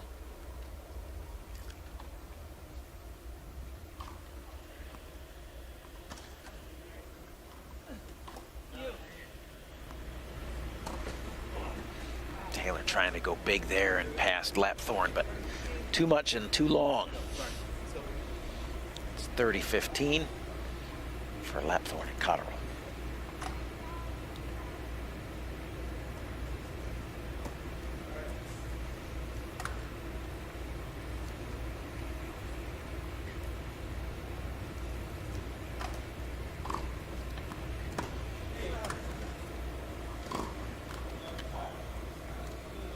Lapthorne dumps the forehand in the net.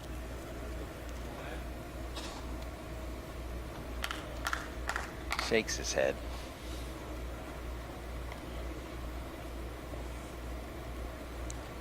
And says, let's go back to our partner.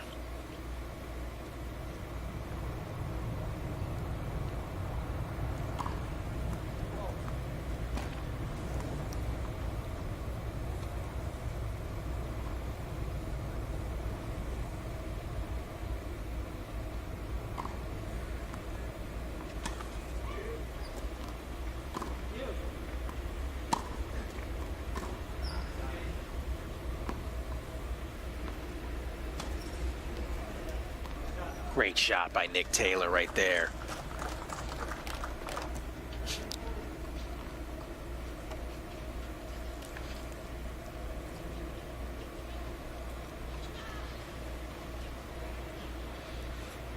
Got her a little bit inside the service box there.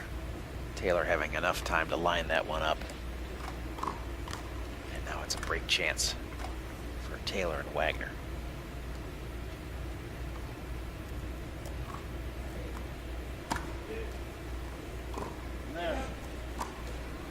Oh, bad miss there by David Wagner, and he knows it. Opportunity missed there. Now it's back to deuce.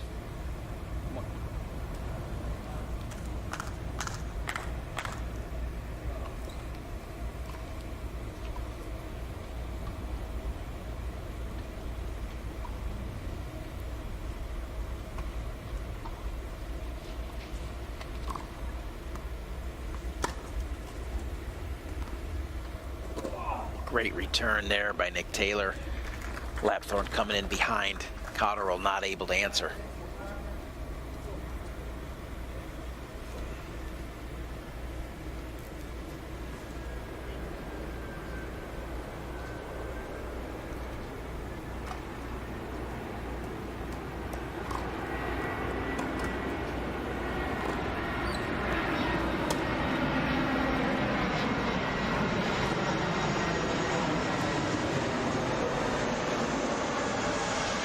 The hands there, dropping it in front. Taylor forcing another deuce point here on the Cotterill serve.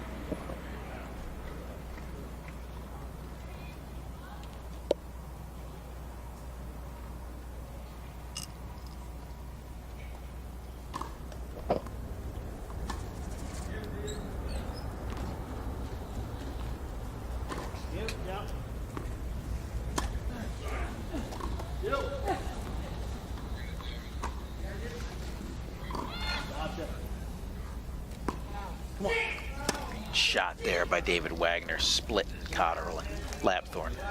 Lapthorne able to get to it, but not control it, sends it long. Third break chance for the Americans.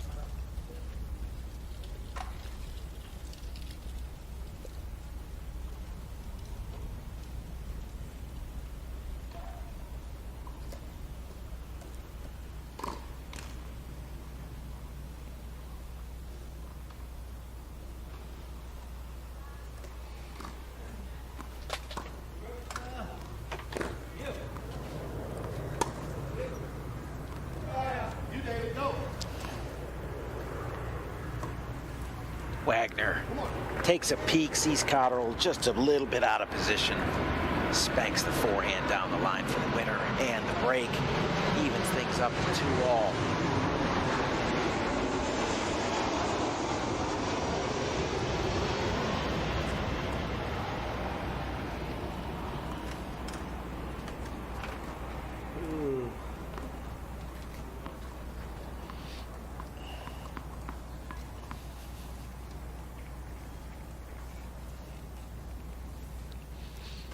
Taylor serving 2 games all second set. 1 set to love for Taylor and Wagner.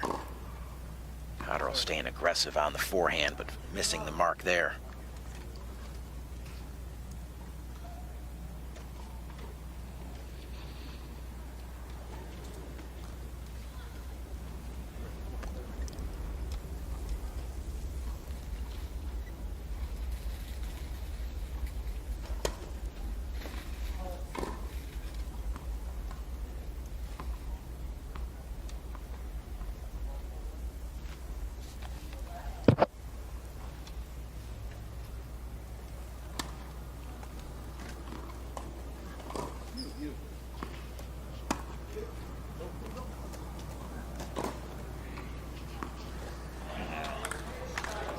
Nice acceleration there by Anthony Cotterill. Good finish, good topspin. Wagner, Taylor just a little bit out of position, having a little discussion about their positioning and tactics on the court.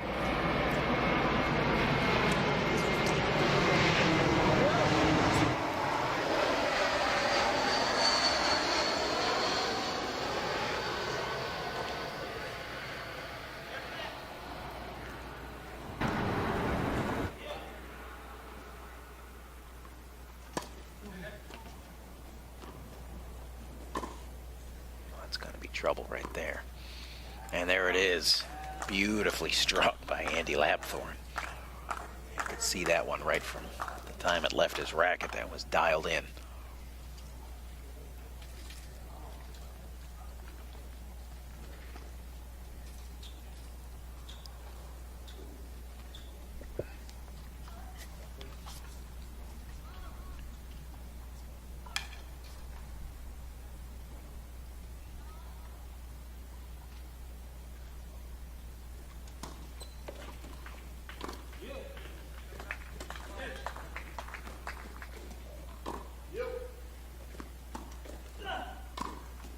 And that's a backhand volley punched long by Lapthorne there. We go to 30 all. Kind of a lot more back and forth, certainly, than what we saw in the first set when it was all Taylor and Wagner throughout the entirety of that one. Right now, points are coming kind of back and forth. A little bit of momentum swings, but a lot of tension starting to actually build here in the second set. Oh, Taylor, top of the tape, gets kicked back. Now a chance for the Brits to break.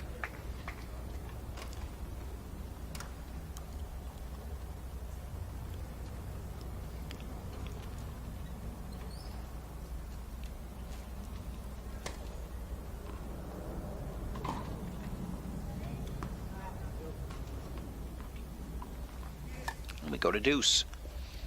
Back and forth continues here.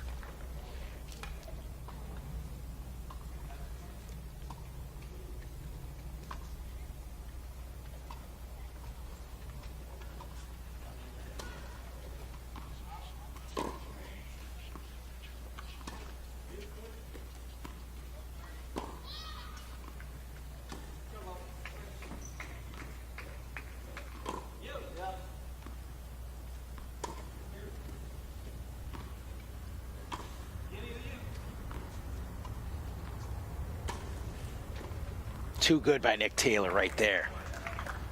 Perfectly executed over the head. Not too high, drops it in the corner. Lapthorne, no answer. Now a chance for a hold. Americans to go up 3-2.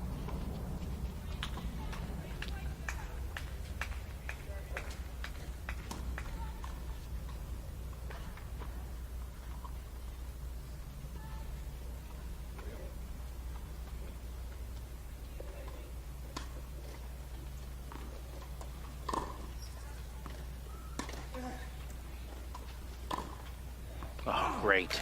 Swinging backhand volley by Andy Lapthorne right there.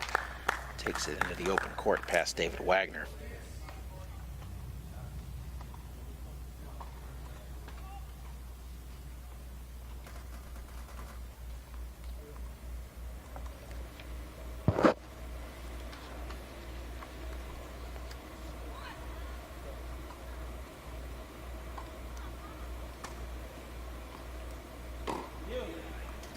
There's the big forehand from Cotterill. He's been swinging it so much better here in the second set. I don't know what's finally kicked in with that shot, but it's there now. Kind of been a difference maker here in the second set.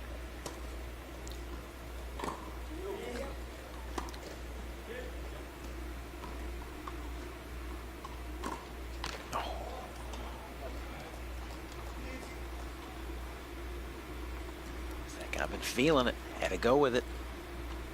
Finds the top of the net.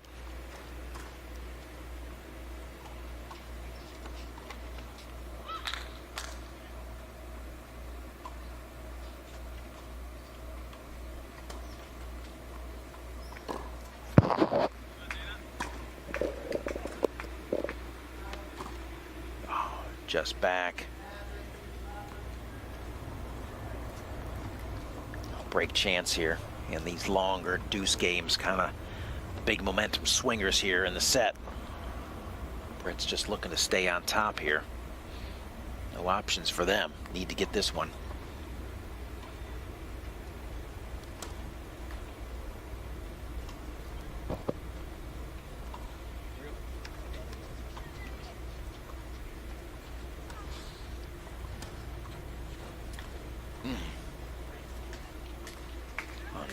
characteristic.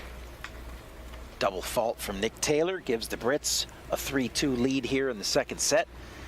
Taylor and Wagner up 1-0.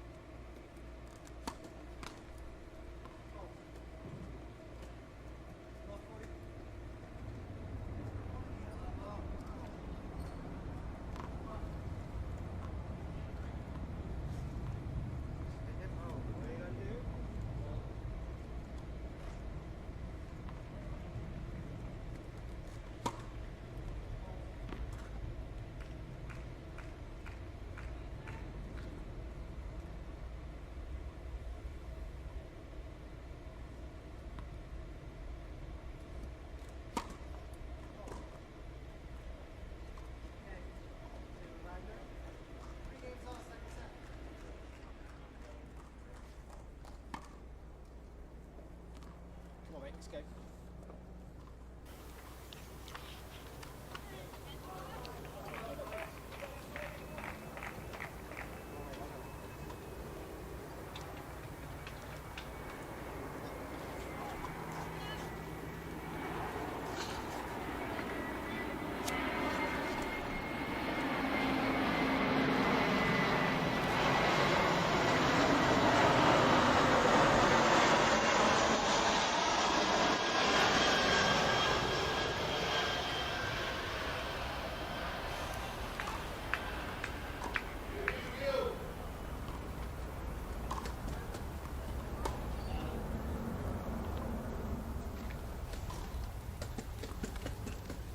Nice shot by Nick Taylor there. David Wagner making a nice decision to let that go back to his partner.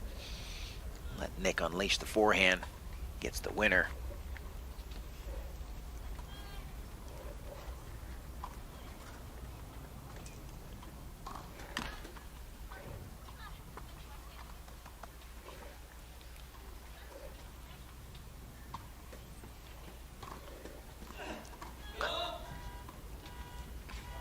Again, the touch shot that Lapthorne's tried the last Wagner service game finds the mark this time.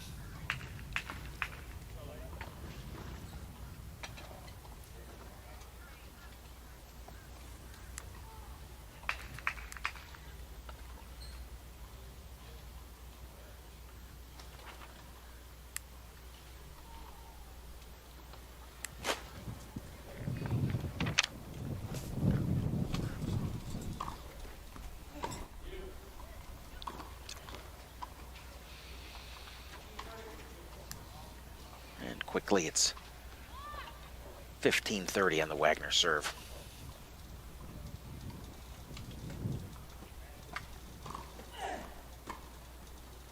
Lapthorne sticking with the drop shot.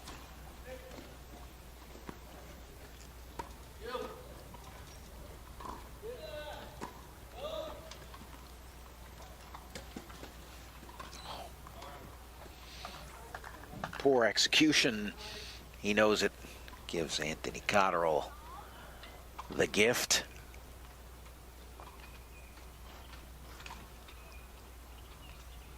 And now a couple chances for the Brits to break. Continue to keep the lead here in the second set. Likely to get as easy a game on the Cotterill serve. And there's the forehand cross-court winner to seal off that break of serve. And it's Team Cotterill and Lapthorne. 4-3 on the changeover. Taylor Wagner up 1-0.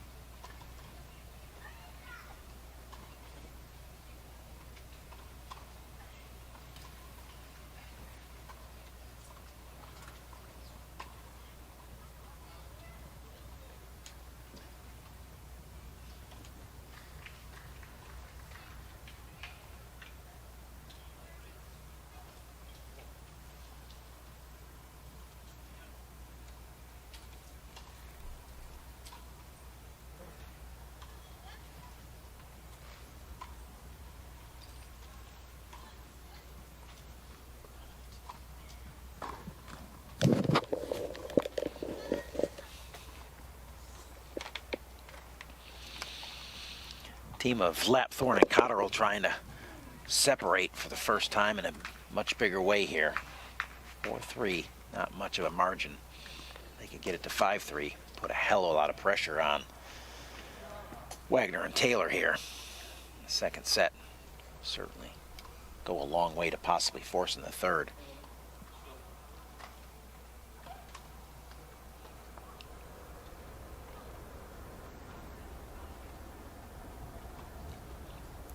A lot more fun currently on the side of the Brits. Didn't see much of that at all in the first set. Certainly a looser, more relaxed, more confident team right now, showing what they're capable of.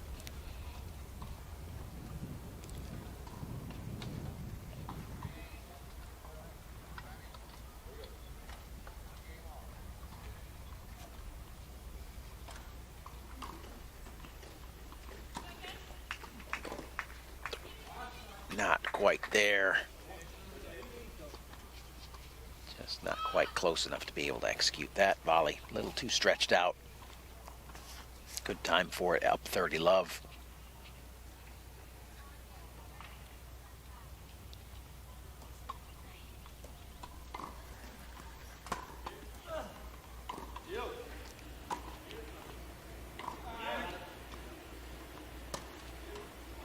Too much, too good, too easy.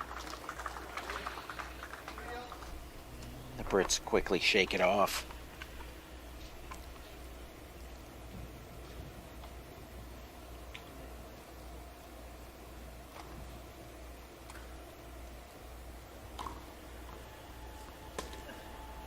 Great serve by Ant Cotterill right there. Finding the tee comfortably and confidently. Taylor no response, and now Britain with a chance to go up 5 games to 3, 1 point away.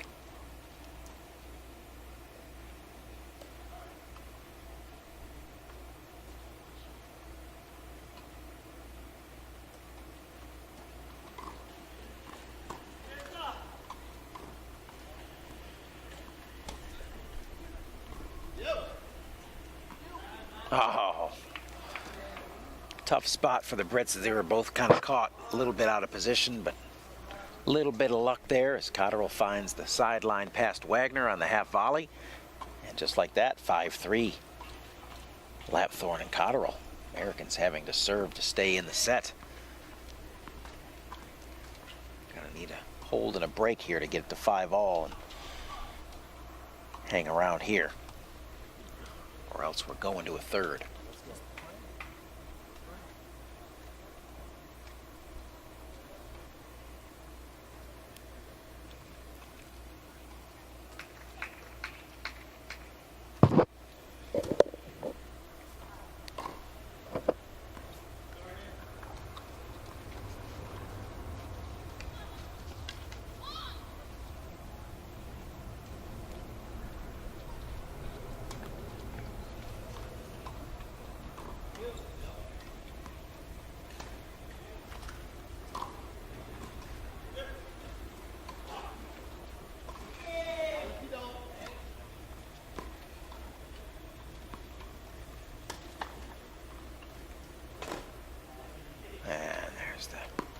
Mishit forehand by Andy Lapthorne. Gives the first point of the 9th game to the Americans.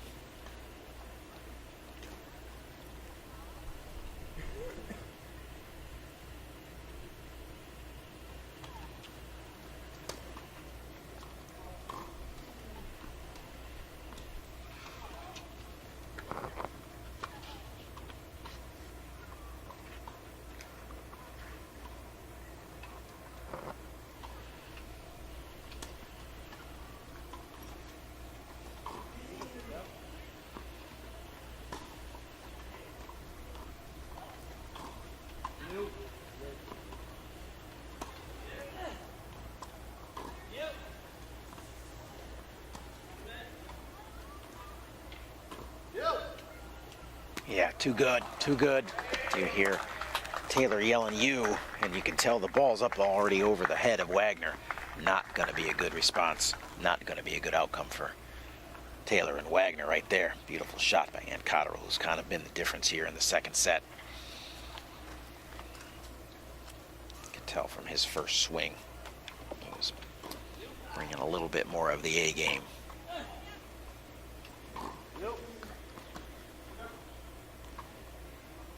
Andy's turn to go up and over.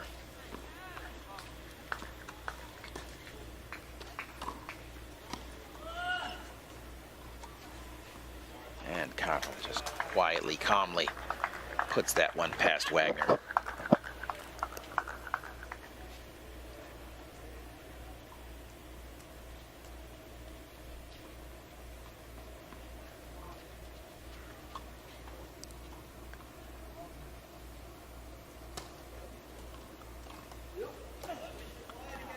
Don't miss it wide. Andy is right. Location isn't going to be what makes the outcome any better. Just got to get it over the net into the blue.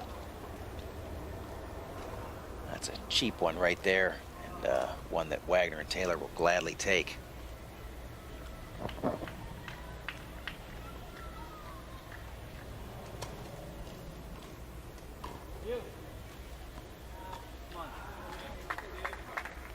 Cotterill once again finding the range, finding the mark, getting the location right, giving his team a chance at and taken set number 2.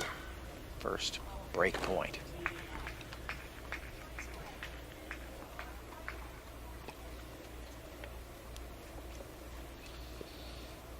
My mistake, I think that one was out, and it's Wagner-Taylor with a chance to hold here. Stay in the set.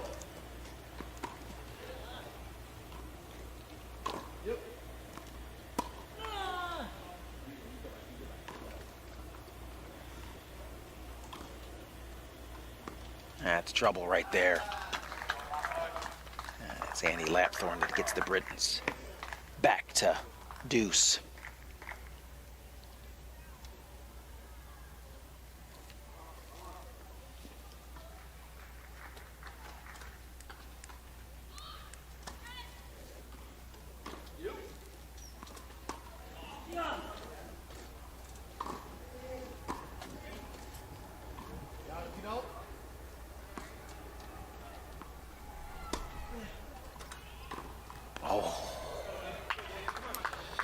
Cotterill with the backhand into the net. And once again, it's Taylor and Wagner fighting it off, looking to try to keep this set in play and hopes for a straight set victory alive.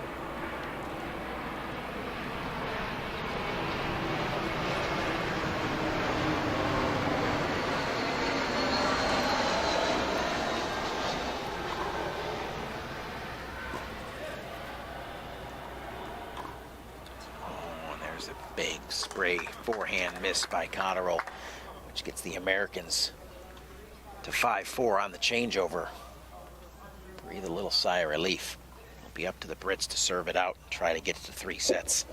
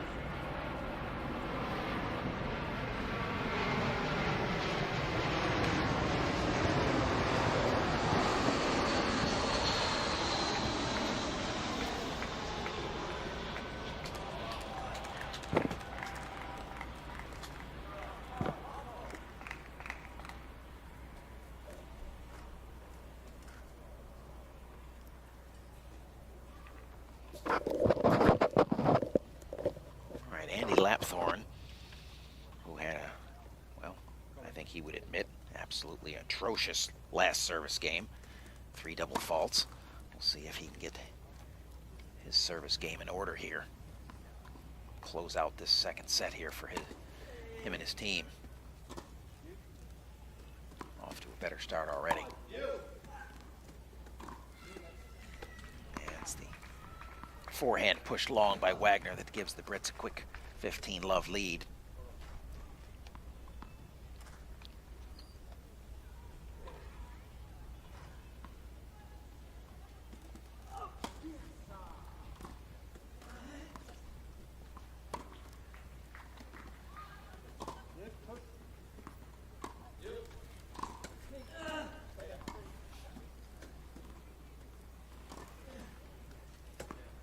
Oh, too good right there.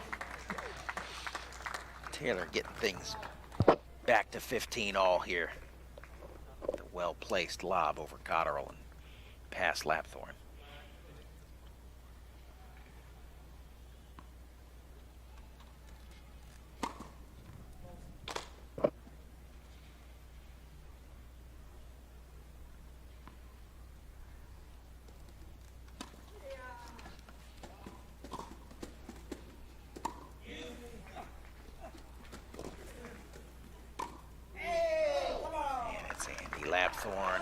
finding the range up there at net. Wise to take that first one out of the air, take the pressure off Cotterill. I think that would have been trouble. The smile on his face, it's 2 points away from the set.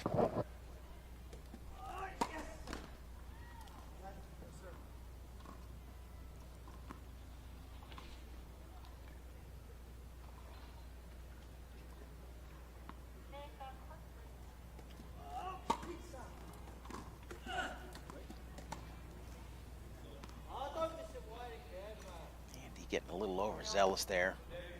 We go back to 30-all.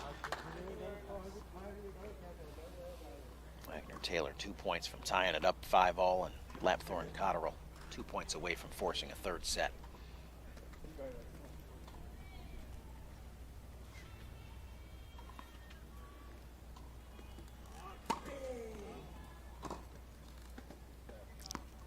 Big serve by Andy Lapthorne, returned by Taylor just long, and now it sets up first set point for Lapthorne and Cotterill to force deciding third set.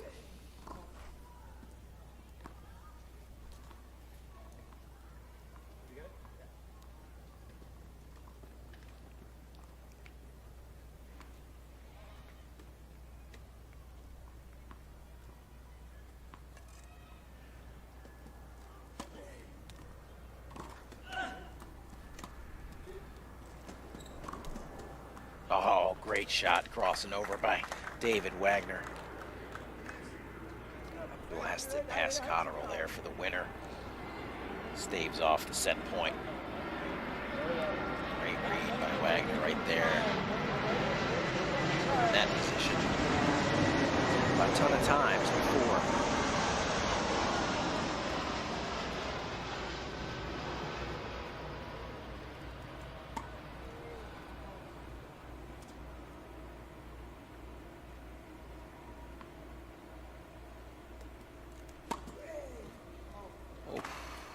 Ill-timed double fault there by Andy Lapthorne.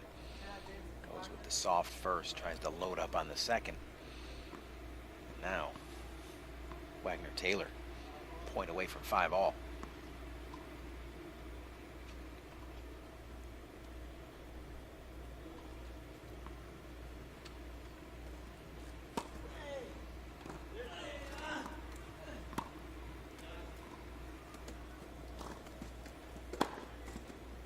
Oh my goodness.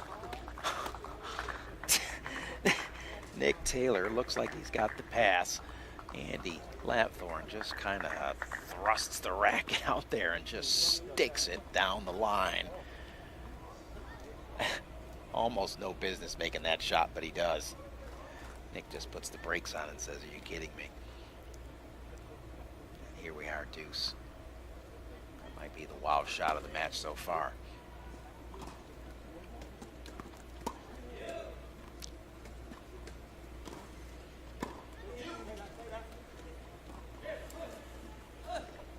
Finds the line.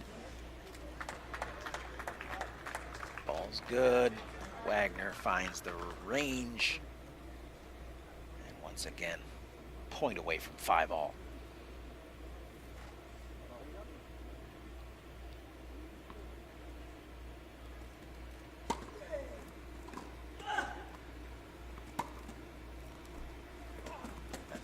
Too good right there. Big mistake by Lapthorne to attack Wagner like that. Too good of hands. Now we're at 5-all. Opportunity missed by the Brits, but not done yet.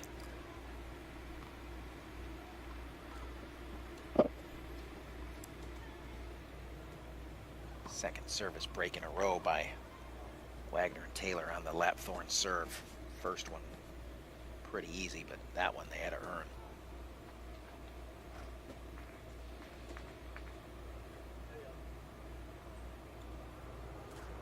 Wagner serving, 5-all. Second set.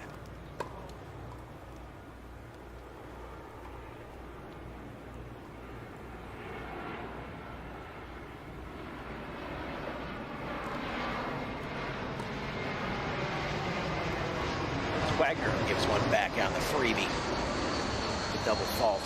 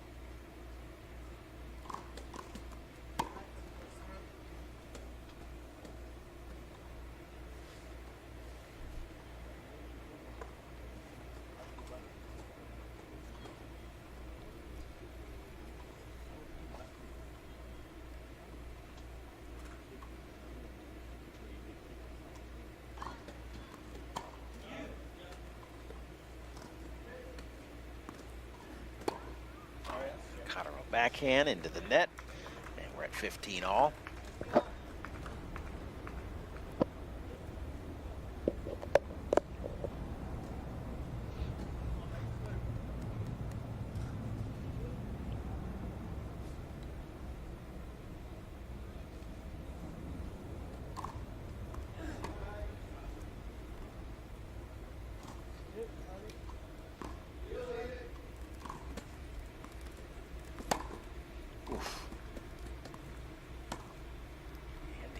Gets 2 looks at that one. Doesn't miss the second one.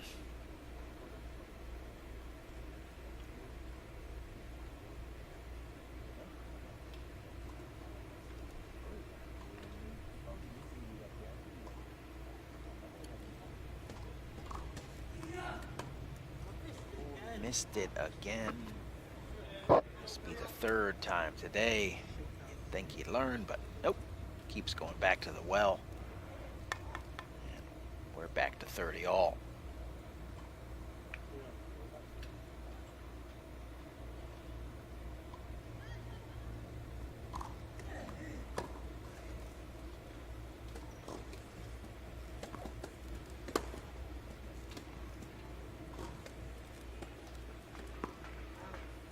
Just back.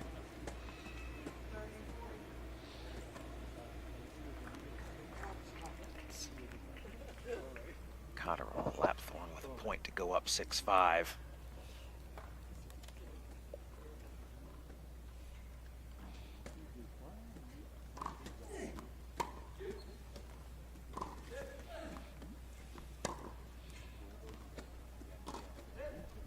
One's going to sail, and there's the 6-5 lead to the Brits.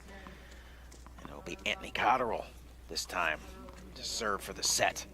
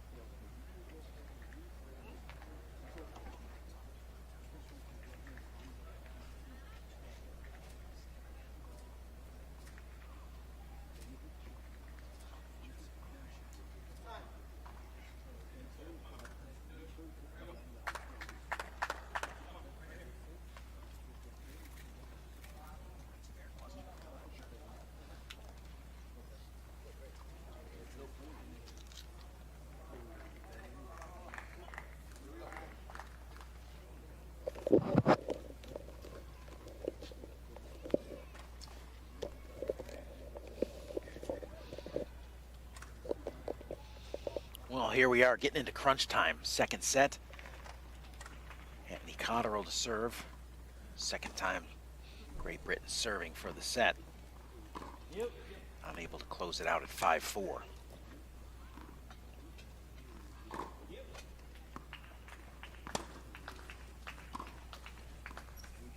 Too easy right there.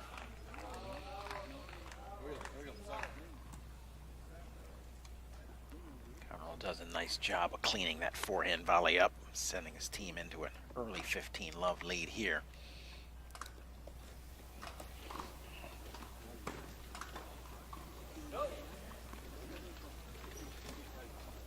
Oh, inside out, Taylor with the winner.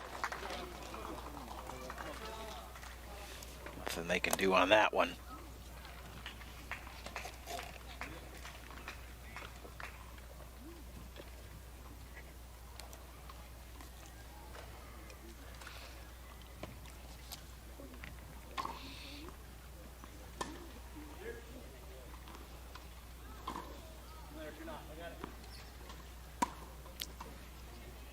That one's too far there. Once it gets up above, wind takes over on that.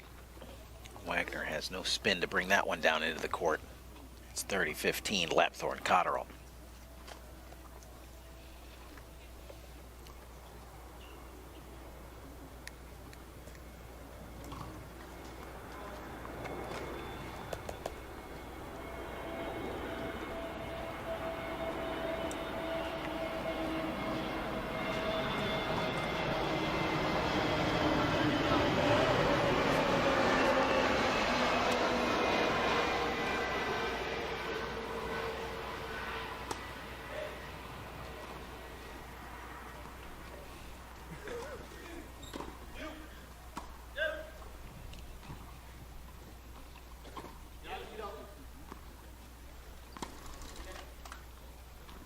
Going up and over. Yeah. Too good by Nick Taylor. He's the first one to execute there. Lapthorne tried, left his short. It's Taylor who finds the mark and gets to 30 all.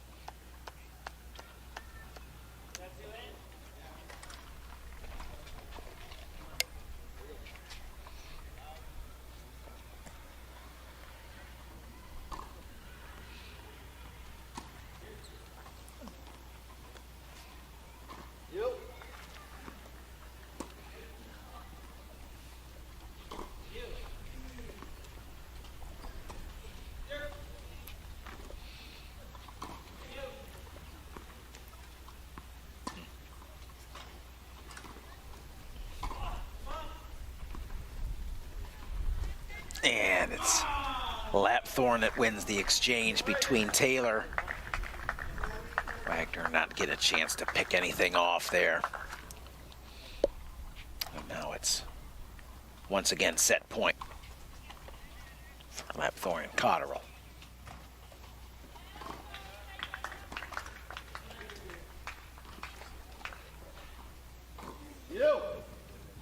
And that finds the mark. Great serve, great finish. And it's set number 2 to Lapthorne and Cotterill, 7-5, as if the 6-0 never happened. And now we're going 3.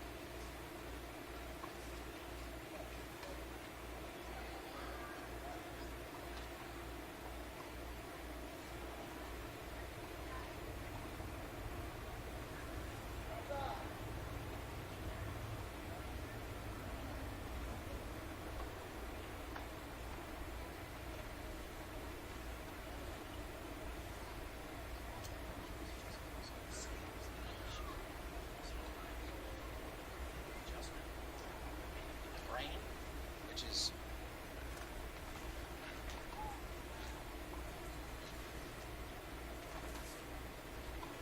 Just gonna sit there and bake. You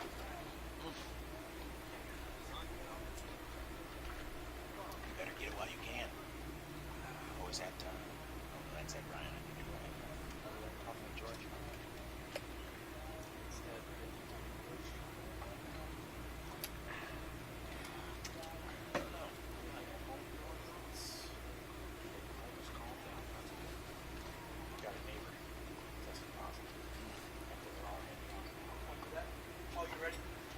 Of course, no question about that.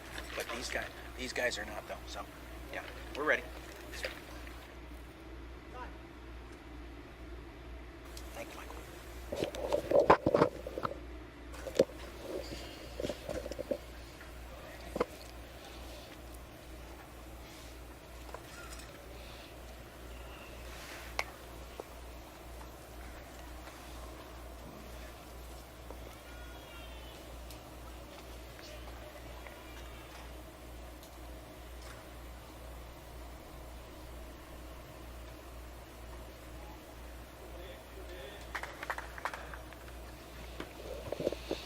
Here we go. It's a beautiful day. Let's play 3.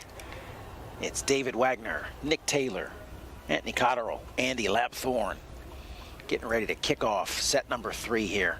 Nick Taylor to serve. Let's play.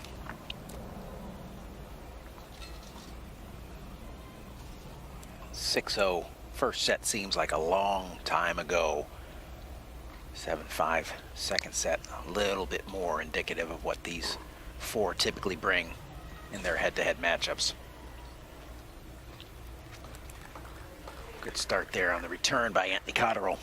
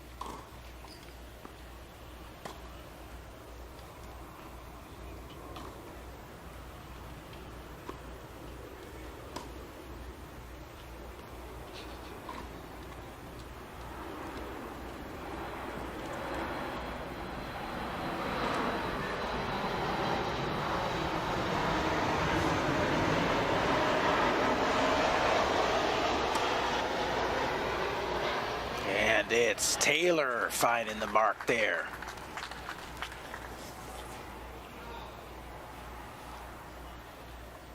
Been a battle between Taylor and Lapthorne all day here in regards to the up and over shots.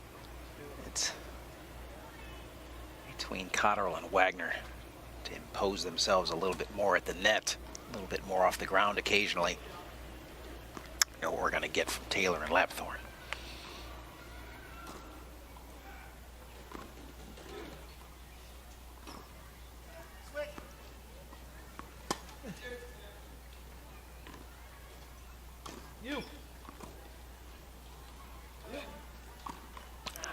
Wagner finding the net on that second volley there. Cotterill staying on top of him.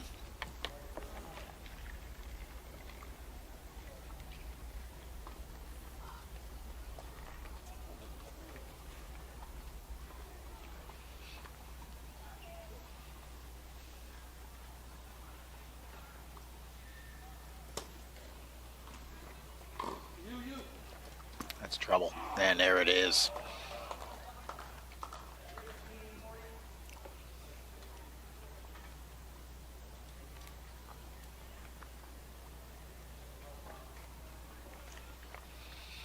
And it's Lapthorne and Cotterill with 2 chances to break here in the opening game of the 3rd set. Momentum going to be pretty critical here. Either team opens up a lead, it's going to be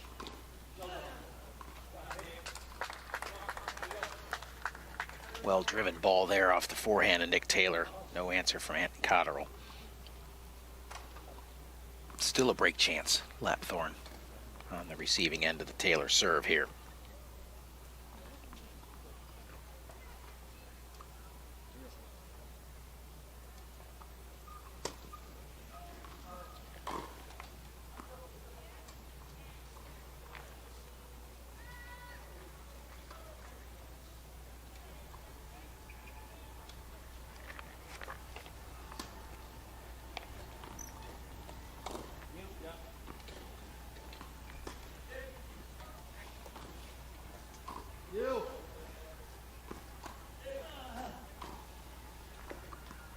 Nope, Cotterill doesn't find the sideline. Wagner pressing the action turns out to be a good decision, forcing the error off of Cotterill. We're back to deuce.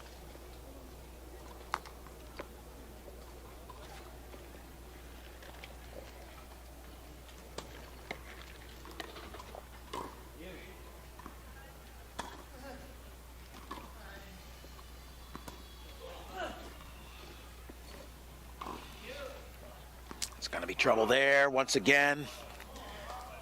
Lapthorn, the first one to strike the blow. Leaving Wagner and Taylor shaking some heads. Break chance again.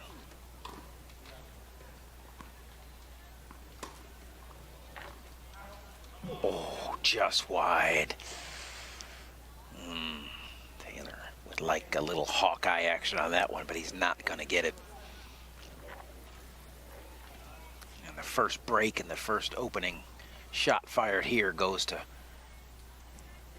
Lapthorn and Cotterill. Taylor continuing to give the chair umpire a little bit of a look. Too close to call here. Right there on the umpire's sideline.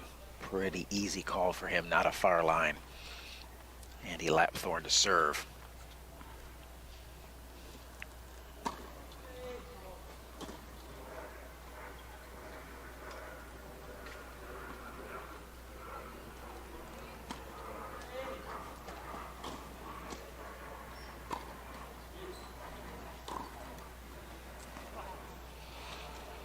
David Wagner misses the forehand long.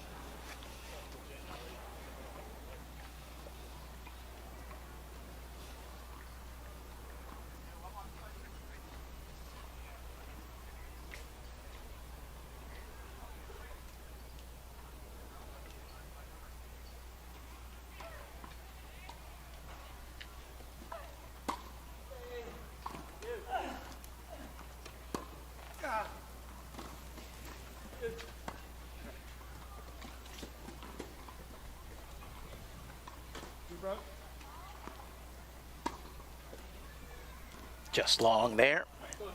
Gets us to 15 all.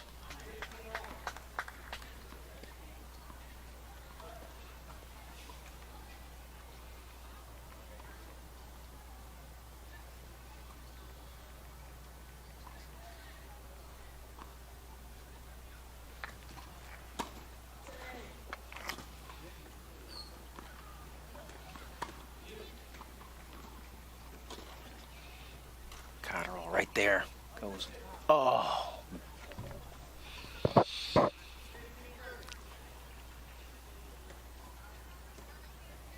Probably couldn't have been much easier there, and they would like that one back, and you can see a response by Ant Cotterill.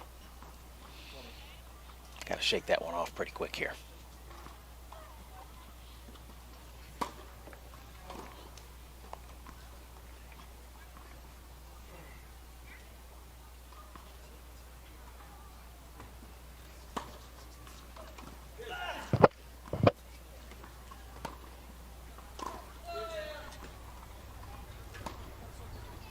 And the open court, Wagner leaving the volley out there on the Lapthorn forehand, exposing Taylor.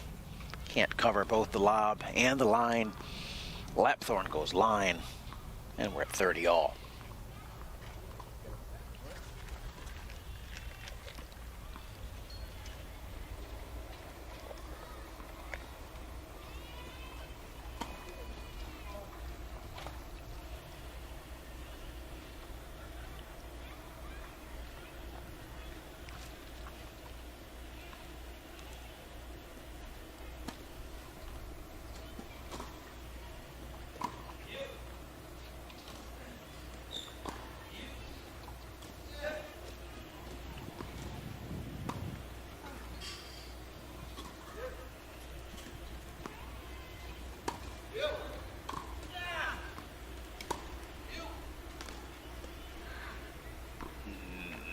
gonna make it.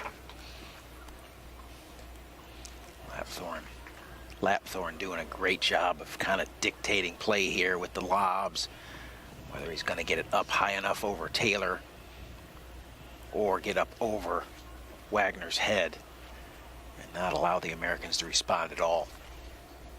And it's 40-30 for a 2-love lead.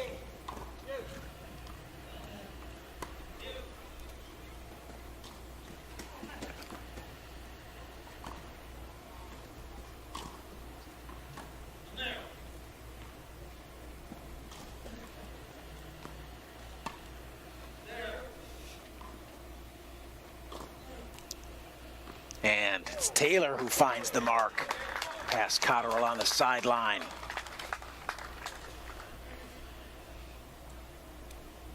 Big time forehand there by Nick Taylor.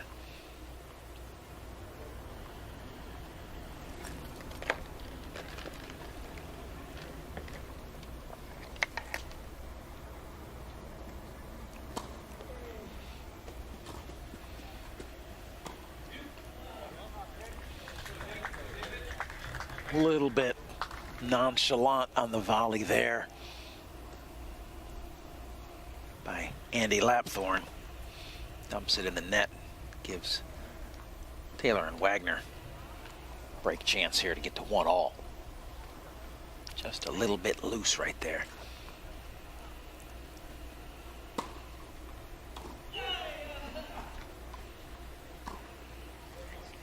There's a loose forehand from Cotterill, and now it's 1-all. Almost just expect this set to go back and forth until we get deep. I mean, why not just get the tiebreaker? Go to the tiebreaker now. 1-all, run the tiebreaker.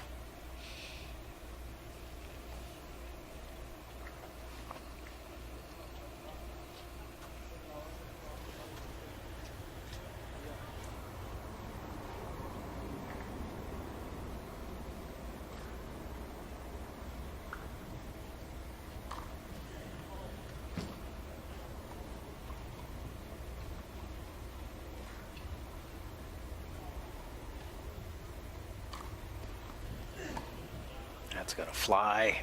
Quick and easy point there. Nice serve by David Wagner.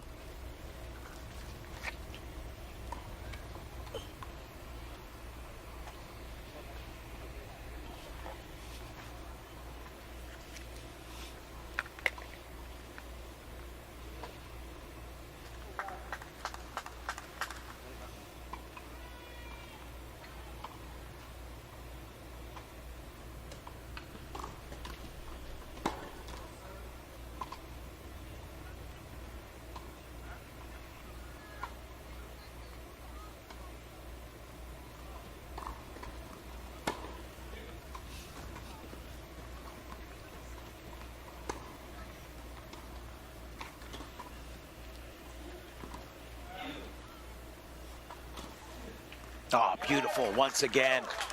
Taylor roaring in, ripping the forehand through the middle. Coming up with some big time shots here.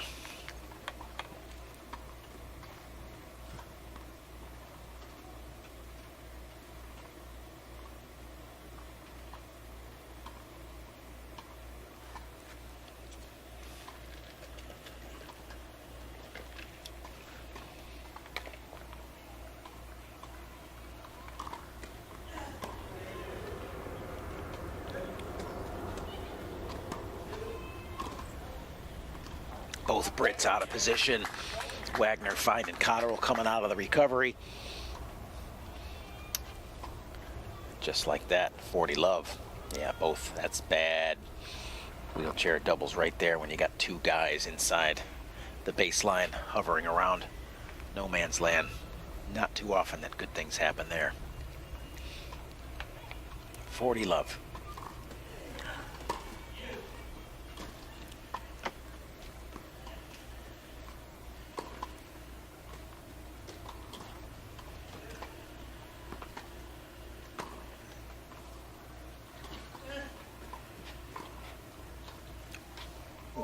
David not quite able to pick up. Left in a tough spot there, but Lucky to even probably get a racket on it. 2 more chances to hold here and go up 2 games to 1.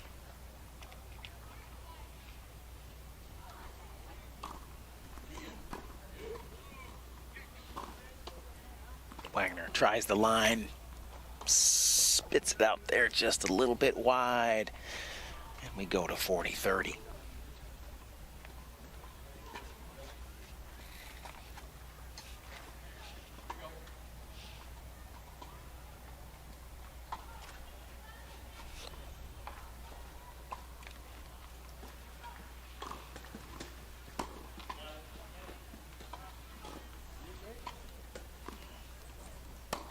That's well long, and there's the hold and the 2-1 lead. Wagner and Taylor.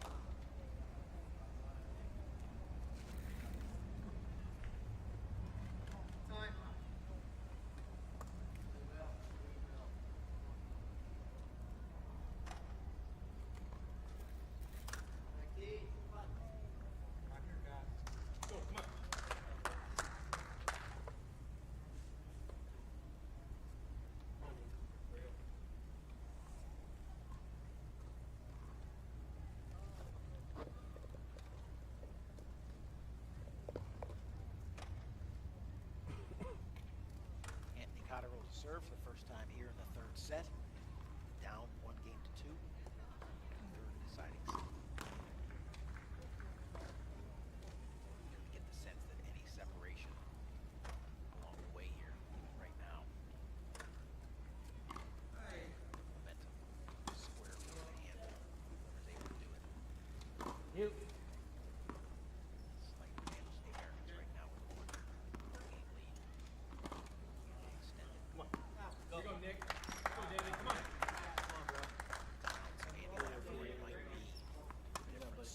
He's hot. Gets rolling pretty well. Missing his mark. Things tend to break down a little bit.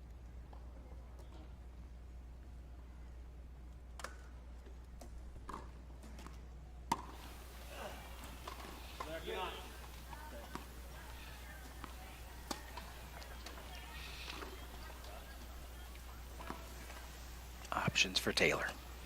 Takes the up and over. Cotterill's there and covers nicely. Does a great job. Smart play by Aunt Cotterill there. Keeping enough depth while he was up at net to get a racket on that lob by Taylor. Gets in any tighter on the net. That one's up and over. Lapthorne might not be able to track it down. 15 all.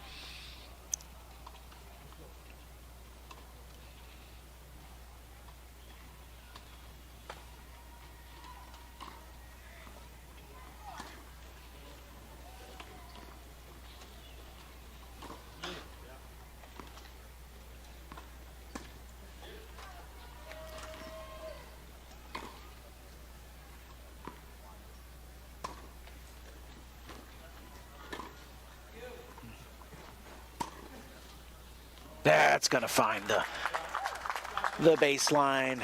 Another forehand winner off the racket of Nick Taylor. That's 30-15. How many times has he done that over the course of his career? Still cranking out winners.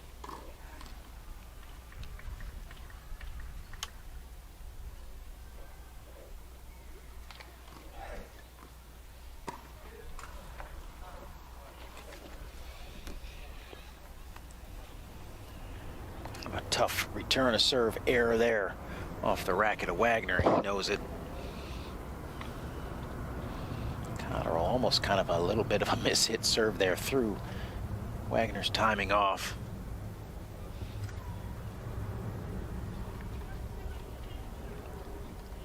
All.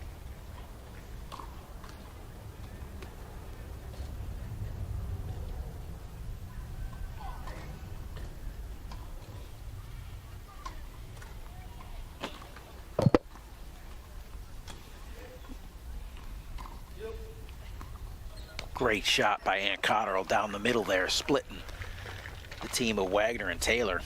Now 40-30 with a chance to even things up here at 2-all.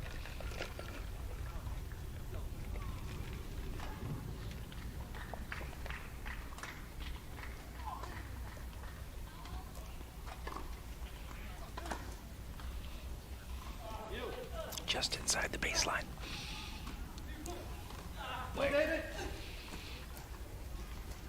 Not gonna get to it, too much spin off the racket. Van Cotterill there, Wagner not able to get it.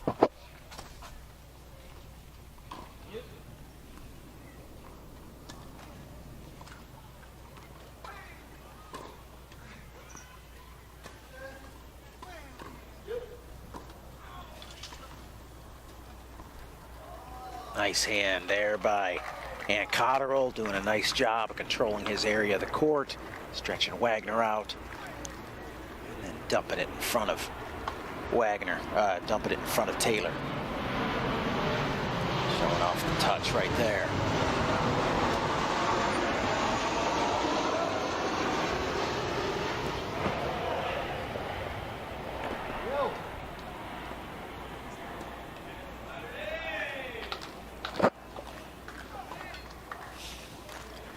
Quick 30 love here on the Cotterill serve.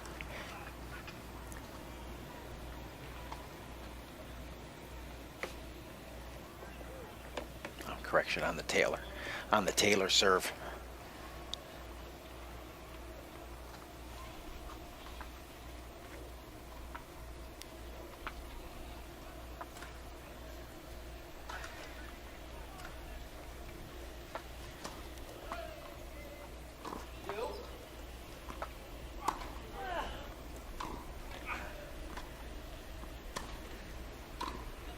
Yes, somebody on fire right now, and his name's Ant Cotterill. Just doing everything, kind of taking over here a little bit on a hot streak. Brits are gonna run it right now. Run the streak while you got it.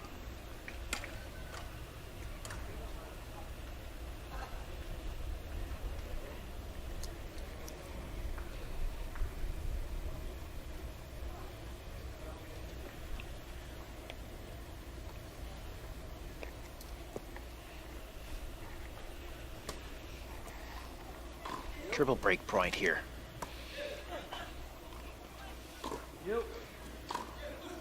There's David Wagner sticking a volley. Nicely done right there. One of the break points quickly erased there. Couldn't be much nicer there for Wagner.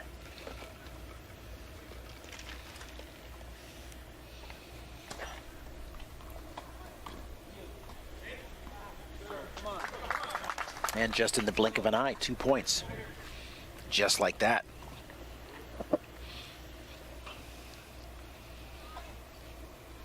Brits in a great position to go up 3-2. Squandered the opportunity here with a couple of loose points. See if... And it's Lapthorne who settles things down with the return to serve winner. Gets the Brits to the changeover, up 3-2.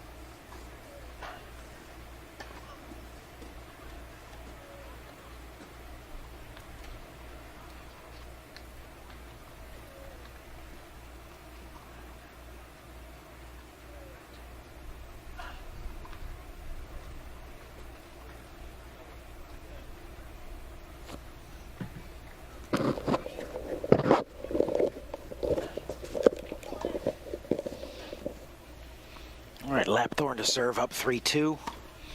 Kind of getting into that time of the match here where a little bit of late separation could be a big problem for either team. And right now it's advantage Great Britain.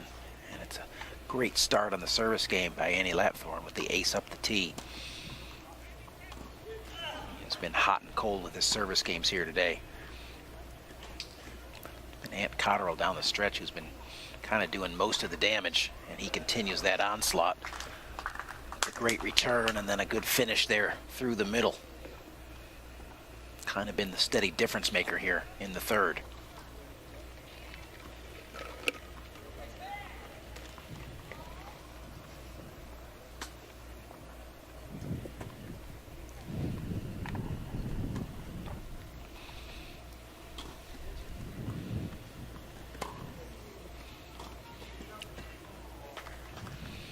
Lapthorn using the underhand serve to draw Wagner in. Gets the response he likes, goes right back at him hard. Here he is. Kind of just sneaks that one in there. Draws Wagner in, draws Taylor in, goes back at him hard. No response from Nick. 40 love just like that. Potentially a 4-2 lead here. A lot of work to do for Taylor and Wagner.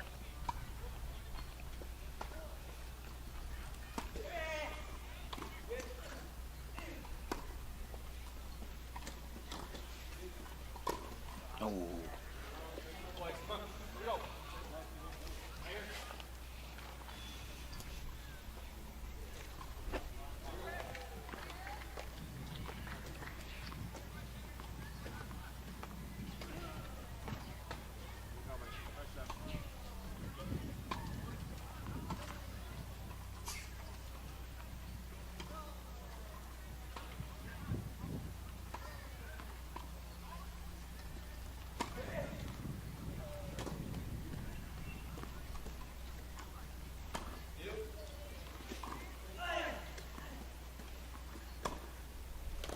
And it's too much from the forehand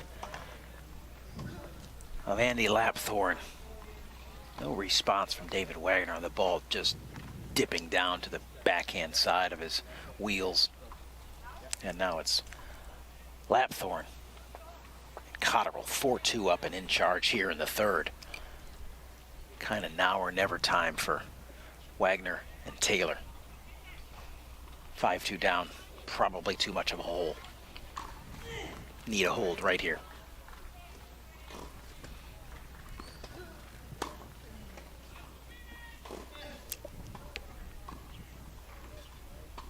Ooh, Cotterill with the hands. Nice touch. Continues to be the difference maker here in the third.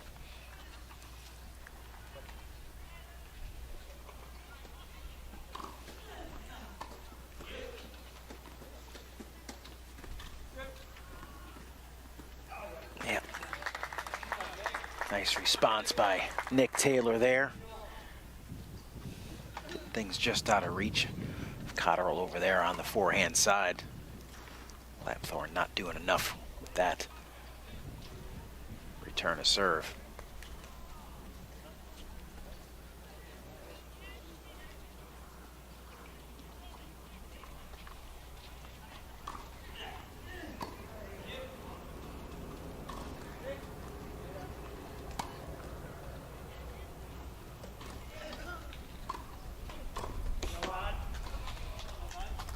Another short one left for Cotterill to clean up and dump at the feet of Wagner. Don't worry about my head. You can make us go.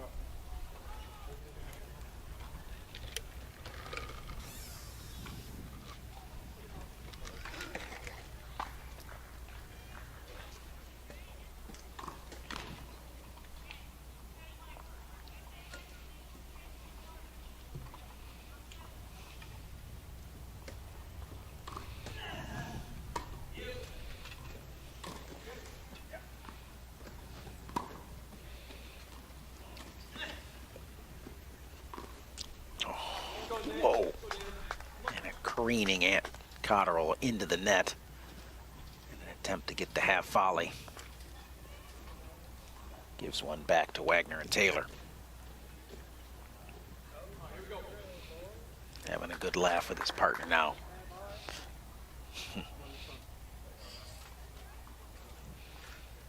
Sign of a team that's pretty loose right now. Probably why they're in charge and up 4-2 here in the third.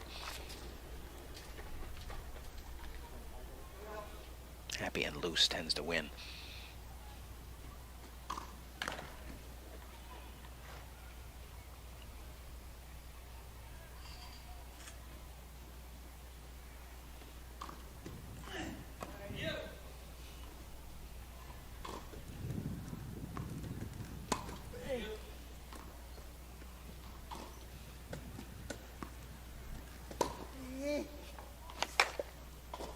Too big there off the racket of Andy Lapthorne as he gets cranking on the forehand. Just drives that ball too heavy, too deep against Taylor. And now Lapthorne, Cotterill, a point away from 5-2. Really putting the Americans up against it.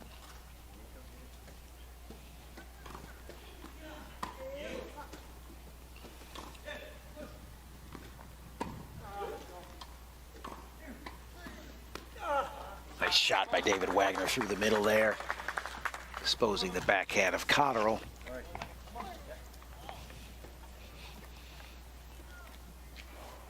Forcing things.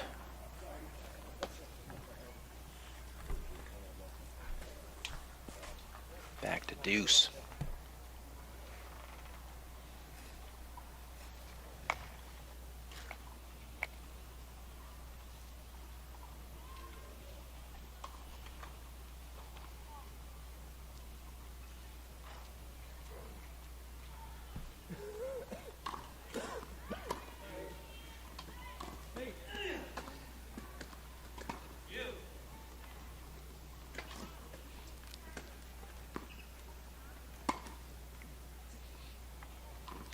Just long, not enough spin, not the typical spin on that lob by Lapthorne. Kind of left that one flat a little bit, just sailed it, nothing bringing it down into the court. And now a chance for Wagner and Taylor to get a hold here, a much needed one. A couple points away just recently here, and there it is. Oh, not quite. Wagner forced to play it, that would have been out. And it's Cotterill who finds the body of Taylor, and it's back to deuce. But that return to serve by Lapthorne. No choice for Wagner but to play it. Definitely going 2-3 feet out.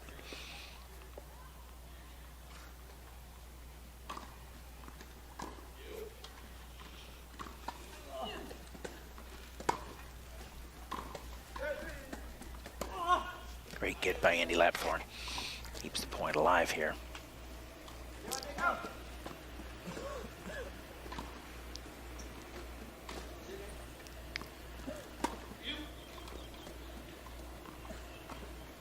And it's the cleanup by Cotterill, the setup by Lapthorne. Job well done right there.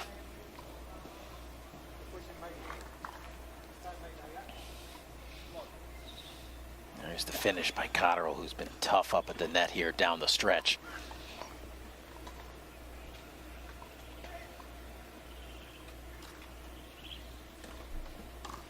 Another break point here.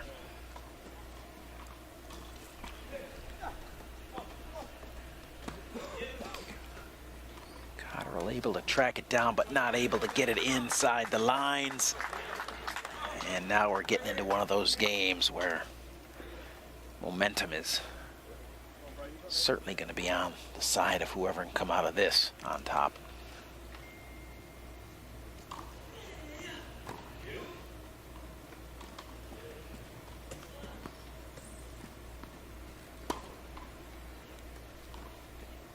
Back of the line. Nothing to be done there. Look at one another and move on to the next point.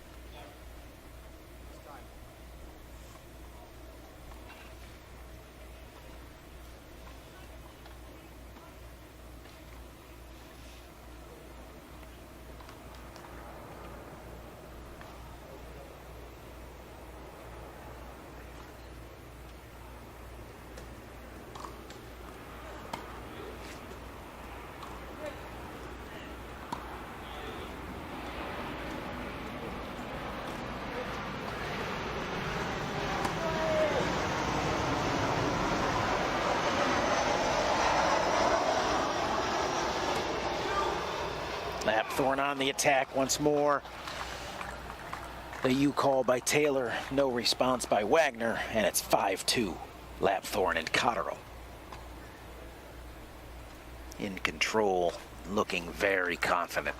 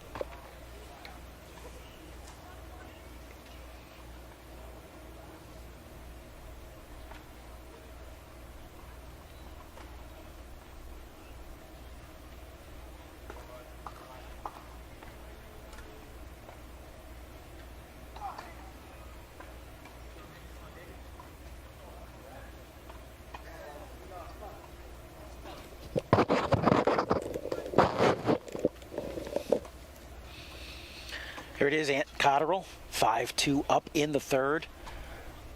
The man who's been pretty lights out here in the third, set to serve it out potentially. Or he and his partner Lapthorn.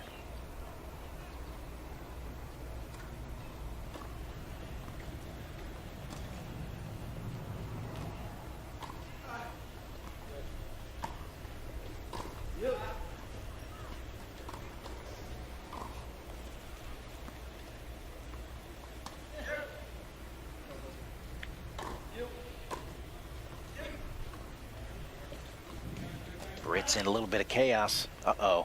Now the American's a little bit out of position and in trouble, and there it is. Went from the Brits being in trouble to quickly turning the tables, put the Americans out of position and in trouble on the first point.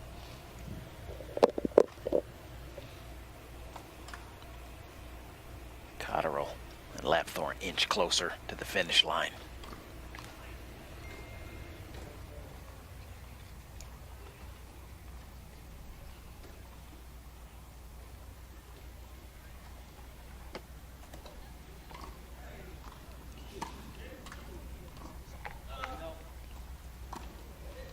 Nice finish there by David Wagner.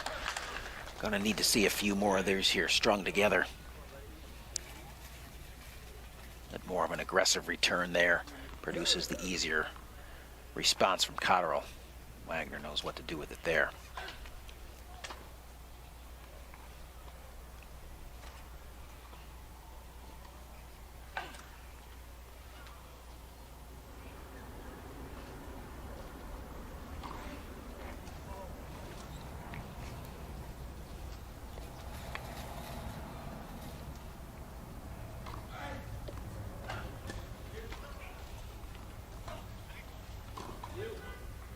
Too good there by Andy Lapthorn.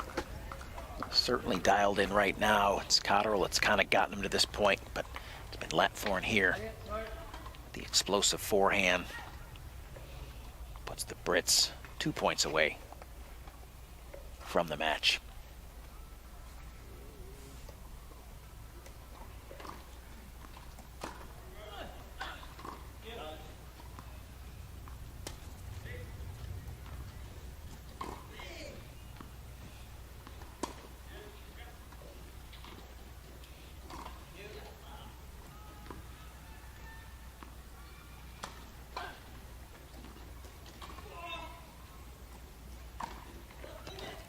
Oh, got away with one there. Clearly the Wagner volley going long. Cotterill not able to lay off of it. We go to 30 all. See if that one becomes a big one, because that would have given Team GB 2 match points.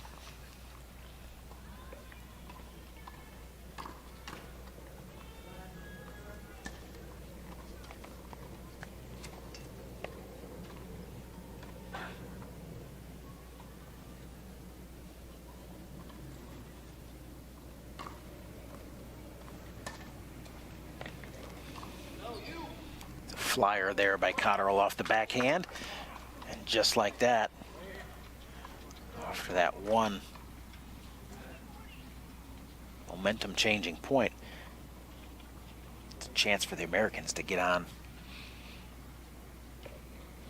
the break here and get it to 5-3. Still a long way to go, but I'll take everyone they can get.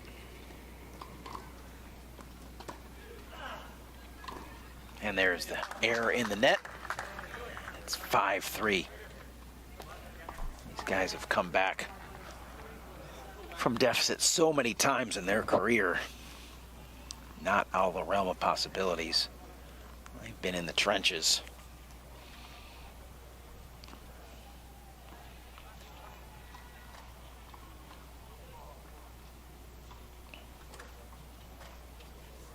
Gonna need a magical Nick Taylor hold right here.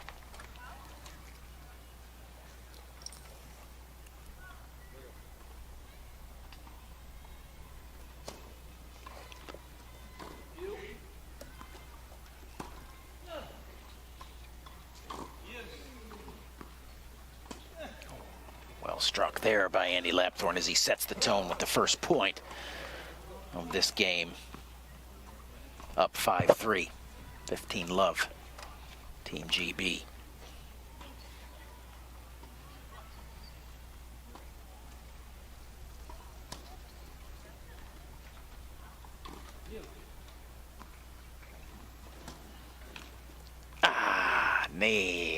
Not quite. Taylor to the top of the tape. Ball bounces right instead of up and over. Just like that, it's 30 love to Lapthorne and Cotterill.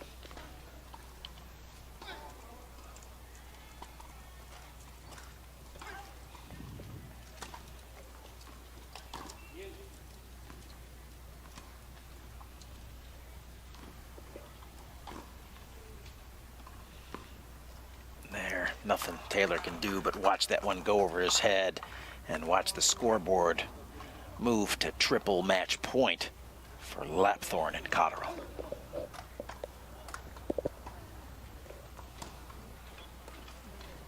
And the drop shot that Andy's missed wide all day, he doesn't miss here on match point. And there it is, game, set, and match. Andy Lapthorne and Cotterill over David Wagner and Nick Taylor.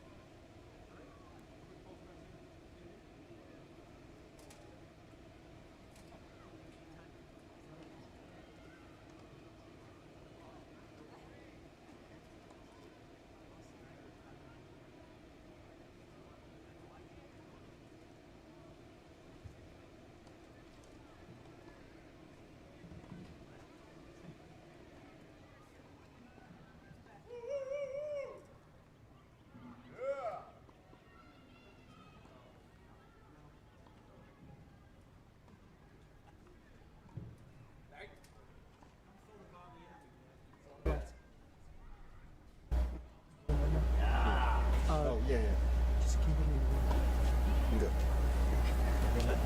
Guys, congratulations on the win. It's a big one, you know, setting up some big matches coming up ahead here in the UNIQLO doubles portion of the competition. I got to ask Ant first.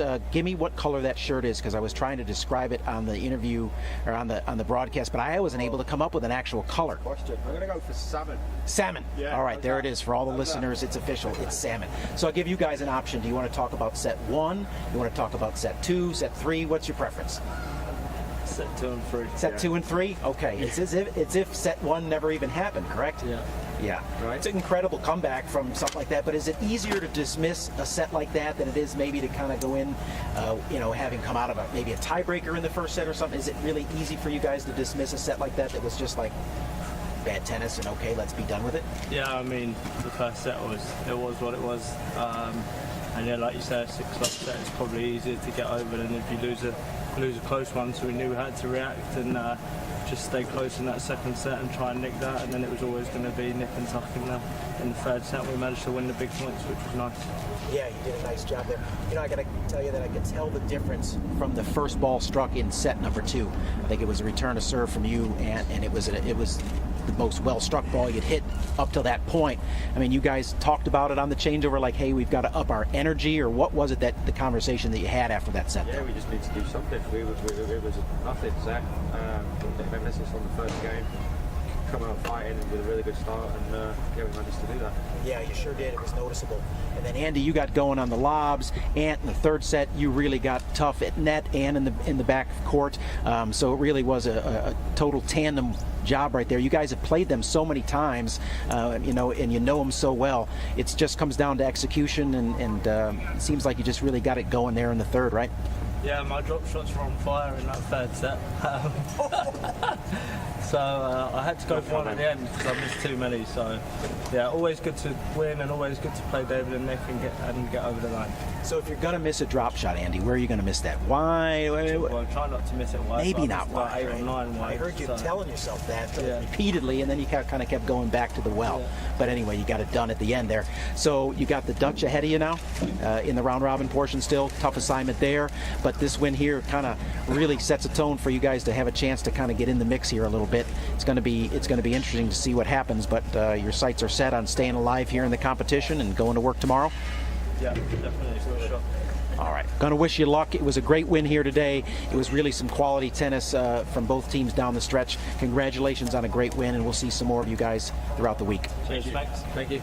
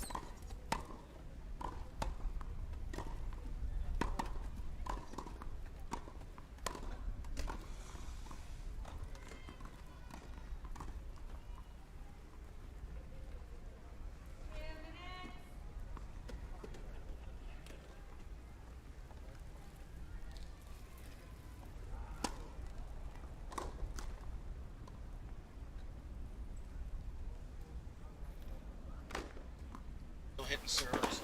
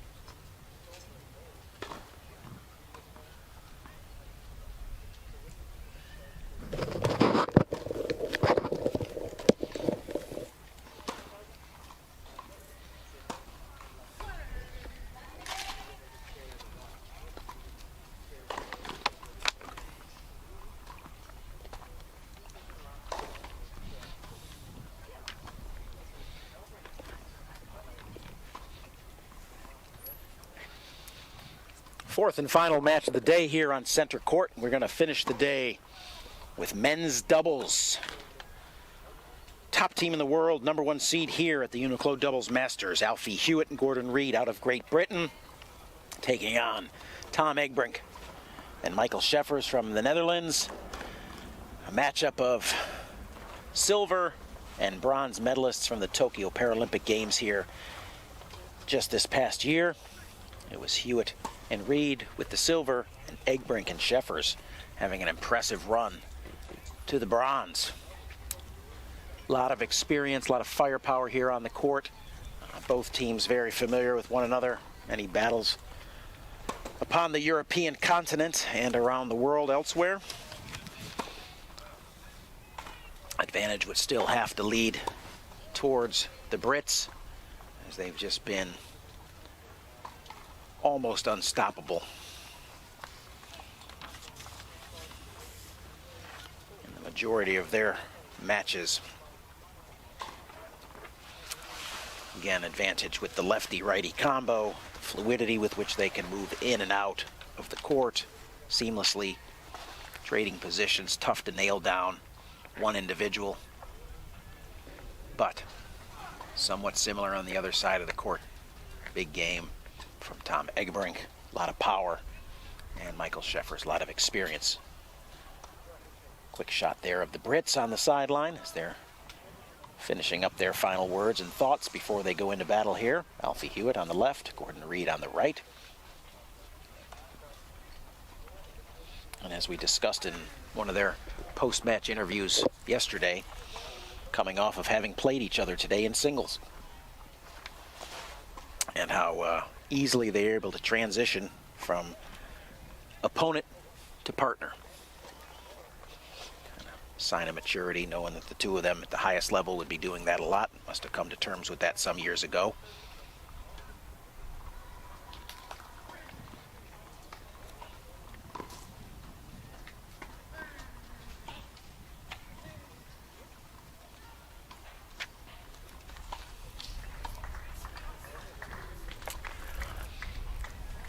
It's been a great third day of tennis here. We've been through some singles battles, now into the doubles. The Brits roar out here. We're going to finish up with the Dutchman Tom Egbrink serving first.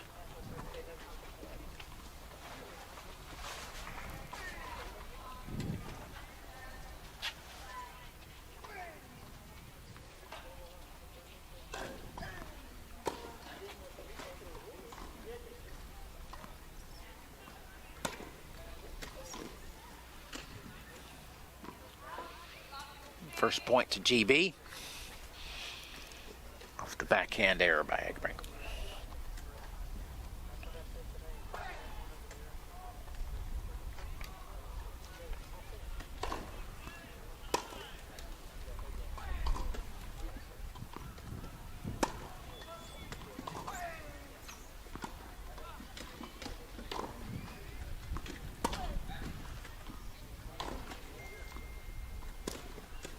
And it's the exchange error by Hewitt there.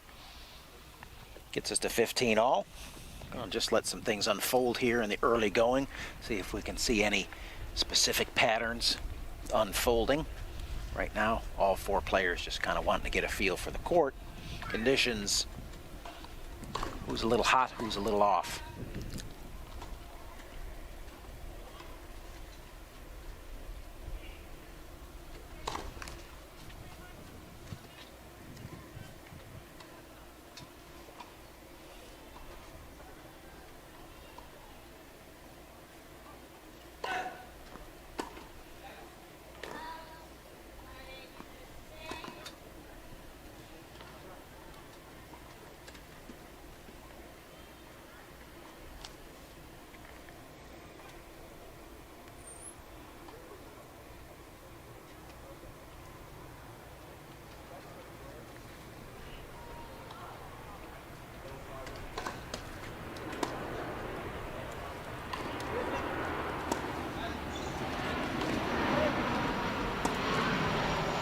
Just back off the forehand of Eggenbrink.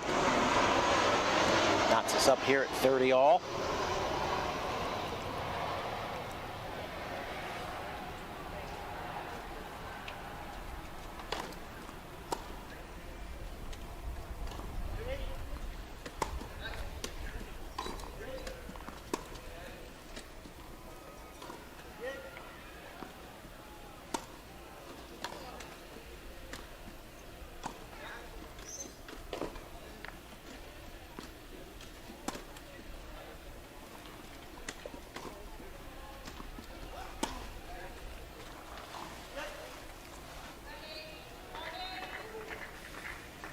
Great job there by both teams.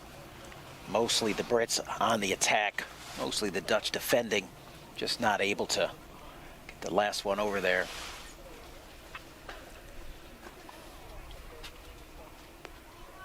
First break chance of the day.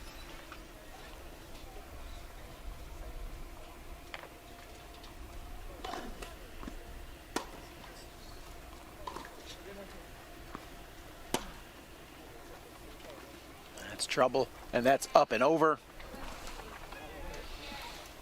With the explosive backhand winner from Hewitt, it's game number 1 to Team GB on the exchange.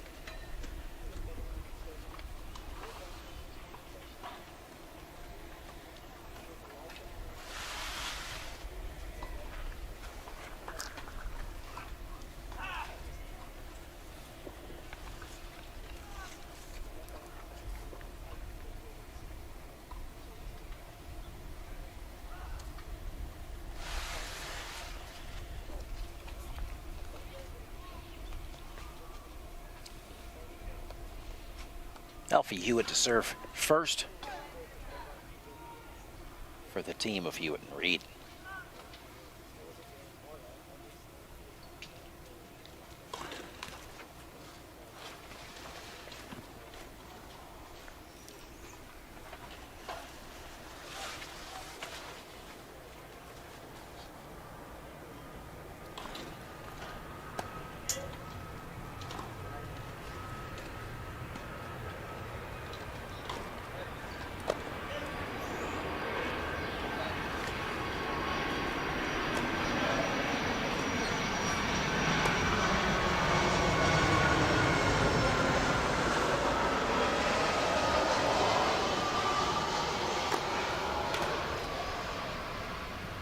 Just long, called by the umpire. Thunderous overhead that almost took out.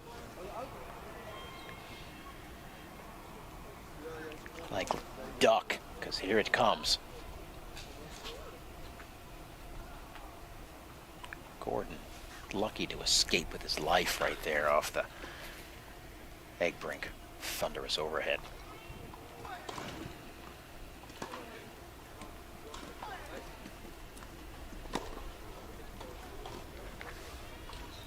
See another one here.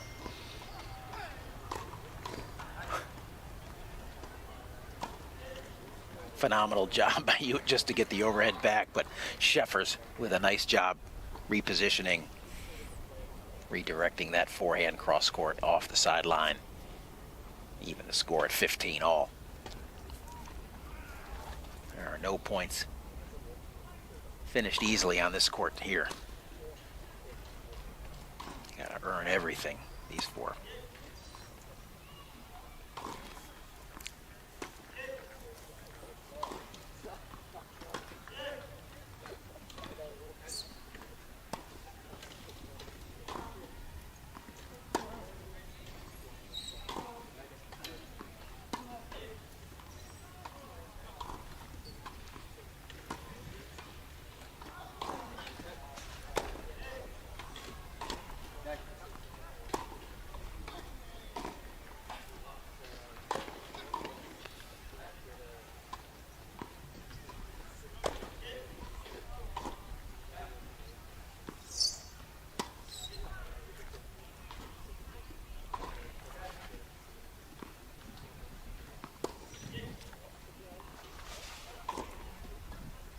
And it's the Gordon Reed forehand going deep, but if that doesn't indicate how difficult it is to win a point here, massive exchange, full-on ground strokes, all four players. Great offense, great defense. Ultimately, it's just a easily missed forehand that ends it. Making all the tough shots.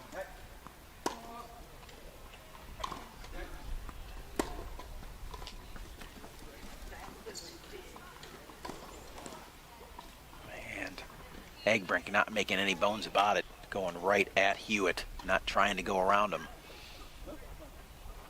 Smart shot. Trying to go around probably produces or potentially produces the error. Now if he can come up with that. Shake your head and say nice job. Too good. A couple of break points now for the Dutch team.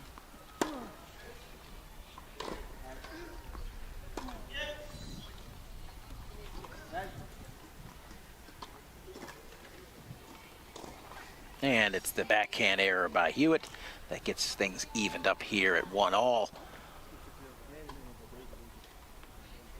Interesting to see how things continue to unfold here as we get an inch into the opening games of this first set and get everybody through their first service game.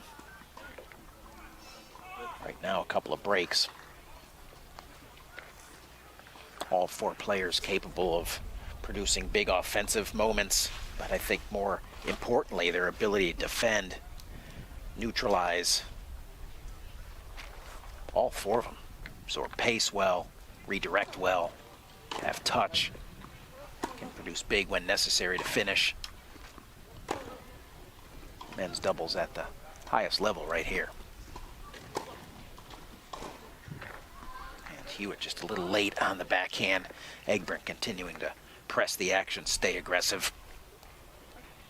15 love. Egbrink, Scheffers.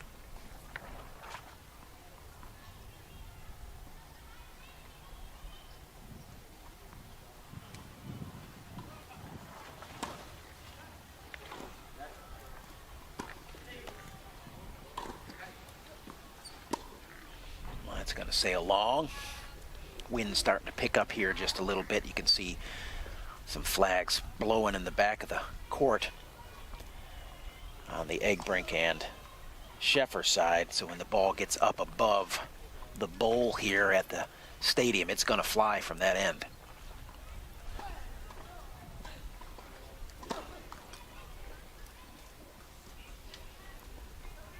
Wind has not been a factor much at all today, but as we get a little bit later into the afternoon and evening, it's starting to pick up just a tad.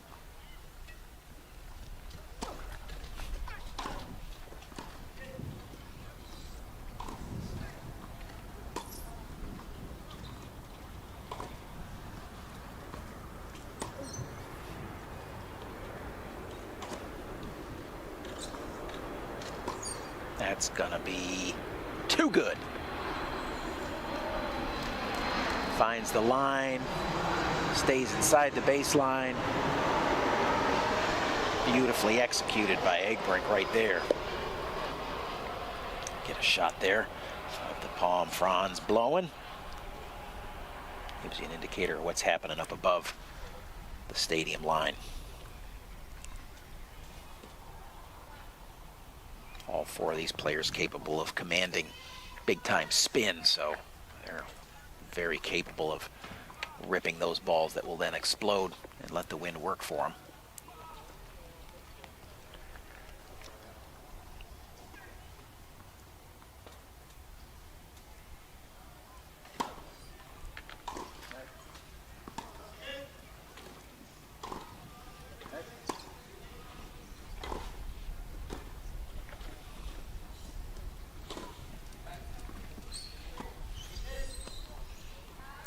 The Egbrink error.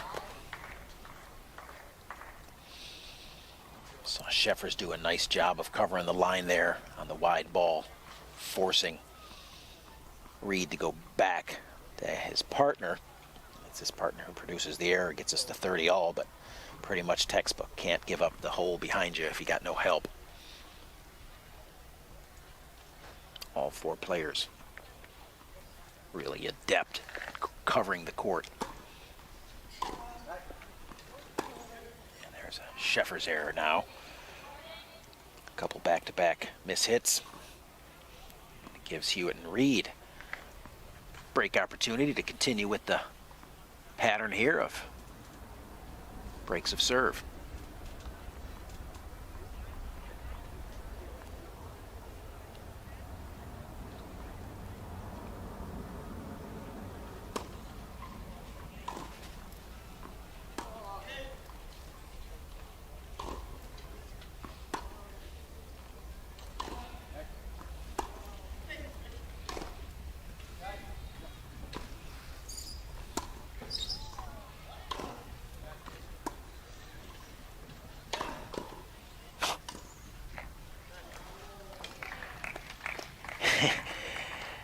Phenomenal job there by Michael Scheffers to take on the swinging volley by Alfie Hewitt. He was pretty much locked into a spot after he managed to get that one back. Alfie kind of just dumps it past him, and it's 2-1 Hewitt-Reed. Boys are getting after it here a little bit today. And again, sometimes going at somebody, just straight up your best option.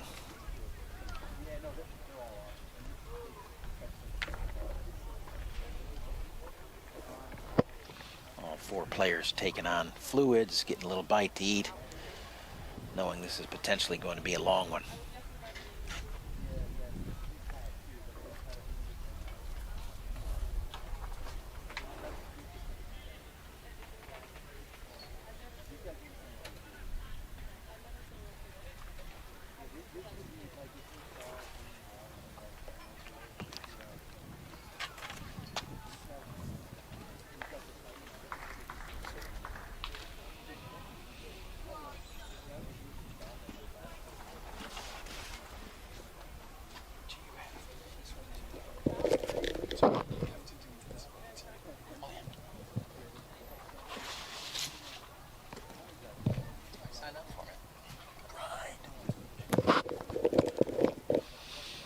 All right, let's see if somebody can get a hold of serve here. It's up to Gordon Reed to see if he can get his team a hold and a little bit of separation here in the early going of the first set.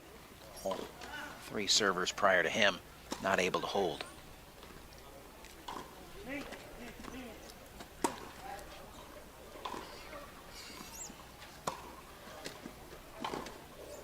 Massive backhand by Scheffers, sprayed wide. First point to Reed and Hewitt.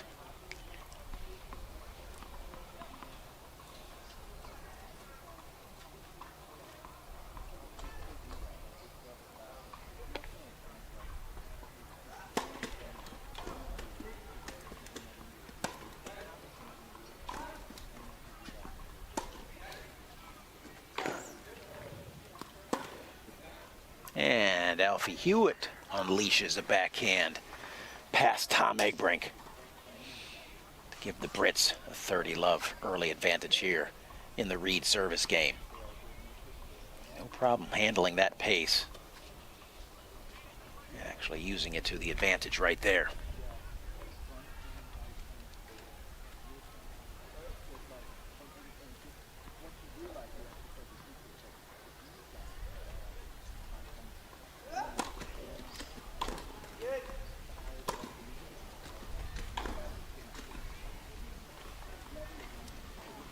Egbrink tries to go around, technically got it, and there's your miracle shot of the tournament so far.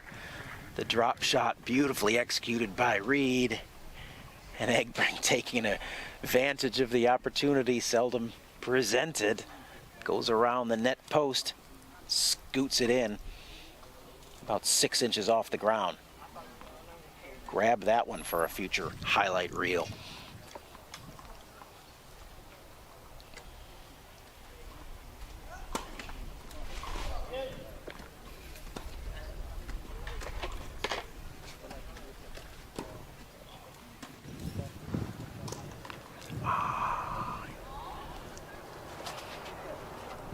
Hewitt a little bit disappointed on that one. Knows he gave one away And we're back to 30 all.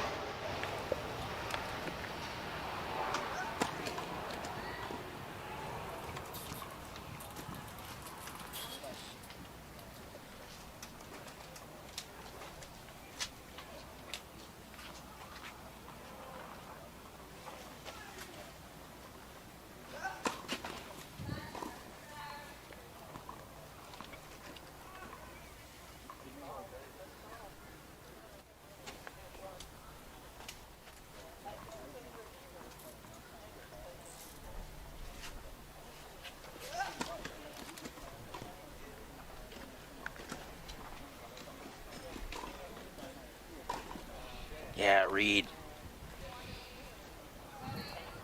does a nice job of finishing that off after setting it up with the beautiful slice down the middle. Forcing Egbrink to have to hit up, giving him a nice opportunity. Knows to follow that one in, knowing he's going to have to hit something up if he doesn't clear him. And a nice look there at a finishing volley. Finally a chance for somebody to hold serve.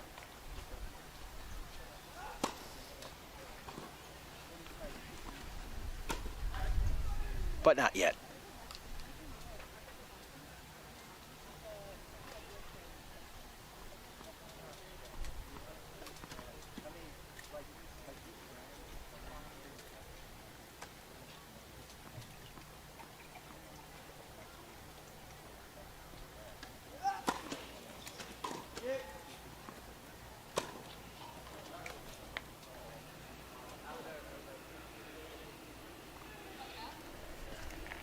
Ball's just out. Gordon Reed sees sportsmanlike gesture to acknowledge his out ball. And now break chance for Egbrink and Scheffers. Stay in the pattern.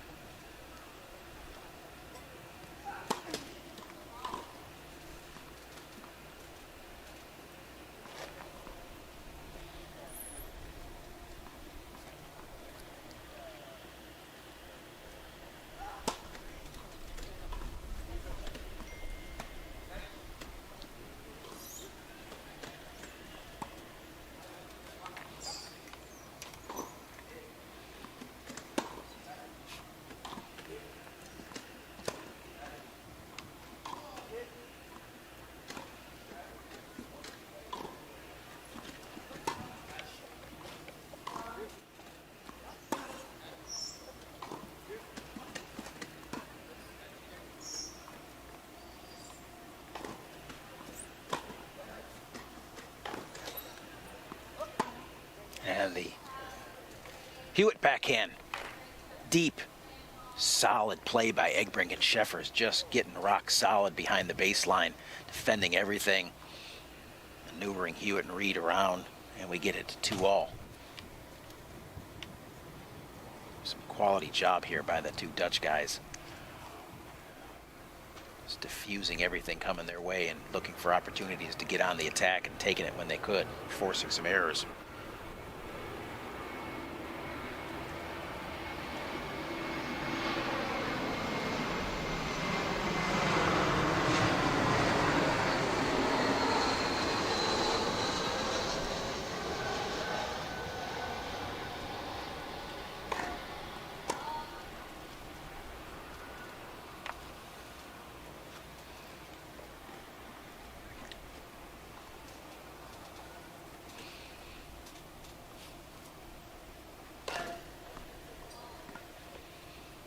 The double fault by Egbrink continues to keep us on track with potential break of serve again.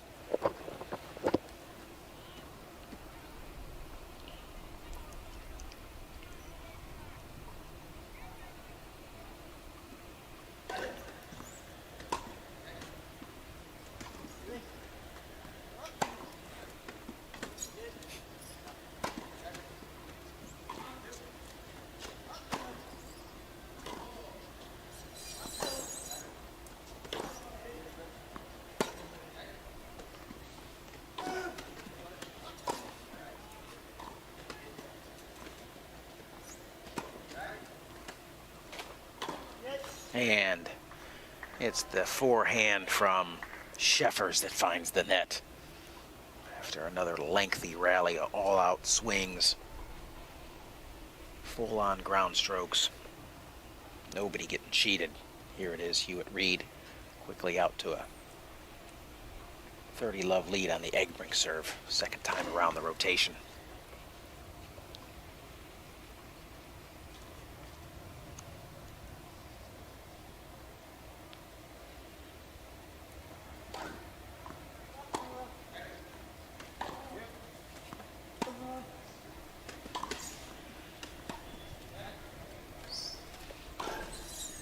That's big time forehand by Tom Egbrink right there, exploding off the court.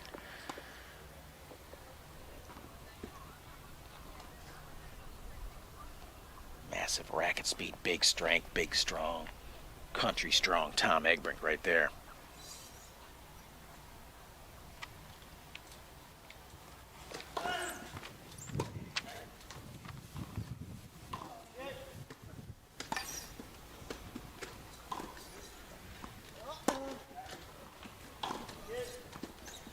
Now it's Scheffers putting one on the back of Reed. One of the great shots in the game there when you got a guy reversing, exposing his back, not trying to go around him to where he can come out of that turn and get a racket on it to go right on his back. Tough to respond to that when you can hit it as well as these guys can.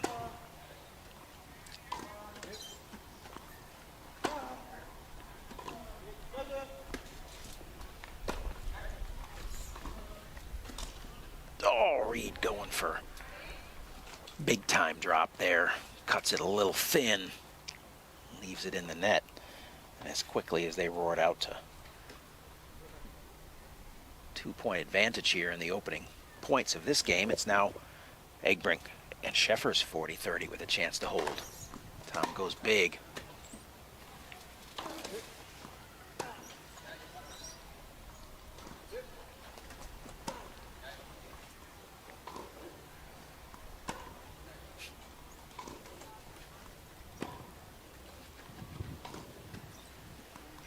And the whiff. A couple of guys showing off their slice skills, and ultimately it's Egbrink winning the war against Reed. And it is the first hold of the day for the Dutch, and they go around the tape up 3-2.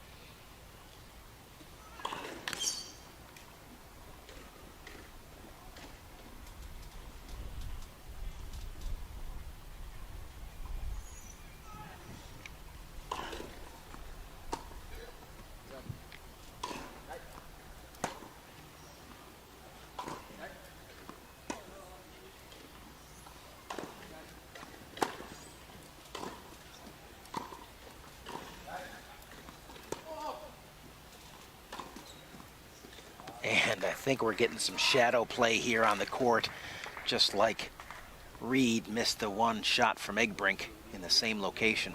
It's Scheffers coming up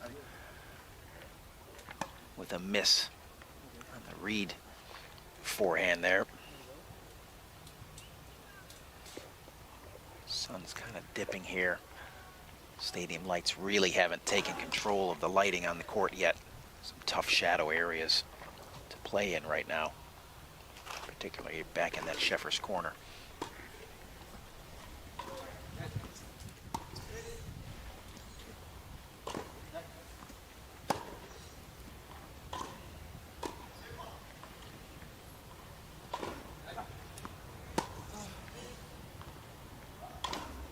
That's too good by Alfie Hewitt. Just too much racket speed.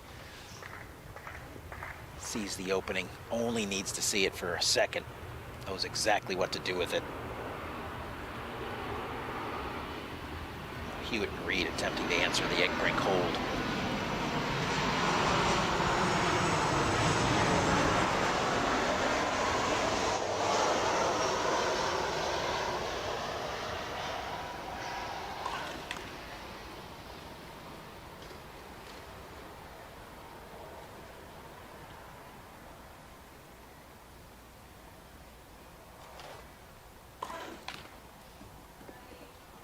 Double fault there by Hewitt. Doesn't hurt him too much right now, still.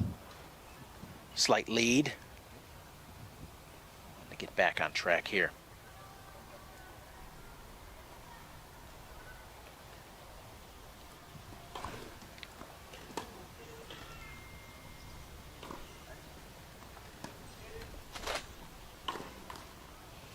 It's Reed trying to go aggressive off the backhand side. Who finds the net now? Pretty much going to come down to the occasional winners here, but the majority of points going to be off the unforced errors, freebies. Teams being able to get the easy points. Just stay steady. Typically wins.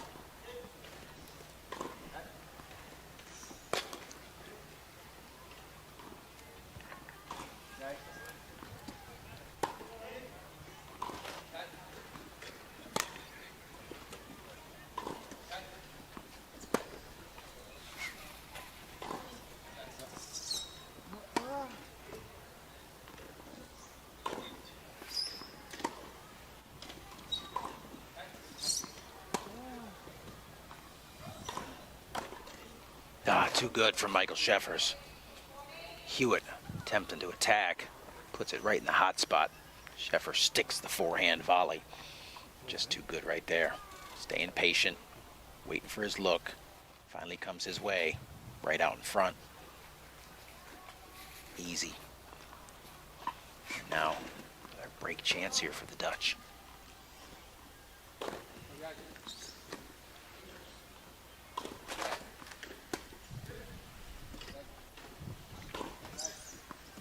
And it's Hewitt with the forehand through the middle.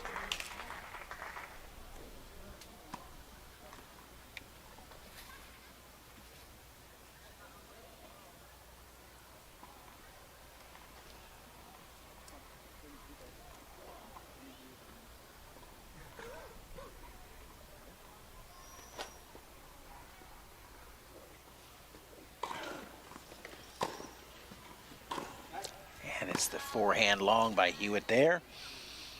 Again, the unforced error. It's just... Brett's a little uncomfortable. Dutch answering pretty much everything they've thrown at him so far. Of course.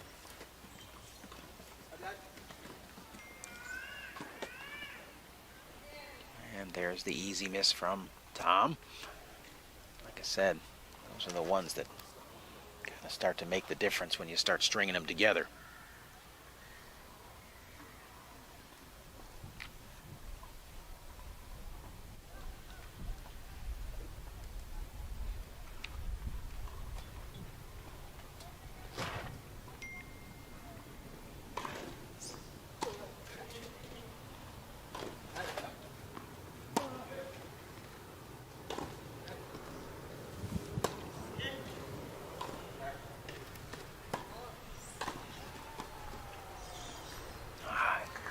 Reed doing the nice job at net this time.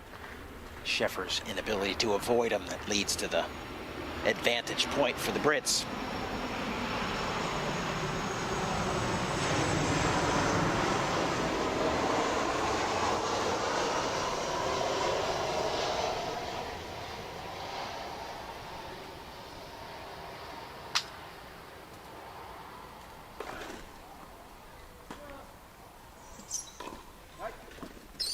Right through the gut. And there it is. Alfie giving his partner the attaboy right there. It's the first hold for the Brits, and after a long string, 4 straight breaks, we've got 2 straight holds to get us to 3-all. The Scots' hair flowing in the breeze.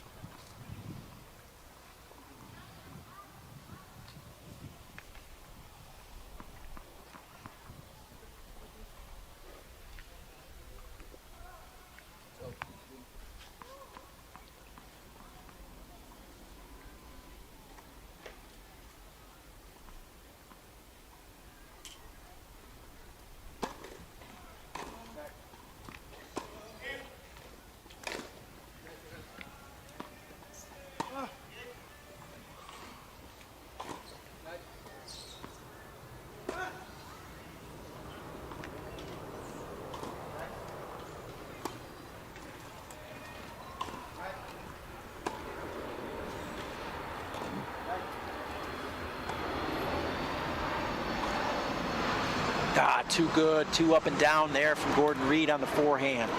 Beating Michael Scheffers at the net. Michael just enough out of position. And Reed can get the forehand by him.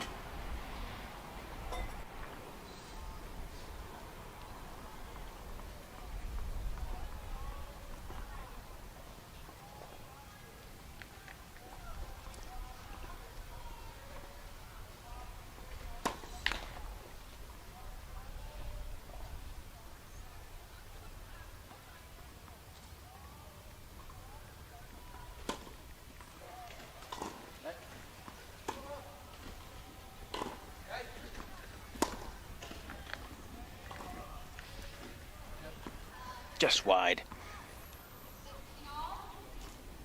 Can't quite catch up to that one.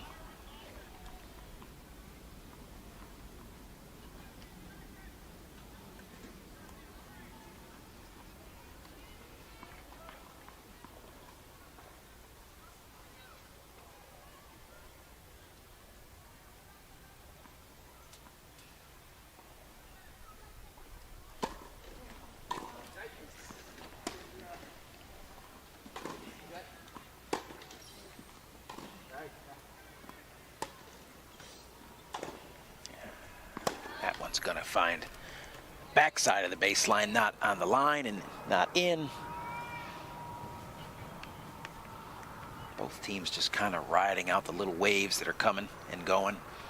It's going to kind of come down to the wire here. Everything pretty evenly distributed. No one player standing out right now. Nobody hot, nobody cold, just solid tennis across the board.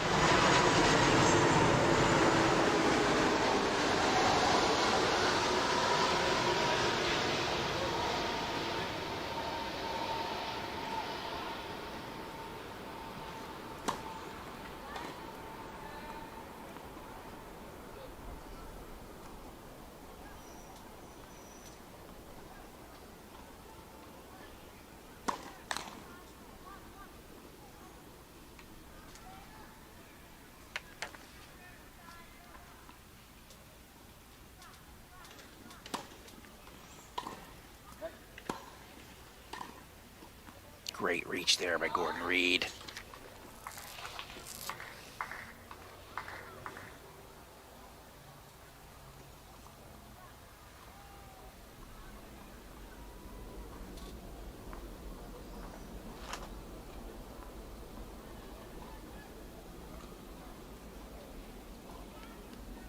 Just kind of a big staring contest right now.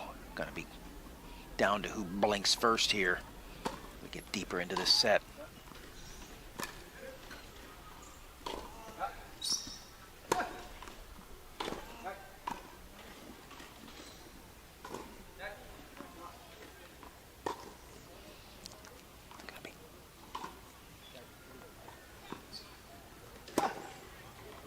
Tom Egbrink taking over a little bit right there. Back of the line, stretching Reed out, and then just monster forehand down the line past Hewitt. Biggest ball striker here on the court so far today. Big power, big rotation into that forehand. He hits it right, it's big.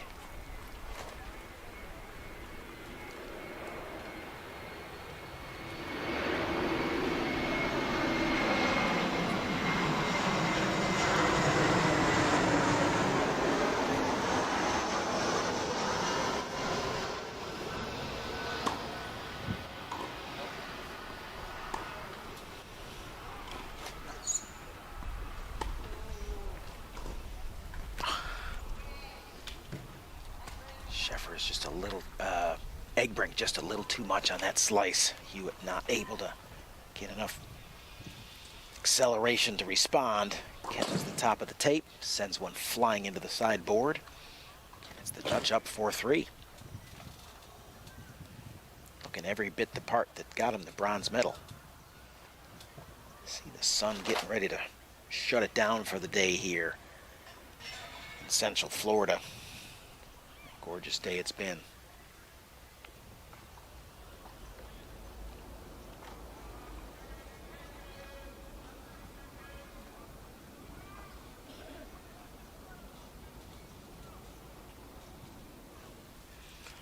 Last match of the day here on center court started with Yui Kamiji defeating Anik Vancoot in singles, straight sets, followed by a men's singles Gustavo Fernandez 3-set victory over Stefan Hudde.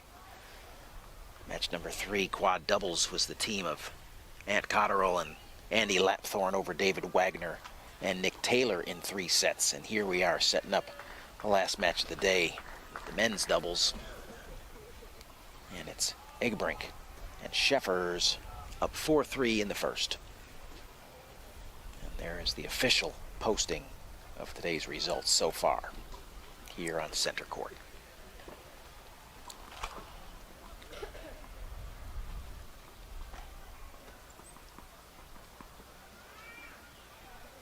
Picture postcard look there, and now the big view of the stadium court here at the USTA National Campus in Lake Nona, Florida.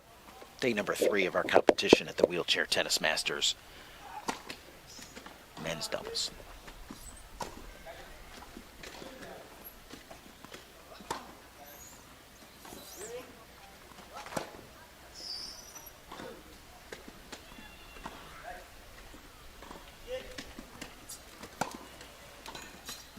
Michael Sheffers right there, just solid at the net. Taking exactly what the Brits give him and knowing what to do with it there. Beautiful backhand volley, real clean, real quiet, just nice touch, soft hands.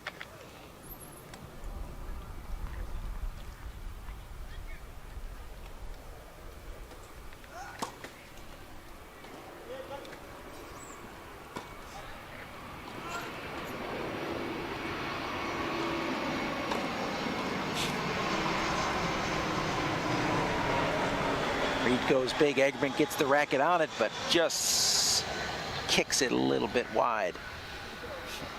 Been amazing in some of the overheads that have been returned here so far today. No player giving up on anything at any time.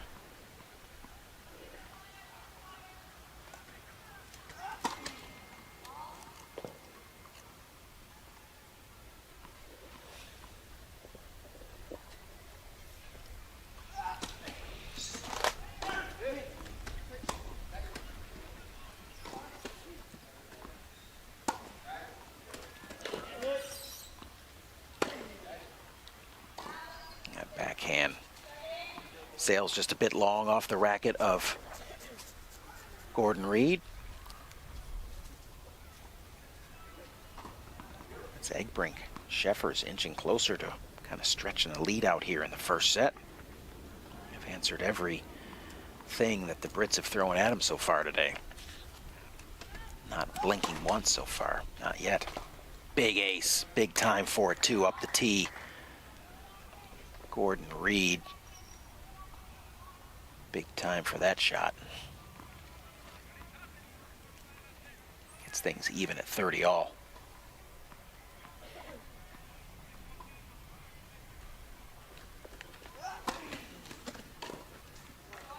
Backing it up with another big bomb into the backhand of Egbrink. Egbrink, no response this time.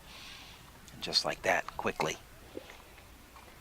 Hewitt Reed with a chance to hold, not things at 4 all.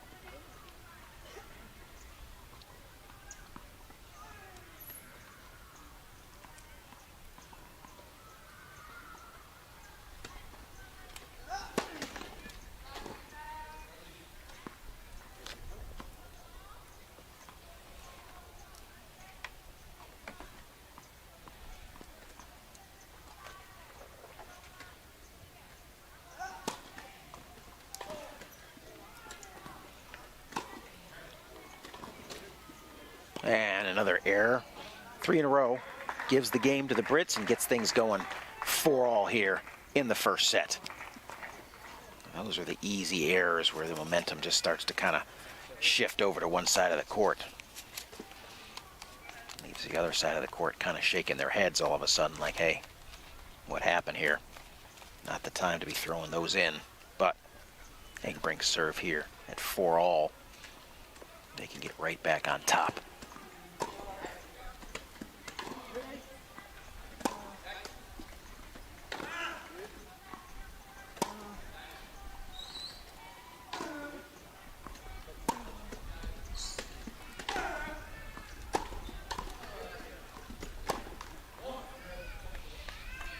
See the pattern here a little bit starting to present itself. It's Egbrink setting Scheffers up. Egbrink with the big bombs off the ground, hoping to produce a good look for Scheffers at the net. Brits looking to make an attack. Alfie going big.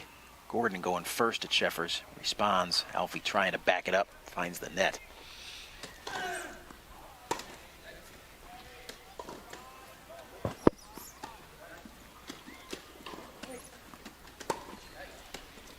Hewitt doing a nice job of covering for Reed right there.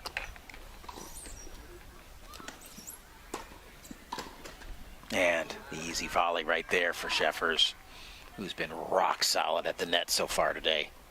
Hasn't missed much at all.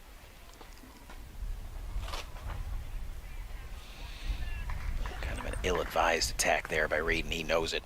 It's like, what am I doing?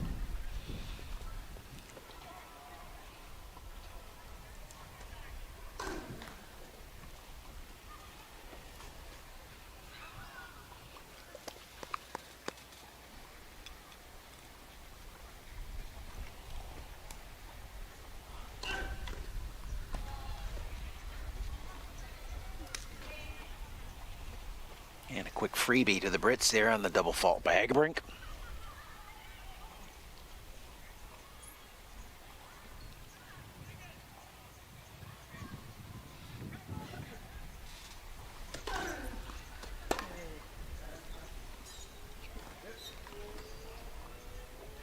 And just like that, as good as they got off to a start. Give a couple quick points back. It's the Brits here. 30 all.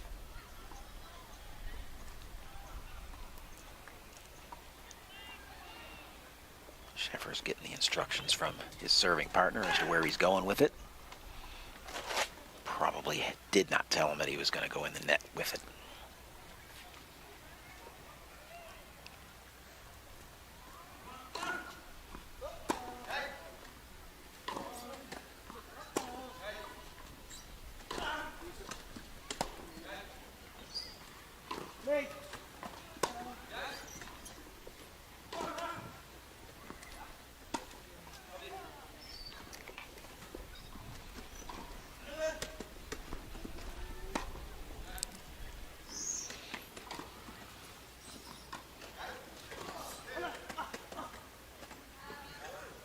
Just wide there.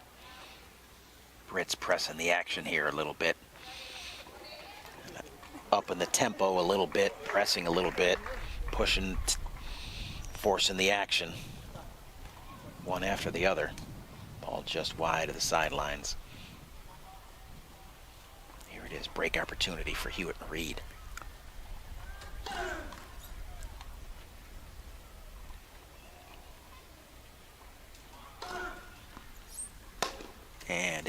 is a miss hit off the forehand return from Gordon Reed that erases that one break point. Kicks us back over to deuce.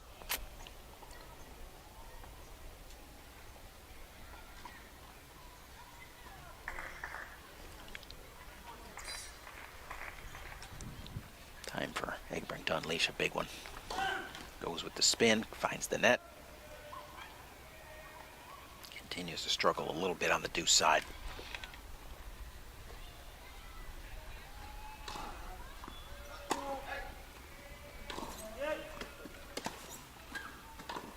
And it's Scheffers with one of the rare misses we've seen from him today. And a big moment.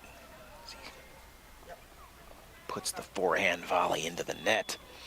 Gets a little nod from his partner. Hey, keep going, part. Keep going. Stick the next one.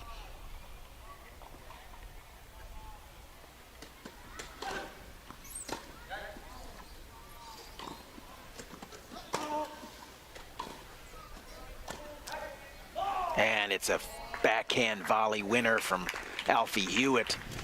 That gets the break and gets the Brits on the cusp of closing out set number one.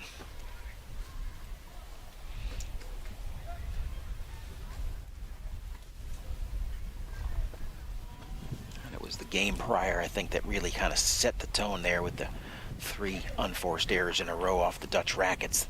Kind of dropped the momentum and gave the Brits a little breathing room, some stuff to work with. They know what to do and take advantage of it. Now their chance to serve it out.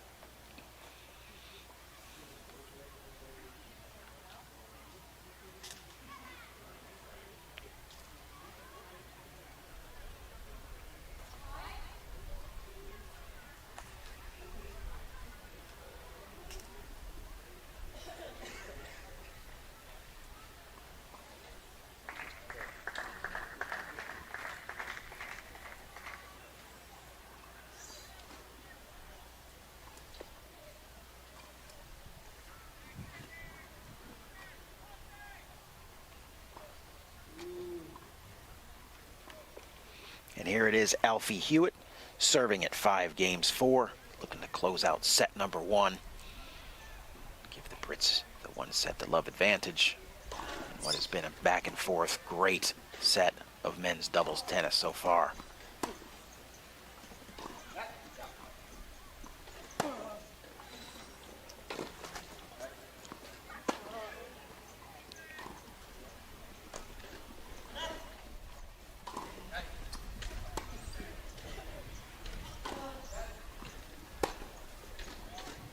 And there's the Egbrink forehand once again. That's just too big. When there's an opening and he hits it, there is no response.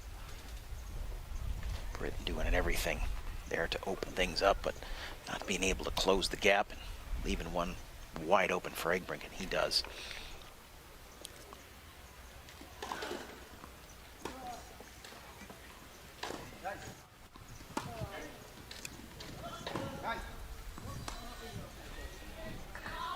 Concerted effort to attack Scheffers right now. Hewitt and Reed going with the 2-on-1 approach, going to try to cool Egbrink off, give him a few less looks. There you go, right back to Scheffers. Trying to pin him at the baseline.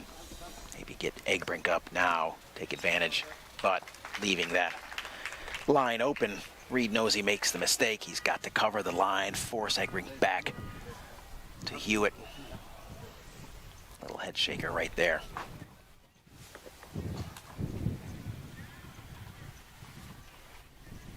Pressing the action here on the Scheffers return with sending Reed forward.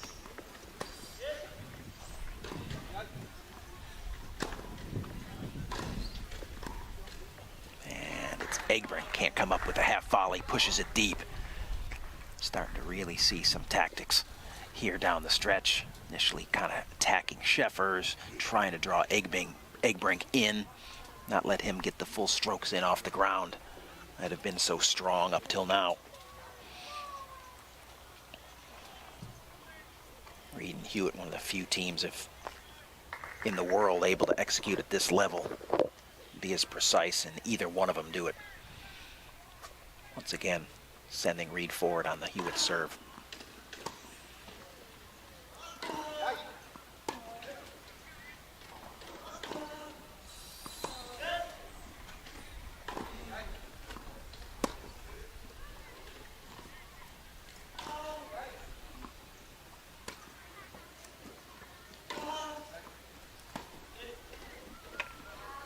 And it's the Egbrink backhand wide that gives Hewitt and Reed the first set point.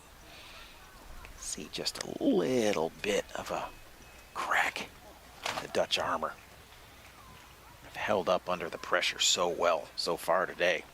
They're not done, but GB is hyper-focused right now. Gonna put Scheffers under some duress on this point.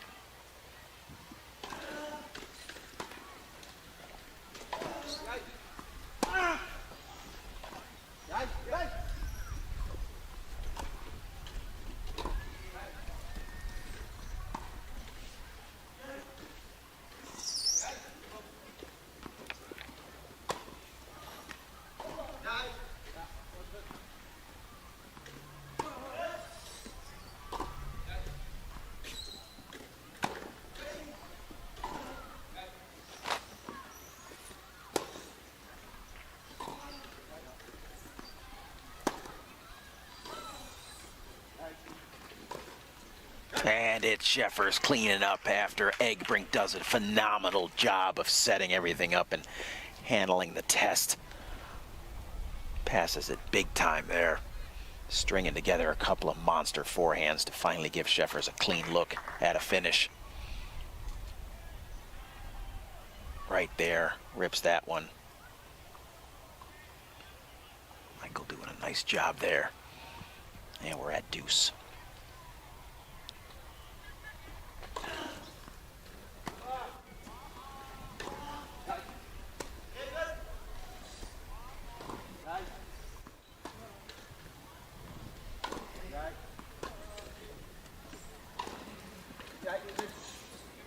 That's gonna fly long, just long.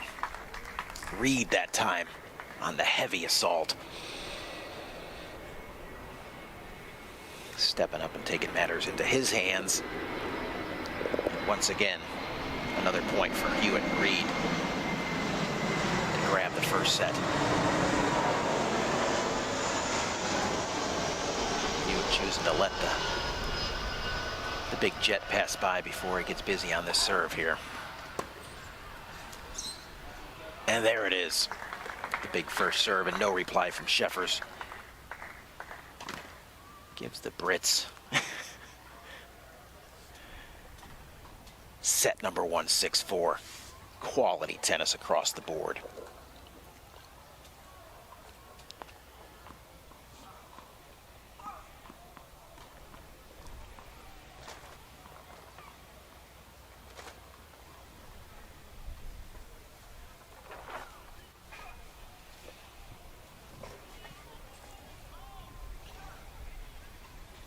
And here's the highlight we had from earlier. Tom Egbrink gets it, rolls it around the net post. Seemed that was so long ago. Once again, just digging hard. Oh, that's a pretty good look at what determination's all about. Totally legal, comes around the net post, scoots it about 4 inches off the ground, finds the court. Winner. We'll have a quick little break here by a couple of the players. We will rejoin action here on center court as we pick up with set number 2, men's doubles. Hewitt and Reed up 1-0 over Egbrink and Scheffers.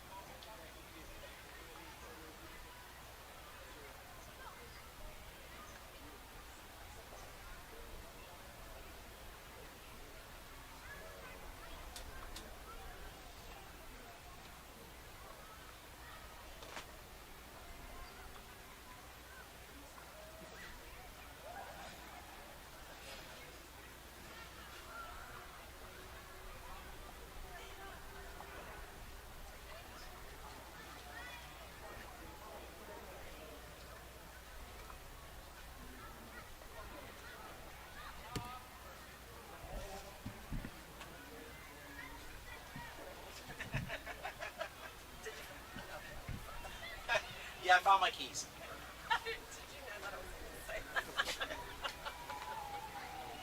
Wasn't the keys this time. You know, I'm continuing to think like, my God, it's so dark here, you know. And I realize that it's dark. It's like, fine, it's not that dark.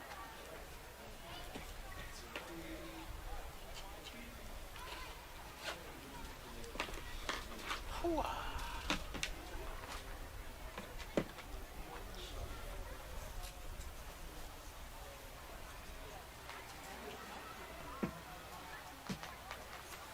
to break out a layer.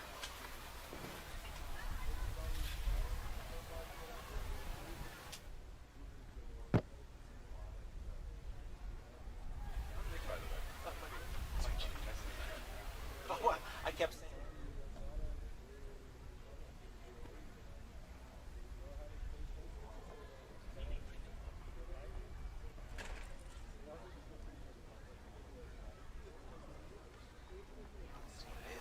I texted my daughters.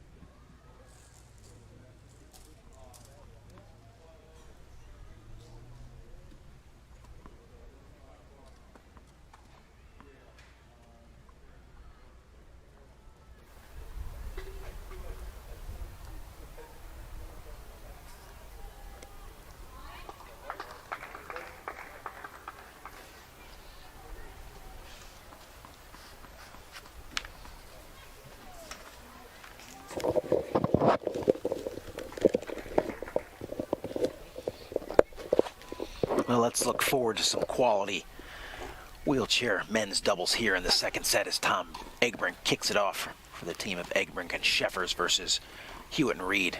Hopefully no let up from the absolutely A-plus quality we saw in the first set. These guys picking up right where they left off.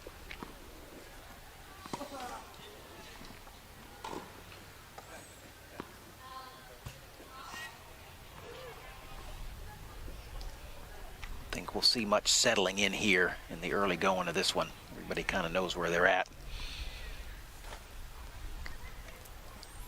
Just going to see who gets after it early and often here.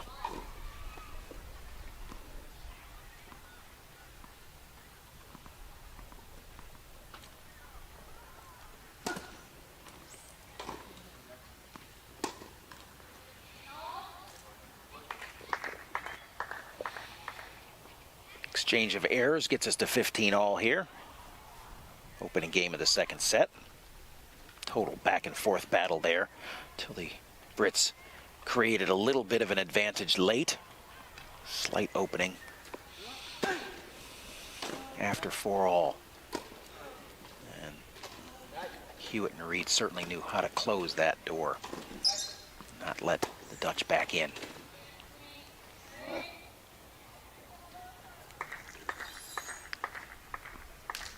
GB maybe getting away with one there with both players a little bit out of position. Egbrink finding the net on the slice. 2 backhands in a row for him that haven't found the mark.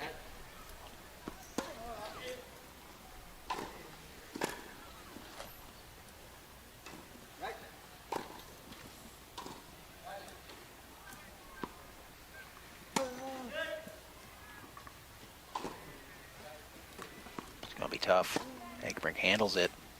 Hewitt crosses over and looks to get offensive. Takes a little bit too big a bite right there. Finds the net, and we're back to 30 all.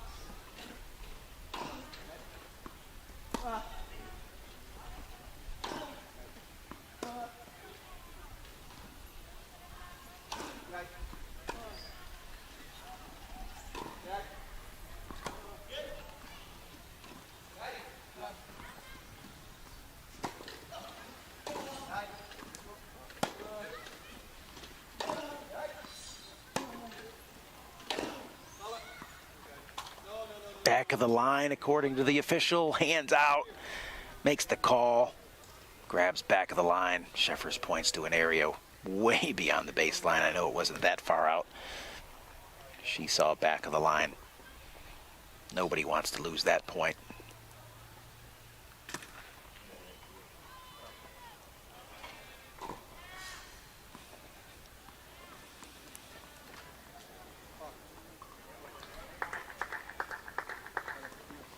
Pretty heavily dejected Dutch team makes their way back, still in the fight here. Got to stay in it mentally.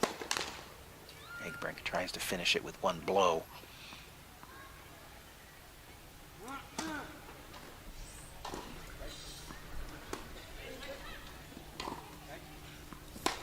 And there's the frustration that hangs with him from the call. Still looking up at the chair. Gotta let it go. Been too good all day today.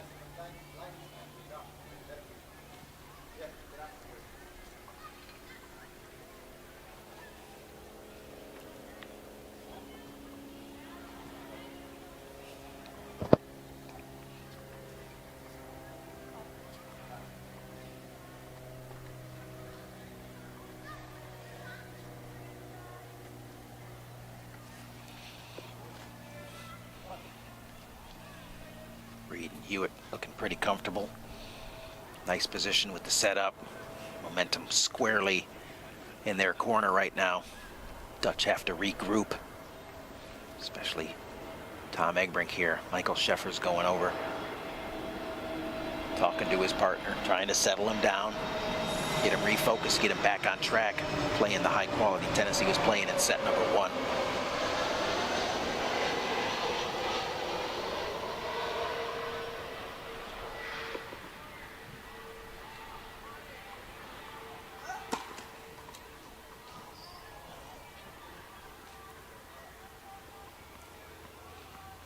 Egbrink might have lost himself if that call had stood.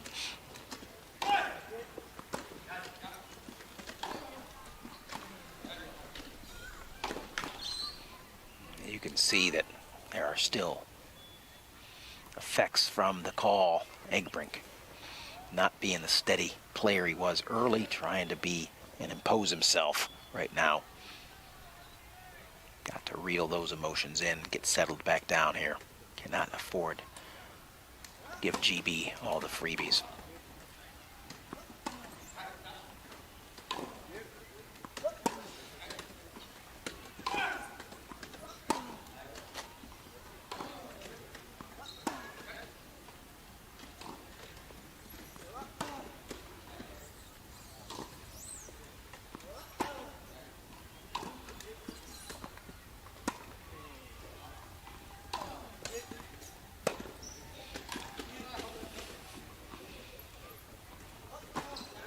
Yeah, Alfie Hewitt knifing the backhand right through the gut of Team Egbrink and Scheffers.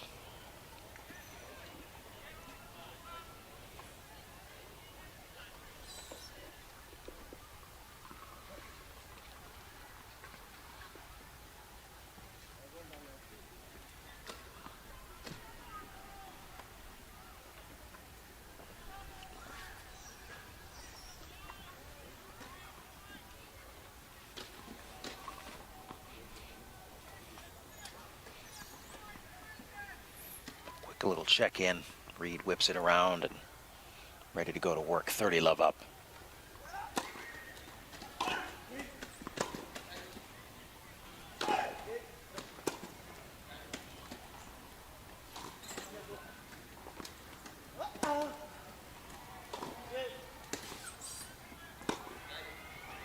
And it's an easy forehand error there by Reed. Egbrink and Scheffers on the board here, game number 2. 30-15.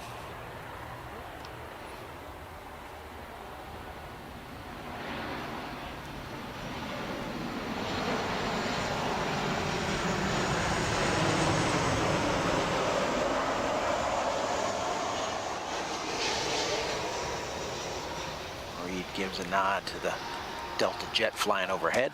Goes to work with the serve.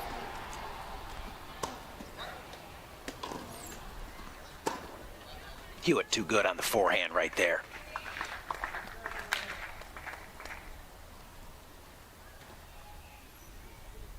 Incredible speed on that racket. Good momentum with the chair, able to free himself up, roll in. Short backswing, just explode through the ball. 2 chances to hold here. Get a 2-love lead.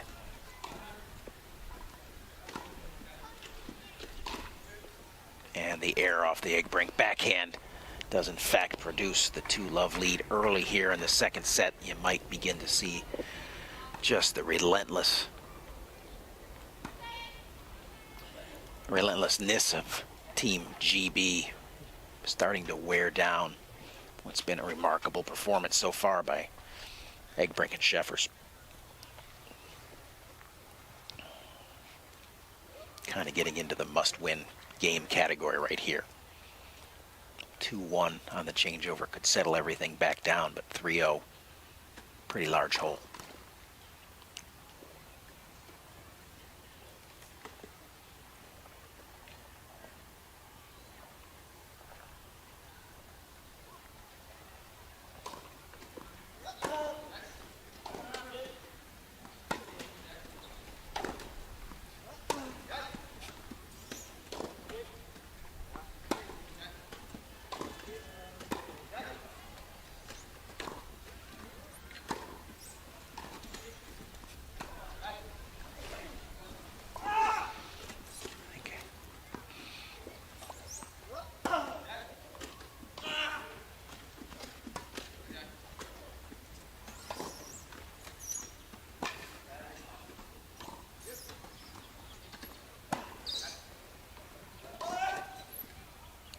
Once again, Egbrink, who's continuing to carry some frustration now, making the error.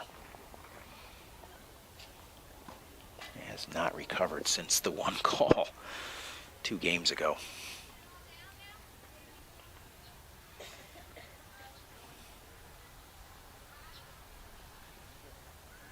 Gorgeous sky in the background surrounding center court here at the USTA National Campus. As we inch closer to 7 p.m. here on the east coast of the United States. Getting late for those maybe watching back home in Europe. But if you love best of the best tennis, stay up for this.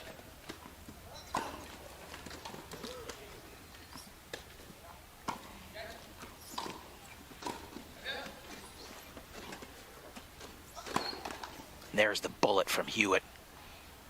Right at the body of Egbrink. Kind of reciprocating from one we saw earlier in the first set. Nothing personal, just business.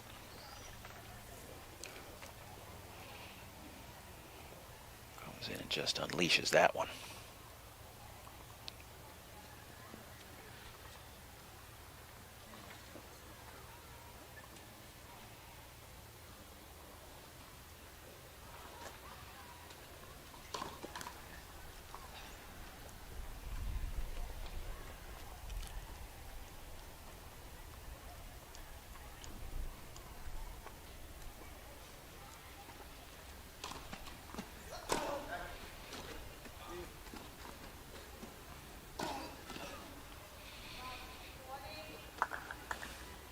Once again, the smart play, not looking to be too precise and go around, just tie up the opponent by getting the ball on the body.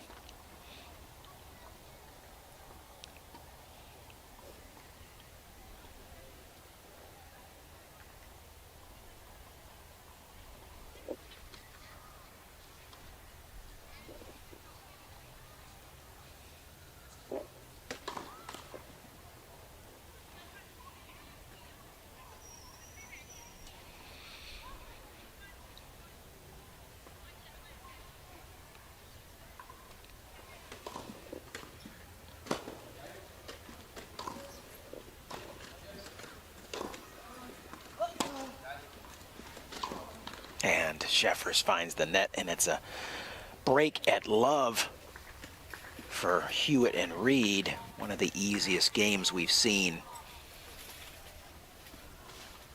since the start of this match. I don't know that we've had a game at love yet. Right now, one team full of energy and one team struggling to find it.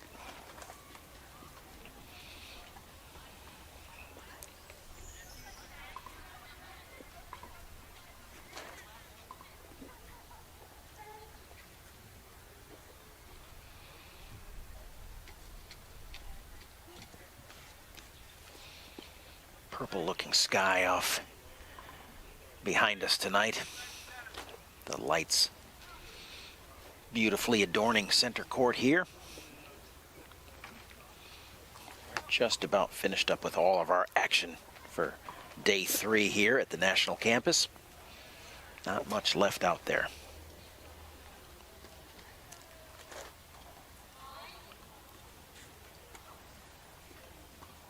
This is, in fact, the last one going. All other matches scheduled for today have been completed.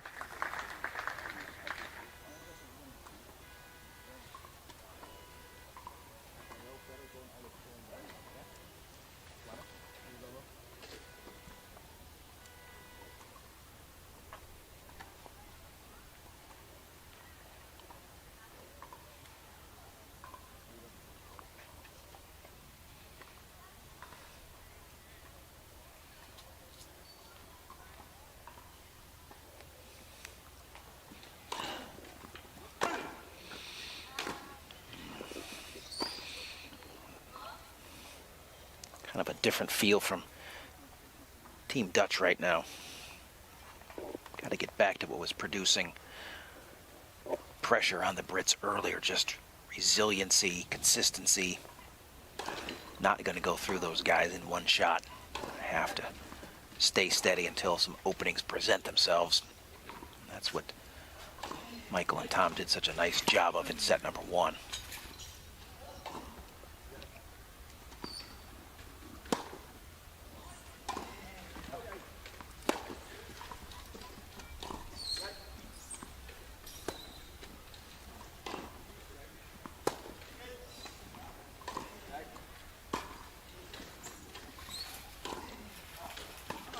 And that's a great crossover. You watch this British team just fluidly just interchange from deuce side to ad side, just maximizing all their strengths, never allowing opponents to pinpoint one or the other.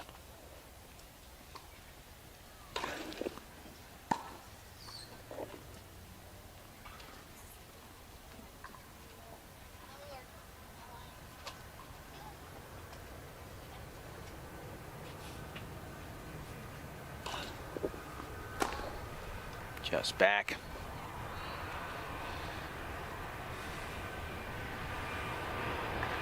Now if he gives Gordy a nod, says, yeah, I'm gonna mix one in. I guess that's as good a time as any.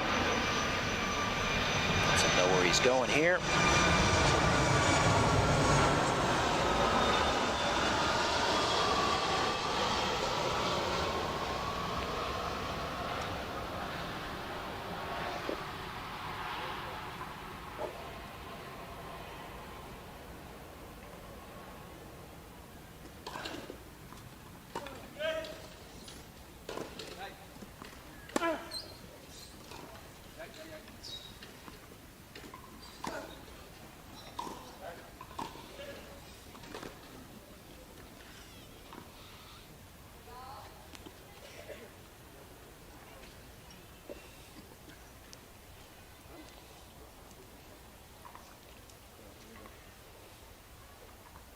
All on the Hewitt serve, up 3-0 in a set.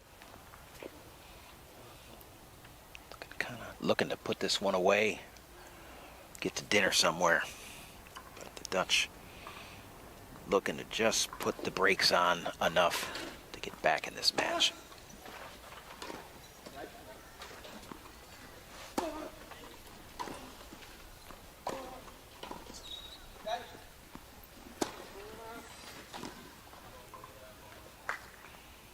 There we go. Egbrink and Sheffer settling down a little bit, getting back to what got him to such a good position in set number one. Steady tennis. Allowing their opponents to make a few errors here and there. Now a break opportunity to get on the board here in the second.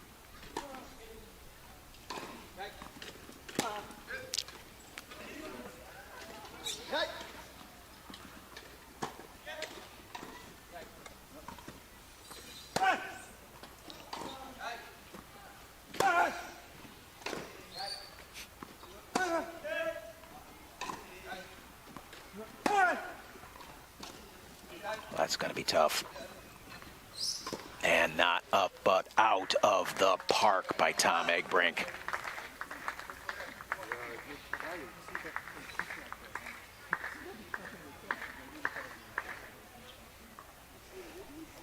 This one's still coming down. Tremendous touch there by Gordon Reed. Gets us to deuce.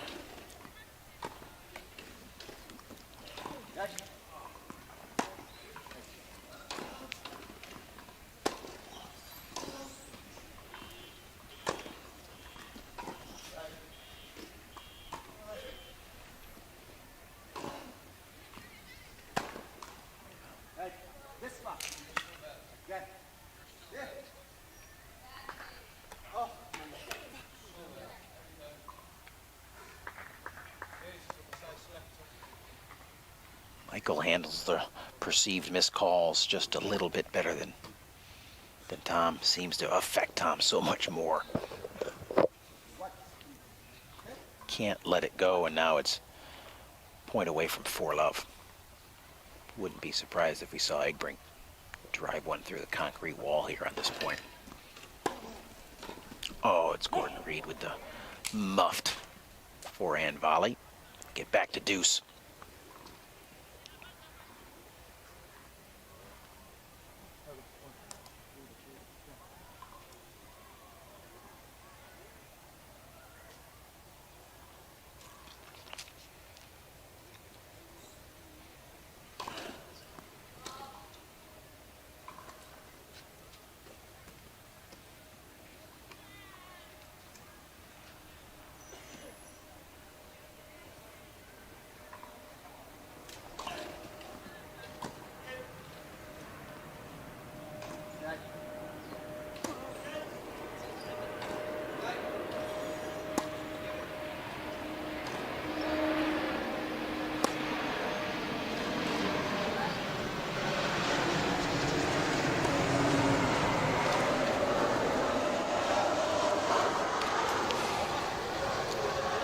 Great hands by Scheffers. Just slightly missed by Reed there.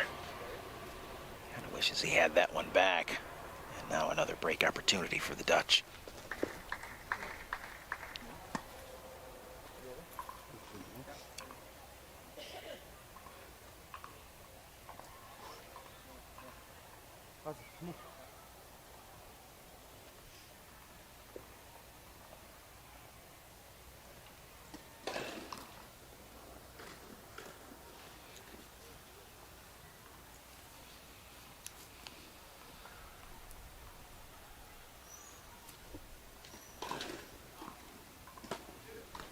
Oh, net cord kickback.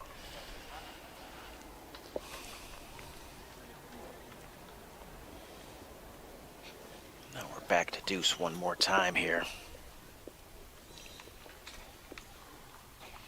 3-1, we're still in the fight. 4-0. I think the Dutch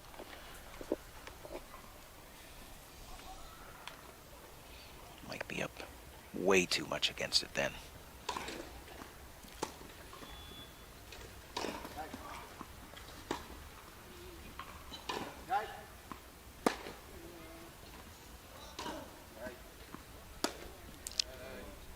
Hewitt staying on the down the line attack versus Scheffer and winning the battle. Scheffer coming up with the miss hit on the backhand side. One more chance for 4-0 right here. Gordon does not miss that volley. Scheffers goes the attack route, pays the price. 4-love Great Britain. Might be all she wrote for Egbrink and Scheffers. Be too big a mountain to climb here.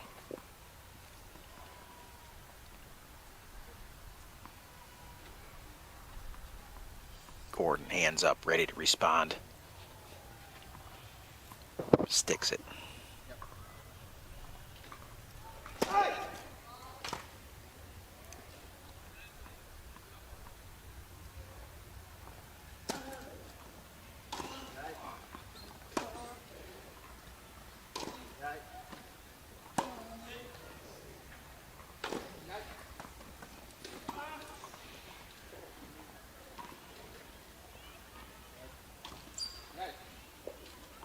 Nice job of Hewitt settling things down right there, letting his partner get out. And then that.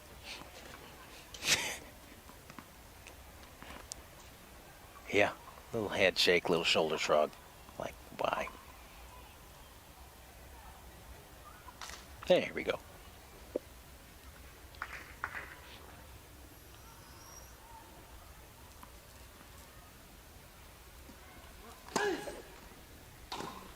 And it's a quick error there off the Reed return. Gets Egbrink and Scheffers to quick 30-love.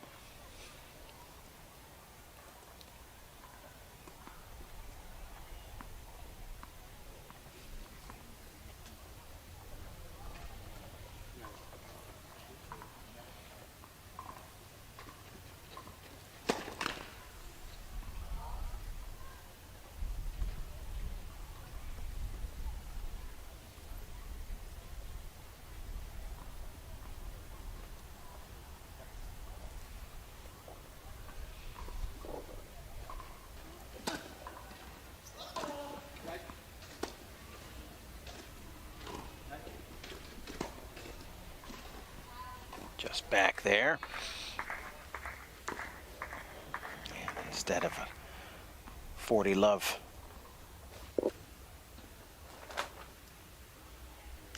lead, it's a 30-15 and kind of right in the mix again. Here come the Brits.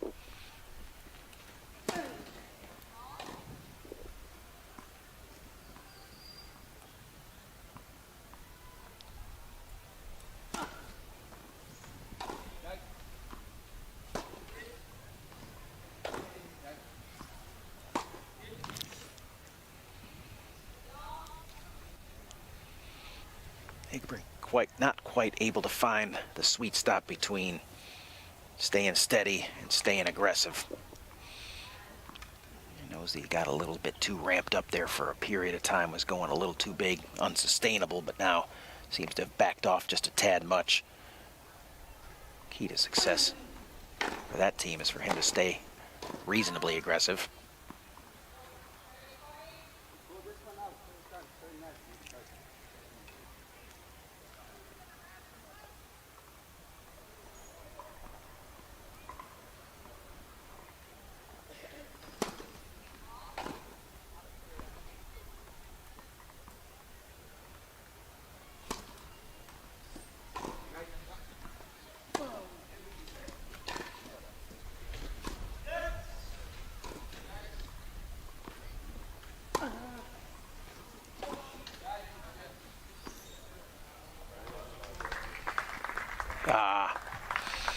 Miscommunication there by the Dutch, and it costs them and puts the Brits out to 5-love here in the second.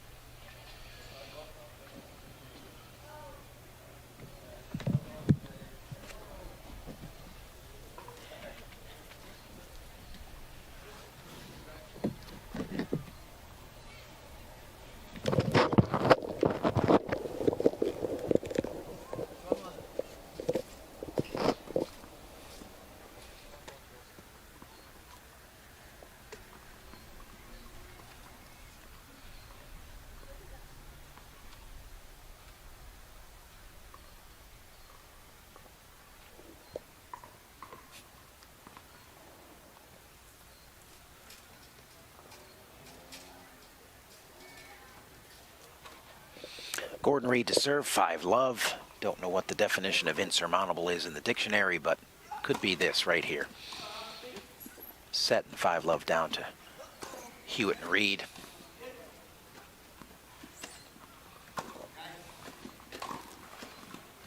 Might as well just start swinging, fellas.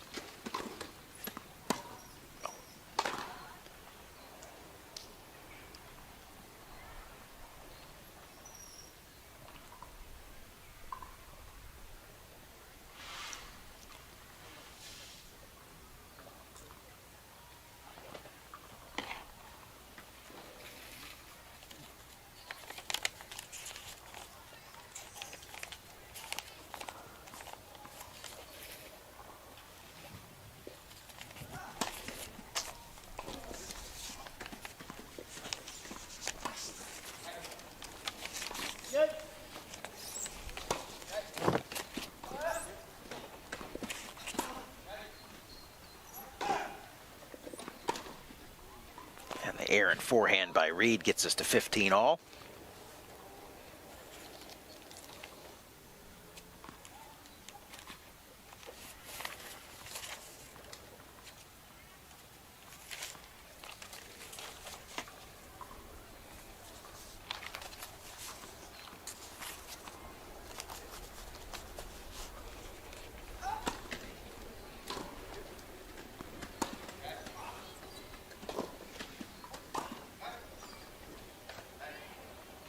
This one.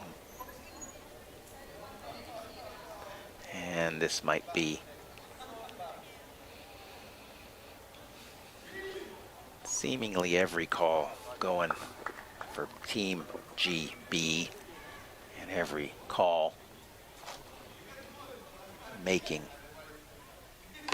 Team Sheffers and Team Ebrick upset.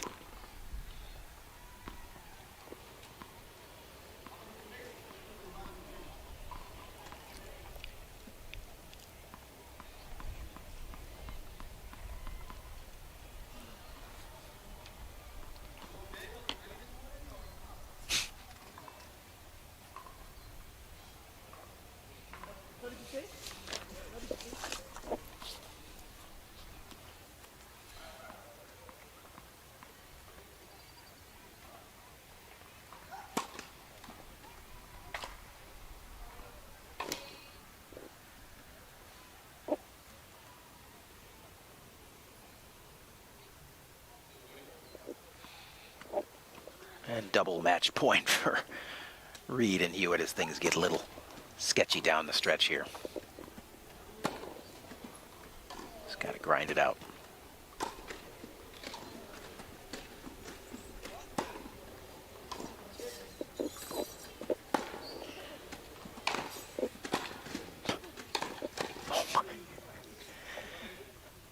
It's not the 4th of July, but we got some fireworks at the end of the match here. As Egbrink takes a rip. Reed fights it off. Sheffers takes his crack at it. And it's Reed still serving. 1 match point left.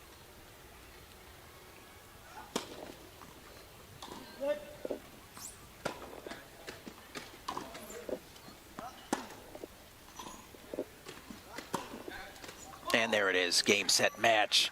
Alfie Hewitt, Gordon Reed. Too much. Great first set from Team Egbrink and Team Sheffers, but not enough sustainability, and a clean sweep through in the second set. 6-love for Hewitt and Reed.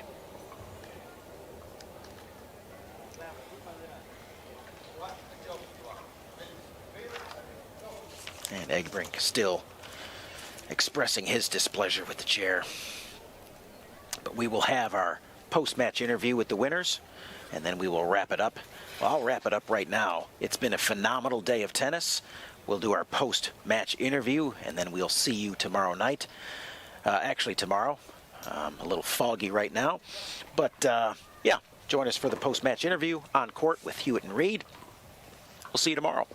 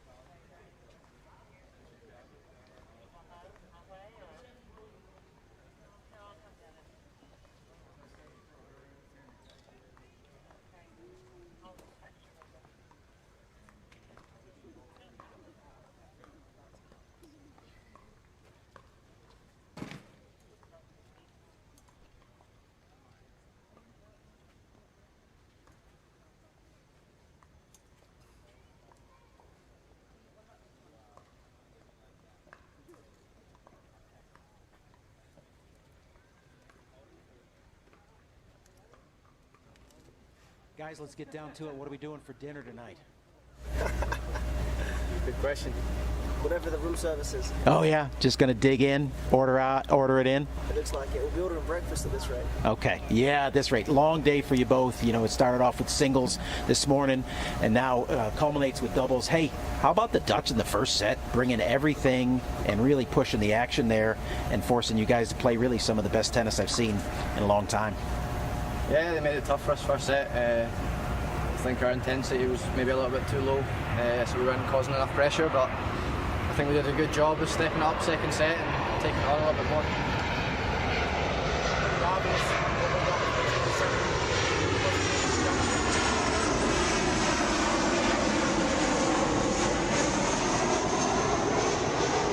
Pretty obvious to me where the match turned. Is it as obvious to you guys as it was to me? It's the one line call that Tom just couldn't seem to shake. And from that point on, he kind of wasn't the same player, and he had been kind of a difference maker in the first set. Is that how you guys see it, or is it not that easily? I think we had a big part to play in it as well. I think our level definitely increased a lot. Our movement and our intensity was 10 times better in the second set, and I think we got a lot more depth on the ball, which made it more difficult for them to, especially Tom, for him to come around onto his forehand, and which is his big strength. So yeah, it wasn't easy first set, but yeah, we managed to turn it around outside in the second. And last one, got some pretty good exchanges at the net. It's a little bit of back and forth with you guys getting on their body a little bit, them getting on you a little bit, but all kind of part of the action. Sometimes that's the best shot to get after somebody, is to go right at them, and some fireworks at the end. So you know what? You stood up to it. You tested them. They tested you. You guys come out the best, and you're moving on. So that's kind of the bottom line. What's in store for you tomorrow? Yeah, last group match tomorrow. So yeah, it's been a good start so far. So hopefully take a little bit more of that level from the second set into tomorrow's match, and yeah, try and be. Obviously today took a lot out of us energy-wise. So try and be business-like tomorrow, and then yeah, look forward to the later stages. All right, great job, guys. As always, great watching you play and perform. Wonderful job. Go get that dinner, and we'll see you tomorrow. Cheers, mate.